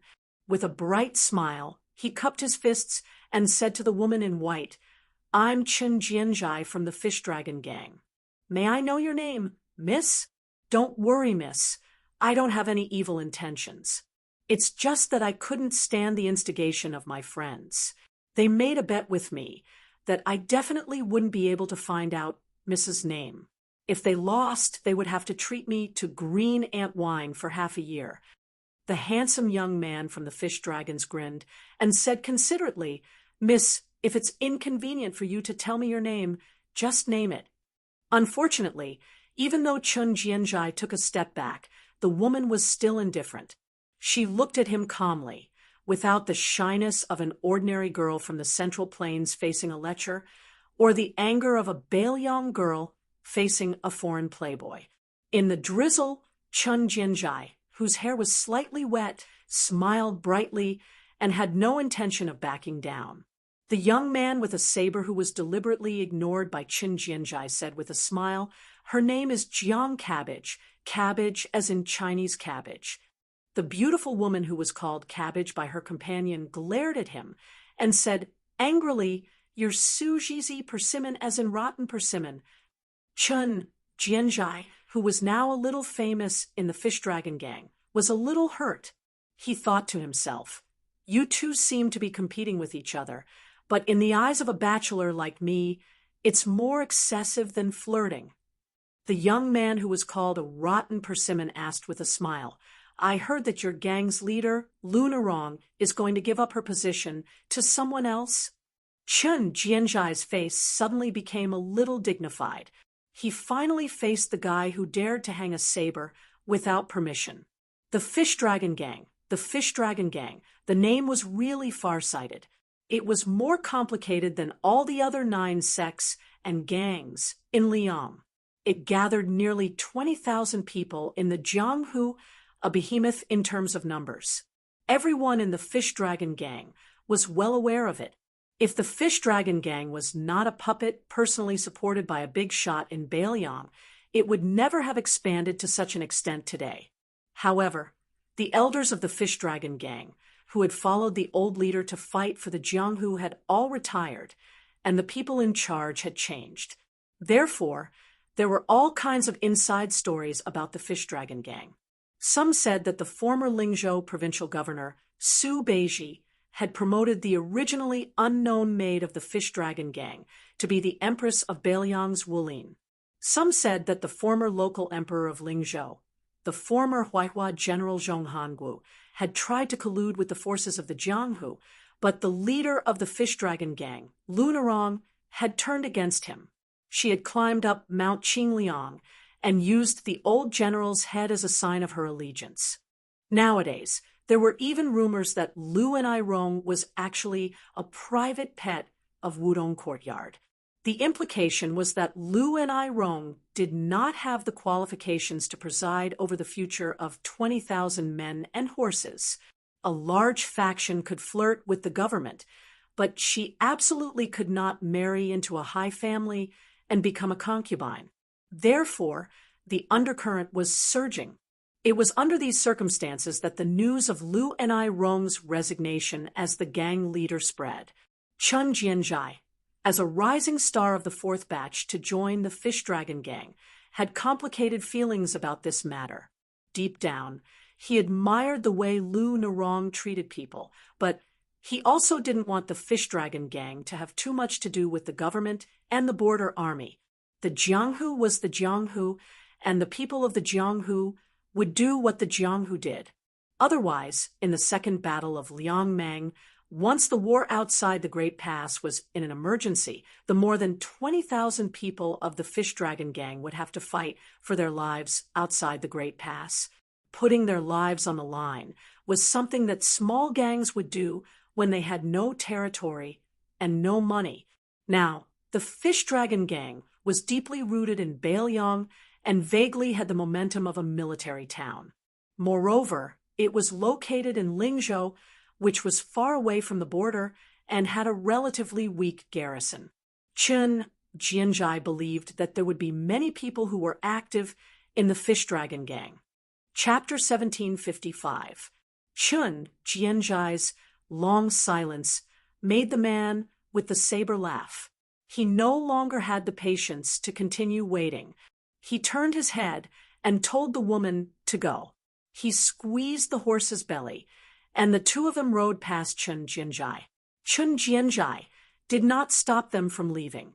He slowly turned his horse around and stared at the two figures who were heading into Liangzhou. They were Su Fengyan and Jiang Ni, who had just entered Yuzhou from outside Jibei Pass. Jiang Ni glanced at Su Fengyan without showing any expression. There were many versions of the Fish Dragon Gang's sudden appearance in the Jianghu of the Central Plains. She knew that when he went to Beimang, he seemed to have come out with a group of Fish Dragon Gang members. Su Fengyan, who had guessed her thoughts, smiled and said, "When I was young, I didn't have to worry about life and death. When I was younger, I often heard my mother telling me that the girls in the world were cute and pitiful, and that I should take care of them. So I always thought, why wouldn't I like such a good girl? If I could have her, why wouldn't I? In the past, I really liked to collect the ancient people's rare calligraphy. For example, I spent a lot of money to collect the Tenley Spring Breeze calligraphy, Heavy Rain Relieving the Summer Heat calligraphy, High Branch Autumn Cicada calligraphy, and Early Clear Snow calligraphy, this set of calligraphy of the 4 seasons. Even the Frost Descends calligraphy, This set of calligraphy of the 24 solar terms was only 3 short. At that time, I only cared about liking the women I liked, and they had to like me. I hoped that they would be like those precious and exclusive copybooks, all in my Wudong courtyard. That way, the copybooks could be preserved well, without wind, rain, and insects, and the women could live without worries, without being homeless. Jiang and I clicked her tongue and said, I think Gu Jiantang was secretly happy when he wanted to help you become the emperor. Once you become the emperor, you will be able to have 3 palaces and 6 courtyards. The officials will cry and beg for help in finding concubines, and then they will say that this is inappropriate and happily accept it. What 4 seasons and 20 solar terms posts, even 100 posts, are too few. It was rare that Su Fengnian did not argue with her. He raised his head and squinted his eyes, as if he was feeling the coolness of the hazy drizzle. He said to himself, Later, I found that all the women in the world who are worthy of my affection can live well without me. Perhaps they can even live better without me. No matter how chaotic the world outside Wudong Courtyard was, it was not necessarily worse than that small courtyard with no wind or rain and walls on all sides. How could the notes of those inanimate objects? How could he confine them to Wudong Courtyard or Qing, Liang Mountain, like a pavilion? Tide Hark is big, but Jianghu is even bigger. It was only later that I realized that if I could start over again, I would probably still like them in my heart, but I definitely wouldn't flirt with them anymore. For example, Xian Yuan Qingfeng of the Great Snow Plains was living a carefree life. Yu Yue was also living a carefree life as teacher Jishang in Shangyin Academy. But there are some people I do not regret. For example, I brought Qinyu to Beiliang and saved Zhao Fengya from Graydon City. I did not have any bad thoughts about them. I just wanted them to live for themselves. Jiang and I said angrily, You are right, but I know that I can't outtalk you. Su Fengnian quickly changed the topic. He sighed. If your chessman waiting for the imperial edict could have held real power in Dechu's army earlier, instead of staying in a corner south of Guangling River, my father might not have been able to win the Battle of the Western Wall. At that time, both sides were fighting to see whose last breath was gone first. If Chao Chongqing took over Yi Baikui's position, Dechu's last breath would still be there. This time, my master, Chao Zhongqing, and you were the reason why I was able to come to an agreement with Wang Sui and finally connect the entire Liao, Northern Ji, Northern Liang, and Western regions together. The 3 of you have contributed greatly. Under this situation, Jiaodong Prince Zhao Sui, Huai Jidushi Kainan, Administrator Han Lin, and Jizhou's Deputy General Han Fang will also become important figures. Of course, there are also Yu Wandao, Ko Jianghuai, Xie Shibian, Su Huang, and other foreigners from Beiliang. As for the Fish Dragon Gang, maybe they will play a role in the future. But if the battle reaches the point where the Fish Dragon Gang needs to go to the battlefield after the young adults in Liuzhou, it means that both sides in Liangmang have suffered great losses. Jiang and I did not have time to mourn the death of his chessman waiting for the imperial edict. He said worriedly, There are so many barbarians in Beimang. Su Fengnian laughed involuntarily. Yes, there are many, but it's not like I don't have a backup plan in Beimang. Just you wait. As long as Beimang can't take Beilu City in one go, I can set their backyard on fire. As a result, Jiang and I asked an irrelevant question. That Qinyu, is she very beautiful? Su Fengnian grimaced and pretended to be stupid. He did not answer this question. Some words were wrong the moment you opened your mouth. The more you spoke, the more mistakes you would make. Jiang and I seemed to be talking to himself. How beautiful is this woman who was called a beauty by Yan Ji, who was hiding a mistress in a golden house. If I have the chance, I must pay my respects to her. Alas, I'm afraid I'll feel ashamed when the time comes. Su Fengnian suddenly turned his head and said, "Although I know this request is too much, and you won't be happy when you hear it, I still have to say it. If one day I'm not here, you take them away from Bailiang. The farther, the better." Jiang Ni's face was full of anger. He said bluntly, "I can't do it." This answer was completely within Su Fengnian's expectations. As a result, he did not show any strange expression. Su Fengnian rubbed his stubbled chin and said self-mockingly, "When I think about how, if I die on the battlefield, I won't be able to see you guys again, I feel very depressed." After teasing, Su Fengnian's expression gradually became serious. Wherever there were shining spears and armored horses, there would inevitably be corpses. After this year's spring, at most, there would be a relatively peaceful summer. When the autumn wind gradually rose, there would probably be people dying outside Liangzhou Pass and all of Liuzhou. It would be too late to collect the corpses. Of the 4 grandmasters of martial arts, apart from the carefree peach blossom sword god Dong Tai, West Chu had Chao Chongqing, Beimang had Tuoba Bodhisattva, and Bailiang had Su Fengnian. The last 3 were all people who would die if they lost a great battle. At this time, Su Fengnian heard the little mud man say something that he would never have thought of even if he cracked his head. Her words were not very auspicious, but her tone was very resolute. If that day really comes, then wherever Su Fengnian's corpse is, I will stand there. Chapter 1756. Su Fengnian went back to Mount Qingliang alone. Jiang and I went to Mount Wudong, saying that he missed the vegetable garden there, and that it would be too late if he didn't plant something while there was still some spring rain. Su Weisheng probably thought that Su Fengnian would go to north resisting town outside Liangzhou Pass, so she specially asked Fu Shui Room to send him a letter from home. The meaning was very simple and clear. No matter how urgent the military affairs outside the pass were, Su Fengnian had to go back to Mount Qingliang first. This matter was non-negotiable. Su Fengnian didn't know whether to laugh or cry at this. Of course, he understood his second sister's good intentions. She was afraid that because he had mustered so many people to bring back the little clay figurine, he would have a guilty conscience and not dare to see Wudong Courtyard's Lu Qingyan, the official consort of Northern Liang Path. In fact, Su Fengnian didn't have the idea of hiding from debt. Some things would be a knot in his heart if he didn't talk about it. If he talked about it, there would be a scar in his heart. There was no distinction between good and bad. However, when Su Fengnian left Bailiang, he had already thought about how to face Lu Qingyan. He didn't say that Lu Qingyan would be Bailiang's princess consort in the future.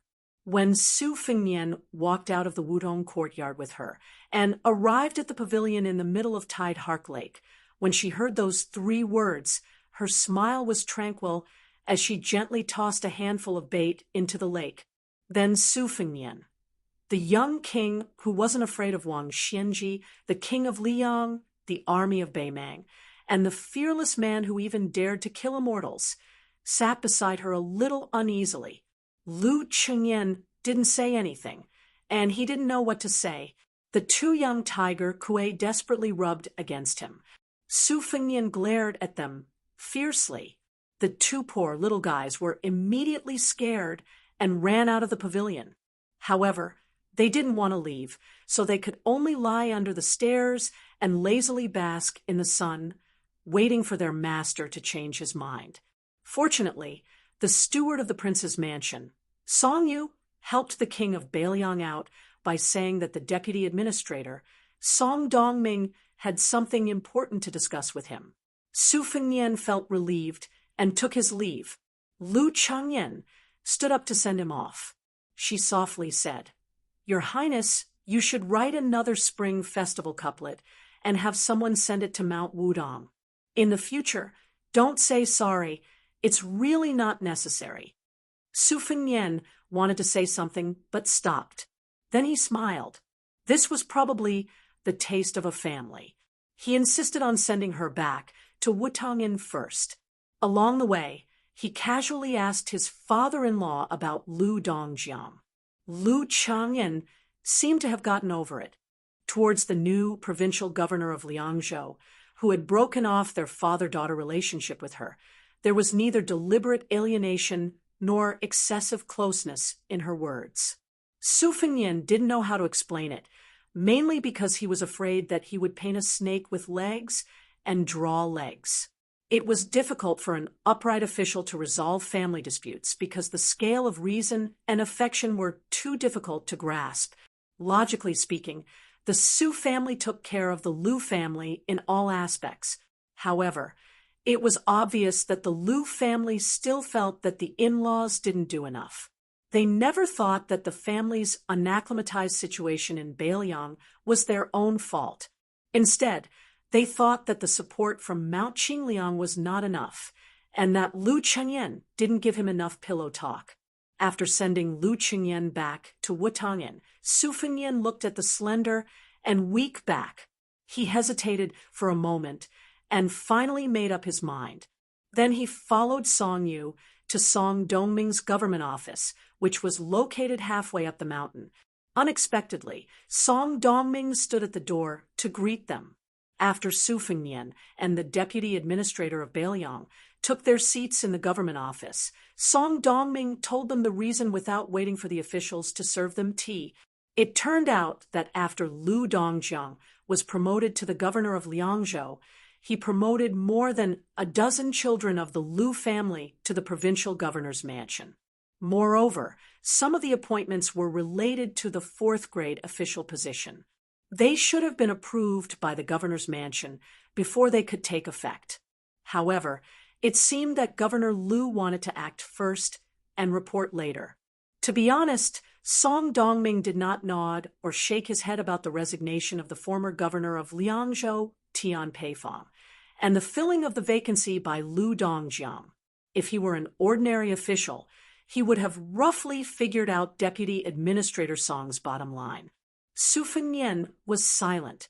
In the final analysis, the crux of the problem was not the Liangzhou officialdom, which had just changed parents, or even Lu Chengyan and Lu Dongjiang. It was Su Fengnian himself. In the past 2 years, he did not have a good impression of the Lu family. However, when he did not make a clear statement on many things, no one in Beiliang could understand his thoughts. Therefore, they could only tolerate and compromise, especially when they recruited the children of the Lu family to be officials with real power in Beiqing. The officialdom of Beiliang naturally did not dare to underestimate the Lu family. Especially when Lu Dongjiang was unexpectedly promoted, it undoubtedly fueled the arrogance of the Lu family. Song Dongming's expression was calm, but he could not help but feel a little depressed. Originally, he wanted to make friends with Lu Dongjiang. He did not expect that this famous scholar of Qingzhou, who was famous in the Central Plains, would be so insatiable that he might disrupt the situation in Liangzhou. Song Dongming knew that Baiyu was against Lu Dongjiang's appointment as the provincial governor of Liangzhou. Therefore, Lu Dongjiang's action was tantamount to a silent slap to Song Dongming's face. Presumably, Baiyu was watching the fire burn across the river. Su Fengnian sighed and did not say much to Song Dongming. He only said that the 3 appointments were temporarily put aside at the administrator's manor. He would personally go to the Liangzhou provincial governor's manor. Then, Su Fengnian changed the topic. He said with a smile that Administrator Li Gongda had also submitted his resignation, only keeping the post of Northern Supervisor. Then Li Gongda recommended Song Dongming to be the second administrator in Beiliang's history. Song Dongming did not agree. He only said that Beiliang still needed Li Gongda, an experienced and reputable local official, to be the administrator. Otherwise, now that the provincial governors of Liangling and Yulu had been replaced by foreigners, if Song Dongming were to be promoted to administrator, it would be one disaster after another. It was inevitable that the local scholars of Beiliang would resent him. Su Fengnian did not press the issue. He only said that Song Dongming should think it over. After leaving the yamen, Su Fengnian went to the Liangzhou provincial governor's manor with a light carriage and a simple entourage. Sitting in the carriage, Su Fengnian's fingers unconsciously stroked the jade pendant with a dragon's tail hanging from his waist. It was not strange that Song Dongming would give up the position of administrator. Bai Yu, who had arrived in Beiliang later than Song Dongming, was now in a low position in Mount Qingliang. This Mr. White Lotus did not have a prominent official status, but he had gathered a group of like-minded young talents around him. Bai Yu only lacked a status. Once Song Dongming vacated the position of deputy administrator, there was no doubt that Bai Yu would take it. Obviously, in Song Dongming's eyes, the position of deputy administrator was like a dangerous pass. He could not give it to Bai Yu, who was eyeing it covetously. Otherwise, Bai Yu, who was justified, would truly rise in Beiliang's officialdom. Song Dongming was determined to sit in the position of deputy administrator for another 2 or 3 years. At that time, as long as the Battle of Liangmang came to an end, Beiliang's civil and military officials would reward him based on his contributions. Bai Yu, who did not have enough status, would not be a threat to him in the future. Su Fengnian smiled knowingly. He had no intention of exposing Song Dongming's dark thoughts. In fact, this was a good thing. It meant that Song Dongming was showing signs of taking root in Beiliang. As for whether he would treat Bai Yu unfairly, Su Fengnian did not care. Speaking of which, if Song Dongming could really provoke Bai Yu's competitive spirit, it would be a great thing for Beiliang. Chapter 1757. When Su Fengnian's figure appeared outside the gate of the provincial governor's mansion, the officials were scared witless. They hurriedly opened the gate to welcome the king of Beiliang. Su Fengnian walked in quickly. Soon, he saw 20 to 30 officials from the provincial governor's mansion surrounding Lu Dongjiang, who was wearing a purple robe. Su Fengnian dismissed them with a smile. According to the law, the provincial governor of Liang was a grade 3 official. His official patch should be embroidered peacock. However, the provincial governor of Liangzhou of Beiliang had always been half a grade higher than that of Yuzhou and Lingzhou, which was a grade 2 official. This had long been reported and filed by the Ministry of Personnel of the Liang Imperial Court. However, none of the provincial governors of Liangzhou of Beiliang dared to openly wear the official robe embroidered with a grade 2 golden pheasant. This was the rule of the Liang officialdom. Therefore, there was an insurmountable gap between the purple-robed official robe and the red-robed official robe. In the Grand Peace City, taking the minister of Shangshu province as an example, the minister of the 6 ministries was a grade 2 official. However, most of the left and right assistant ministers of the 6 ministries were grade 3 officials and were still not allowed to wear the purple robe. During the reign of Yonghui, only the left assistant ministers of the Ministry of Personnel and the Ministry of Army were grade 2 officials. After the Xiangfu incident, not only were the right assistant ministers of the 2 ministries promoted to grade 2, even the left assistant minister of the Ministry of Rights promoted to grade 2 this year. Lu Dongjiang could be regarded as the first provincial governor of Beiliang to wear the purple robe official robe. He was also one of the few high-grade provincial governors in the territory of Liang. If Su Fengnian remembered correctly, in today's world, only the top officials of Liangzhou of Beiliang, Qingzhou of Jinggan, Tangzhou of Nanjiang, and Yuezhou of the southern border of the capital region were grade 2 officials. Therefore, it was reasonable to say that Lu Dongjiang was the 3rd person of the civil officials of Beiliang, only under the Minister of War and the Deputy Minister of War. The sudden meeting was full of laughter and joy. Whether it was the old faces in the Liangzhou provincial governor's office or the dozen new faces with the surname Lu, they were all relieved to see the young vassal king with a gentle smile. If Great Peace City was the foot of the Zhao family, then Liangzhou was the door of the Su family. The position of provincial governor of Liangzhou had been vacant for many years. The position of provincial governor of Liangzhou was actually equivalent to provincial governor. The position of general of Liangzhou had always been held by the protector general of Beiliang. After Tian Peifong was promoted from provincial governor of Yuzhou to provincial governor of Liangzhou, she did not make any changes. She advocated non-interference governance. Lu Dongjiang changed the previous position and pushed out dozens of Lu family members at once. In addition, Shi Fu, who had been silent for many years, became the general of Liangzhou. Fortunately, after the Wang Ye's conversation today, both the new and old officials of the provincial governor's manor expressed his affirmation. He named 7 or 8 people and praised them. He had high hopes for the new people and had an appreciative attitude towards the old people. As for the two sides that were at daggers drawn, there was no stick, only dates, and there was no favoritism. This made the old people of the provincial governor's manor shed tears of gratitude. They were really worried that after Lu Dongjiang became the head of the manor, it would not be enough to stuff a dozen people of the Lu family into the manor. He would not stop until they were all on the cold bench. Once the Wang Ye tacitly approved of this, then even the gods would not be able to save their official careers. For some reason, after seeing the king with their own eyes today, they were angry at the Lu family. As a result, the old officials of the provincial governor's office, who also had a lot of silent criticism of Mount Qingliang, suddenly felt their anger vanish. It was probably because the young king's appearance as he sat on the chair and talked cheerfully and wittily made people involuntarily revere him. In the end, Su Fengnian had a private chat with his father-in-law, Lu Dongjiang.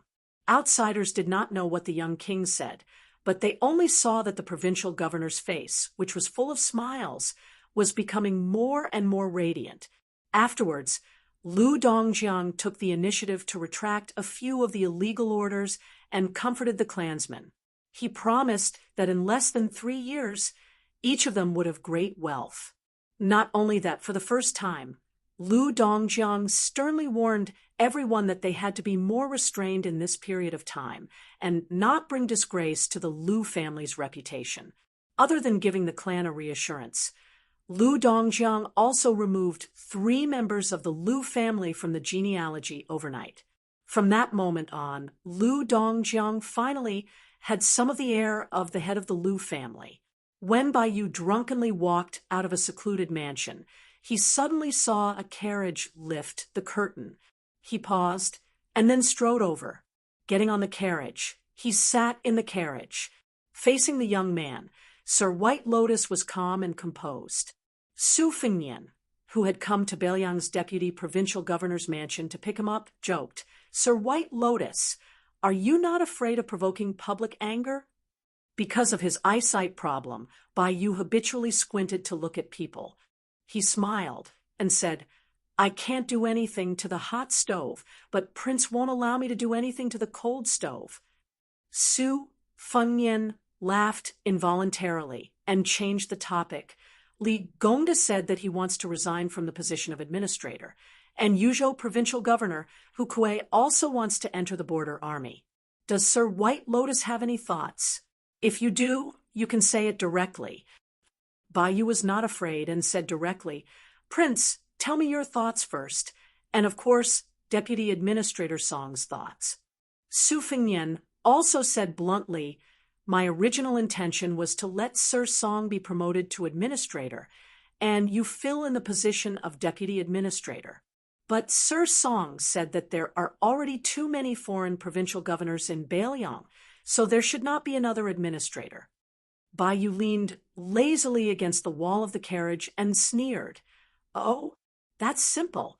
After administrator Li resigns, Sir Song will be his official administrator, and the new provincial governor of Liangzhou, Lu Dongjiang, will be the deputy administrator. Then Lingzhou Songyan, who is from Beiliang, will be the provincial governor of Yuzhou. As for the provincial governor of Liangzhou, at this point, Bai Yu extended his finger and pointed at himself. If not me, then who? Su Fengnian was silent. Bai Yu smiled and said, Beiliang's arrangement is to make things difficult for Sir Song. But if I ask for a smaller position and run to Yuzhou to be the provincial governor and no longer be an official under Sir Song's eyes, it will make things difficult for Prince. Bai Yu stopped smiling. In fact, the most suitable candidate to be the provincial governor of Liangzhou is not me, but the former provincial governor of Lingzhou, Su Beiji. Rest assured, Prince, no matter what, I will not be the deputy administrator or the provincial governor. Su Fengnian was puzzled. Then what will Sir do? Bai Yu raised a corner of the curtain and hung it on the hook. A cool breeze blew against his face and brought some coolness to the carriage. Bai Yu sighed. The key is not what I think, but how bold Prince is. Su Fengnian was even more puzzled. Sir, what do you mean? Bai Yu said in a low voice, Beiliang's land is narrow and has old history. Right now, it has the vast western regions, including the 4th province, Liuzhou, adding on a 5th province outside Liangzhou, with Fongbei City as the fulcrum. It will be enough to accomplish great things. Su Fengnian's heart trembled. He said calmly, the imperial court will not agree to Beiliang occupying 5 provinces. Bai Yu smiled. Now that things have come to this, do we still need the imperial court to agree? I inadvertently saw some hastily changed border army deployments. Yuzhou, which was originally destined to be a spectator in the Second Battle of Liangmang, suddenly became important again. Why? Dare I ask the 2 wise Kai, Nan, Han Lin, the northern Mang's Wang Sui, and the 2 Liao's Gu Jiantang, how many of these 3 groups of people did Wang Ye see when he led his troops out of the border? How many people did you negotiate with? And how many people did Prince negotiate with in the north and south of Beimang? The string of questions caused Su Fengnian's expression to change slightly. Bai Yu did not expect to get an answer. He seemed to be talking to himself. A certain person is the emperor. I, Bai Yu, will be an official no matter where I am. It is all good. Su Fengnian did not answer the question. Our scholars in Beiliang want to be an official, and they want it so righteously. I am very happy. Bai Yu's eyes widened slightly. He looked at the still blurry face and smiled slightly. If Prince wants all the scholars in the world to not have to bow and scrape, I will be happy. I am also very happy. Su Fengnian said emotionally, I am afraid the people of the world will not be happy. Bai Yu sneered and said, just one family will not be happy. Su Fengnian was shocked. Bai Yu said, maybe Prince will find it strange why I, Bai Yu, have changed my mind. It is actually very simple. I recently understood something. A certain person may be the emperor for 30 to 40 years, at most 50 to 60 years. But it may be enough for the world to have 200 years of peace and good weather. It is very impressive. Su Fengnian looked at this elegant scholar in white robes. Just like when Su Xiao saw Zhao Chongling in the past. Both of them wanted to support the dragon,